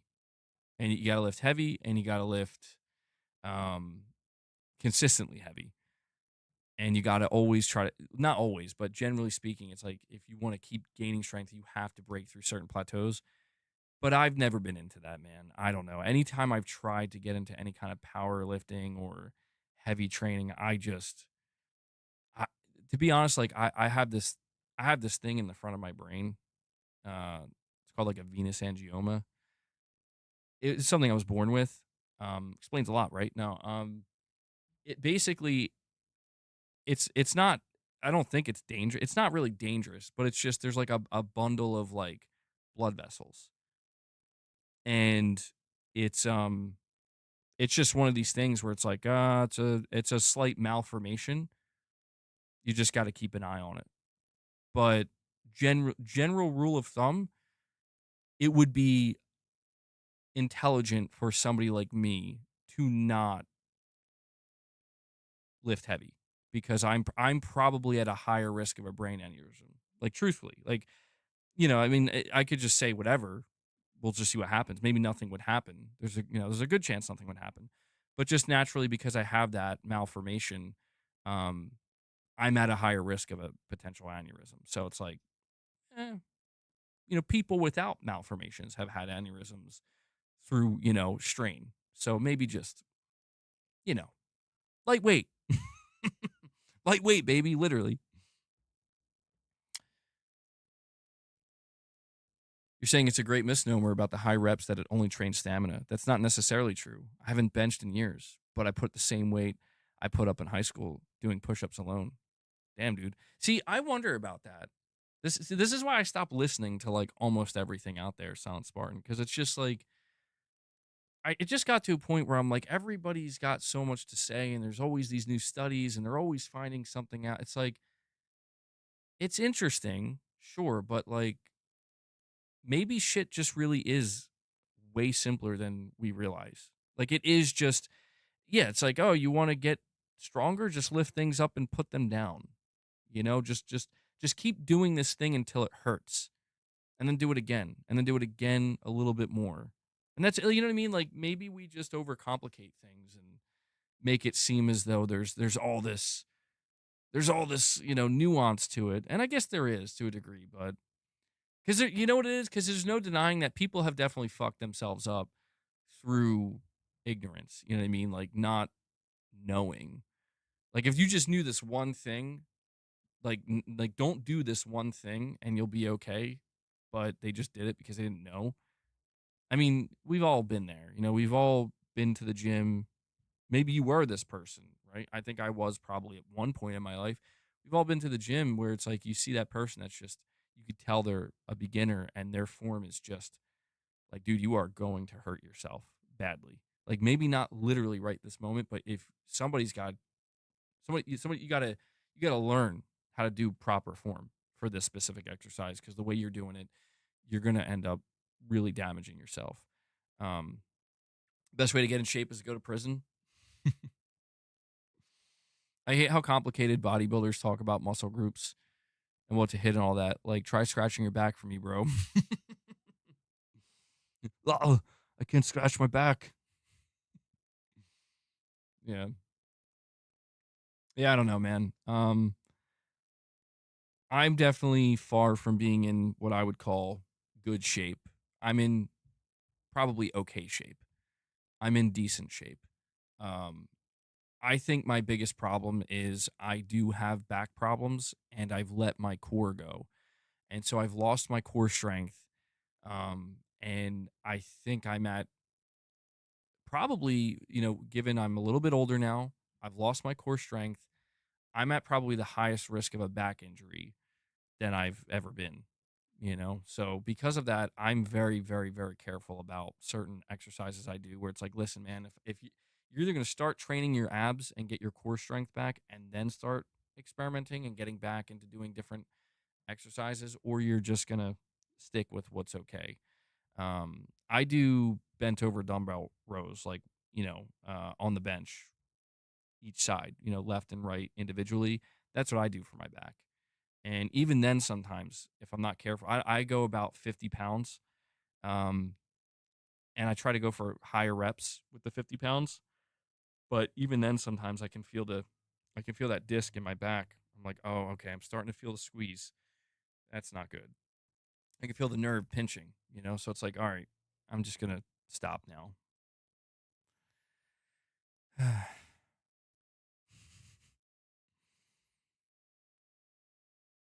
Got to make it part of the morning and nightly routine. Just do plank. Oh yeah, planks. Planks can be brutal. My favorite exercise for the core and abs that I used to do all the time. I mean, just for reps were bicycle crunches. Um, they're so fun, dude. I hate training abs. I have to admit, like I've always hated training abs, but I just had such a better routine when I was younger that I really stuck to in my early 20s and even my mid 20s, and now I just got the full on. I don't know. I don't think I got a full dad bod. No, I probably do. Pretty close to the dad bod at this point. And I have to admit, like, I just fucking can't stand training abs, man. It drives me nuts. Um, and now that I've completely lost my core, and I've in that area, I'm out of shape. It's like I really don't want to go back, man. It's true what they say. Once you slip, man, you don't want to go back. Have I ever tried steroids? No. The closest thing I ever got to steroids unknowingly was I bought. I still don't think it was steroids, but dude, I swear they put steroids in it because I think it gave me like a little bit of gyno or whatever. I'm telling you, man, it was like making my nipples feel weird and shit. I'm like, what the hell am I taking? It was this it's the brand Animal, and they had this thing called the Animal M Stack or something, the Animal Stack, and it was like 10 pills or something. It was crazy, and I was fucking, I don't know, man. It says it was legal, I guess, but it also said it wasn't evaluated by the FDA. So I was like, I'm pretty sure there was something in there that was a fucking steroid because I was on a different level when I was on that. Come on, Leo. But no, I've never actually like taken like straight up steroids. Really, boss? You didn't get enough? I thought about it. Like there was a point in my life when I was basically a gym rat or close to it, and I was, for some reason, I don't know. This is when I'm just trying to figure out what to do with my life. Still trying to figure out what to do with my life. But um there was this point where I was like, maybe I'll try to actually become a bodybuilder. And obviously, I looked up to Arnold growing up as well, and Arnold being like the most famous bodybuilder always inspired me. But the more I learned about the sport of bodybuilding, the more I realized like I can't do this. But there was this one point in time where, and we all kind of had these moments where you look back and you're like, man, that was a really important decision I made.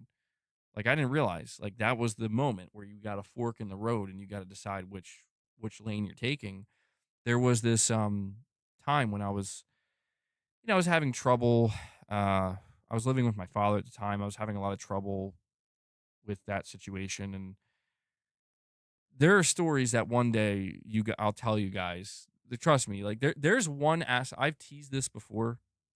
There's an aspect to my life that one day, I don't know when, and I'm not even saying it's going to be anytime soon, but one day I'm going to tell you guys something about myself that I think 99% of you are going to be like,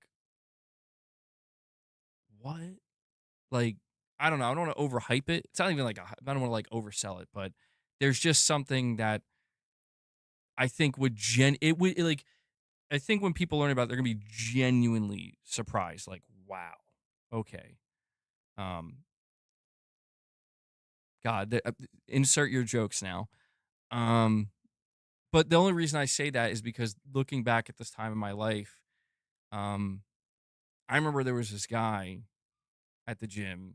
There was a couple people I knew, where they were like on stuff, and for some reason though they like weren't very big, but they were, and it was like the question was posed to me, no pun intended, like, you gonna do it?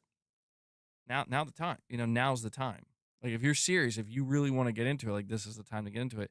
And I was like this close. I was this close, but there was just something in me that was like, dude, where, like, what's the bottom line here? What's the end game? And it's like, do you really think you're going to be a bodybuilder? Like, you really want that life? Because, I remember I was reading Arnold's encyclopedia for bodybuilding, and there was this one thing he wrote. This is a book this thick. It's fucking Arnold's encyclopedia, bro. Um, and there was this one thing I read. It was like, now remember, if you're gonna go into bodybuilding, it's going to be a life. And like that, I was like reading it in his voice. Like, he was straight up saying, like, nothing else will matter if this is what you're gonna do. And that was like a crazy thing that I read, because I was like, huh. But it was like really important that he wrote that, because it clicked years later. Like, I understood what he meant. Whereas, like, if you're choosing to chase this and you actually want to try to be part of that 1%, like, nothing else can matter in your life, because that's the only way you'll make it. And I just kind of realized, like, after I read that, and I don't know, I guess something in my brain just knew, like, I don't want to go down that path, like, I don't want that. And if it was the only thing that mattered in my life, maybe I would be okay with steroids and, really, really being, making that my life. Because, like, let's face it, people who go on steroids, like, it does become a kind of a lifestyle. For a lot of people who start that stuff and they stay on it, you kind of, most people stay on it for life. And the only time they get off is if it begins to threaten their life, where it's becoming dangerous. Um, but I was just like, yeah, I don't want to do that, man. Indoor walking on a treadmill, shoot for 1,000 steps a day. Dude, I was thinking about at some point investing in getting a standing desk and just getting one of those like little mini treadmills to walk on while we're doing the stream. No joke. I was really thinking about doing this. I'm like, fuck it, man. Like, I'm already lifting at the end of my streams. Why not just start walking? Um, and I could, what I could see happening though, like getting tripped up on it, smashing my head on my desk, getting knocked out. Stream's just still going. I'm just laying on the ground, knocked out, waiting to come to. Hmm. Is that the joke? We're gonna be like, wow, MBG is an ex Chippendale. No, it's not like, to be clear, because I know that was really vague what I said. It's not something bad. And I don't want to make it sound like it's something like my past life. It's not like that. It's just there's something that I've never talked about on the channel that I just, it will be 50, maybe it won't be as surprising as I think, but it's just, I think it's a super weird, I don't know, maybe for it would make a lot of sense. I think the more I think about it, I think a lot of people would be like, "Wow, that's surprising," but it kind of, yeah, makes sense. I see it, like I like, you could, like, somebody could probably predict it, within reason. Um, but it's just the only reason I haven't ever said it is because I want to, it'll just be something that one day I just reveal, and it's like, I don't know. Um, It's just funny to me. It's just funny. And no, it's not mental health stuff. No, it's a real life thing that occurred. It's okay. I'll put it to you this way: it is the single most defining thing that has ever happened in my life. It is something so significant that it literally altered the course completely of my life. Um, and yeah, I'll tell you guys one day when you're ready, when you're old enough.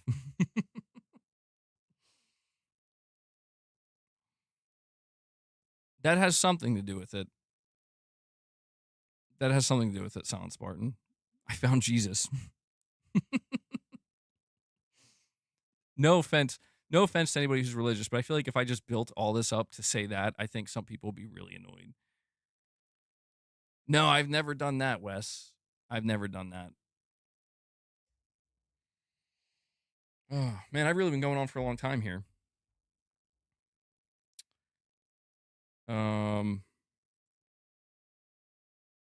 a direct? Somebody's. Oh my God. Richrod sends another direct. Oh God. Well, now the Richrod tax is back in effect, guys. Richrod dropped another $2 direct donation that I'm gonna be forced to read.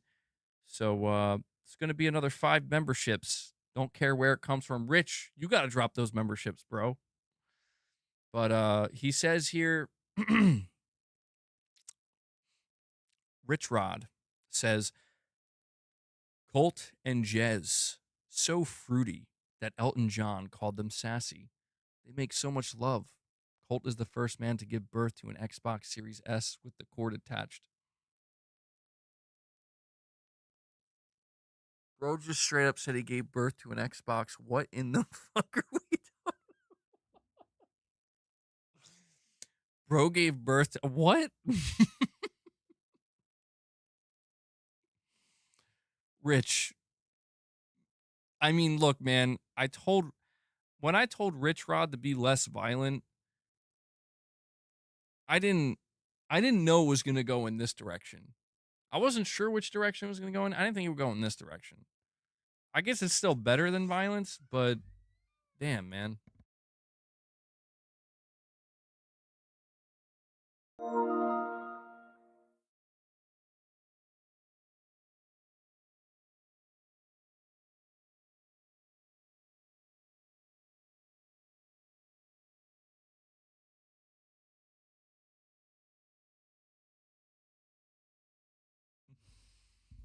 Hmm. Sorry. All right. Yeah, Rich. That's Rich is 5 memberships in the hole now. He's 5 memberships in the hole. So maybe next stream, tomorrow's stream, somebody'll have to cover him. But oh my God. All right. Well, I think that might be a good place to wrap it up, guys. Looks like I put too much time into today's stream. I mean, shit. Yeah, it's weird because like I was like, oh, I'll go 3.5 hours today, maybe. Ended up going 4 hours and 45 minutes. Not a bad thing. I mean, you guys are a good audience. Thank you, MBG, to remember the PS5 is dead. The PS5 is dead. Yeah, I'm not gonna force it to go to 5 hours just for the sake of it. No need to do that.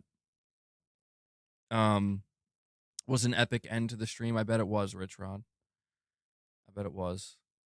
But we should have more content coming this week. We'll have more news videos. We'll do more podcast episodes. I will be doing more members content as well, so please look forward to that. Got to get a members lounge in there. Member stream to talk about the story thing. I mean, look, man, I don't know. We will do a members lounge, but I think the reason why I just haven't revealed this thing about my life is because I think it might be like the only thing, like one of the only major life things that I never talked about on the channel and nobody knows. Like, that's what's interesting about it, is it's something that, like, once I like, I've made a joke in the past that some people actually believed it, which is funny to me, but it was kind of hinting at something. Like, it was, like, hinting at this, where it's like, there's an aspect of my life that would be considered abnormal, if not abnormal, just unexpected. And, I'm in the mafia. No, I'm just kidding. It's not that. I fear, to be honest, I fear that I've overhyped it. So I'm gonna need to bring it down. I feel I'm gonna need to bring it down. It's not a car crash. It's not surgery. Although, I mean, you're 0 point. You're kind of in the realm of like, yeah, it's something life altering. You know, something that, like, you know, definitely changes the course of your life. Um, it's nothing. Well, I wouldn't say it's nothing. The MT trip. No, I would have talked about that. And no, this is something that's it'll just make for a funny reveal. That's all. It's just going to be a funny reveal.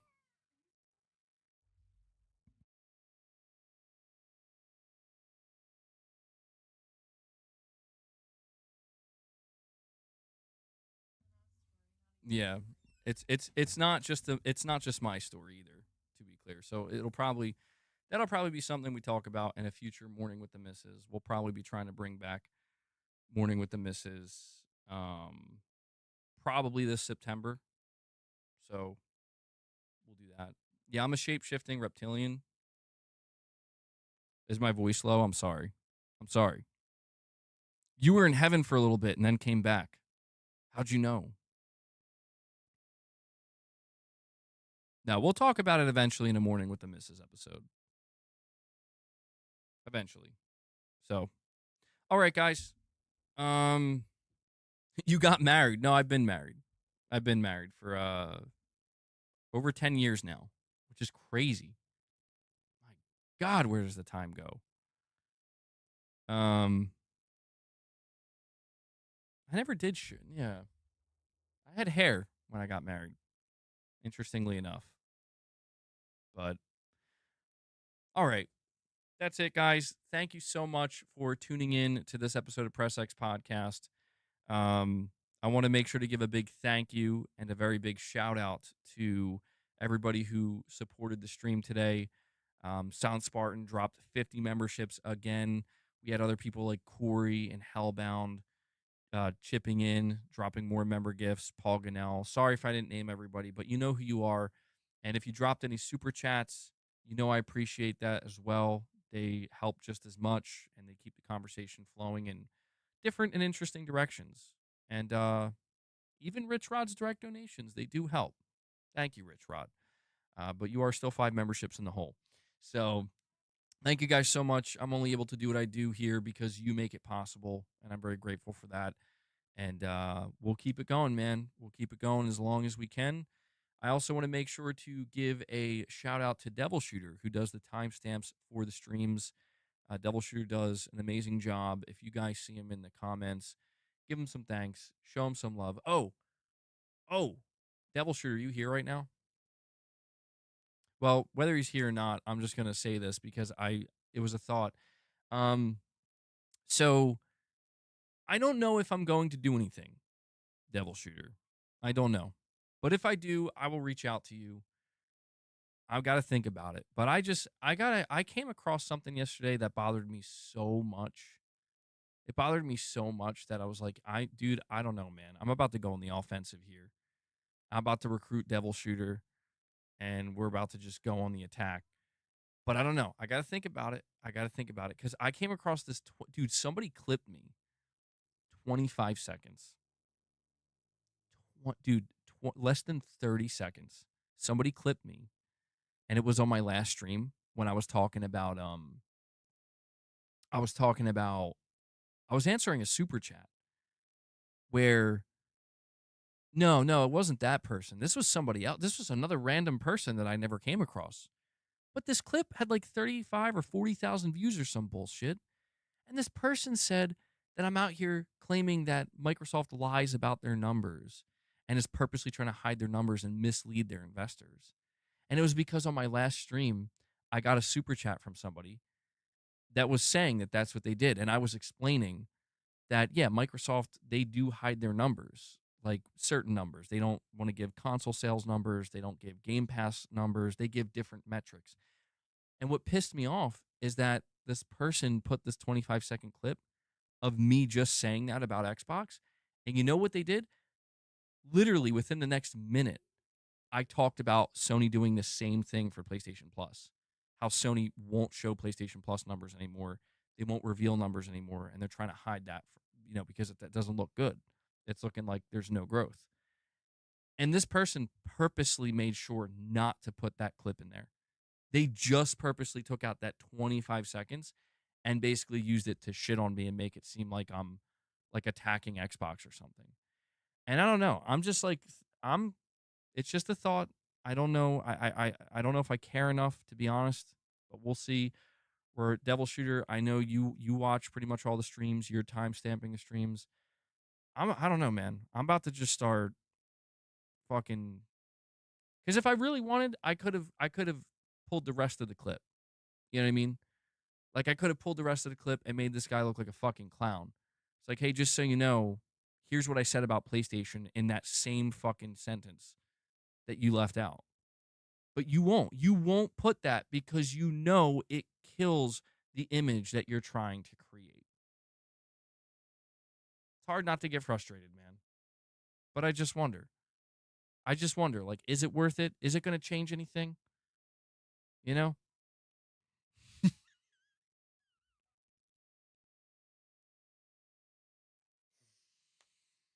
Richrod, that's some crazy work, bro. Yeah, maybe. I don't know. Maybe. MBG Army. I'm going to get Richrod. I'm going to get Garrett. I'm going to get Digital Dude. I'm going to and Devil Shooter is going to be the head of command. He's going to be a sergeant. There'll be clips flowing everywhere, bro. MBG Defense Force assemble. Yeah, Wes, I'm like thinking the same thing. I'm like, I don't know that Rich is on the same wavelength as me. He's talking about gangbanging. I'm like, I don't know that you're quite understanding what I'm trying to achieve here. All right. All right. That's it. Oh, man. General MBG coming out of retirement from the console war. Well, you know what? Listen, at the very least, I can't promise many things, but there's one thing I can promise you guys, okay?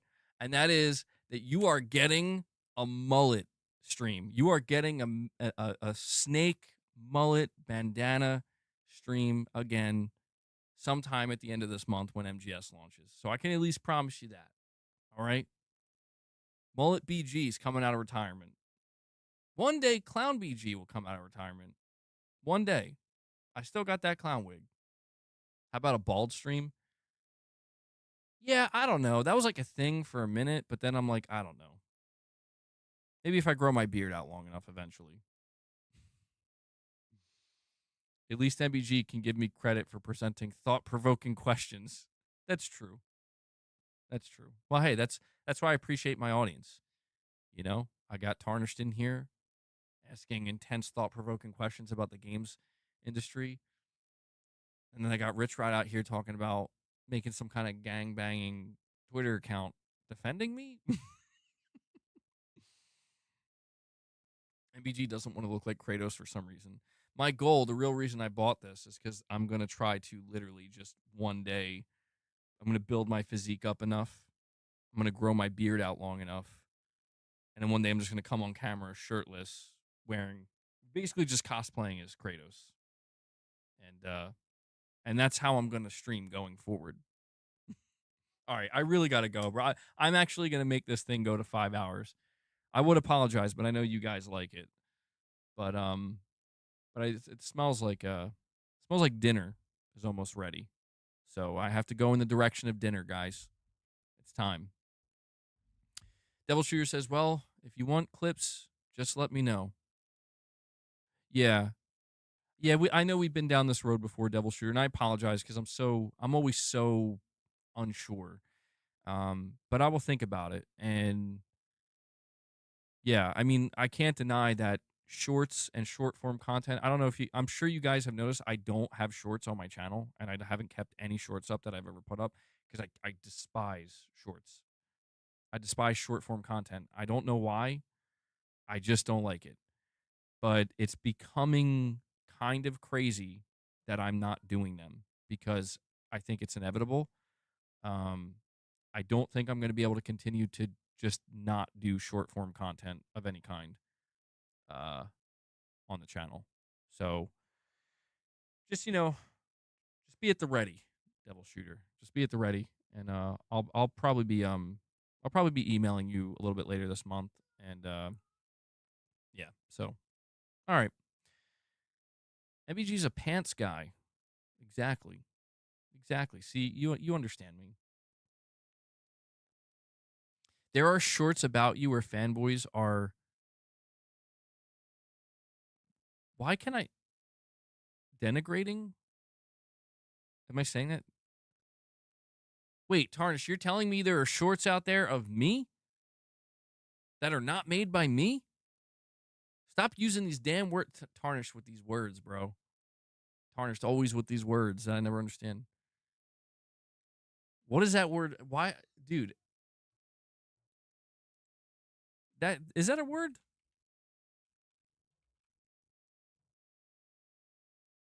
Ingrating. To criticize unfairly, disparage. I love how there's just these words that I don't know, bro. Like I always think I have a decent vocabulary, not the best. But then I don't know, did I just see words? Tarnish is coming in here every stream with at least one word. I'm like, I've never seen that word in my life. Well, I appreciate it. Tarnish is helping me expand my vocabulary. Can always use that. Well, we're just gonna keep doing us. We're gonna keep trucking along. All these bitches out here, they want to make their shorts. I will always say this. You guys know how it is. I will always say this. These people who use my content for their content, they need it. And it's not just my content, it's everybody else's. They need it because the moment they try to stand on their own, the moment they try to put their own thoughts out there on their own, everybody leaves. You know what I mean? Like they're not going anywhere. And they know it. So MBG's dinner's ready. Guys, that does it. Enjoy the rest of your evening. I will catch you in the next stream. And again, Devil Shooter, thank you for doing the timestamps, man. And yeah, so I hope to see you tomorrow. Guys, until then, take care. Salute.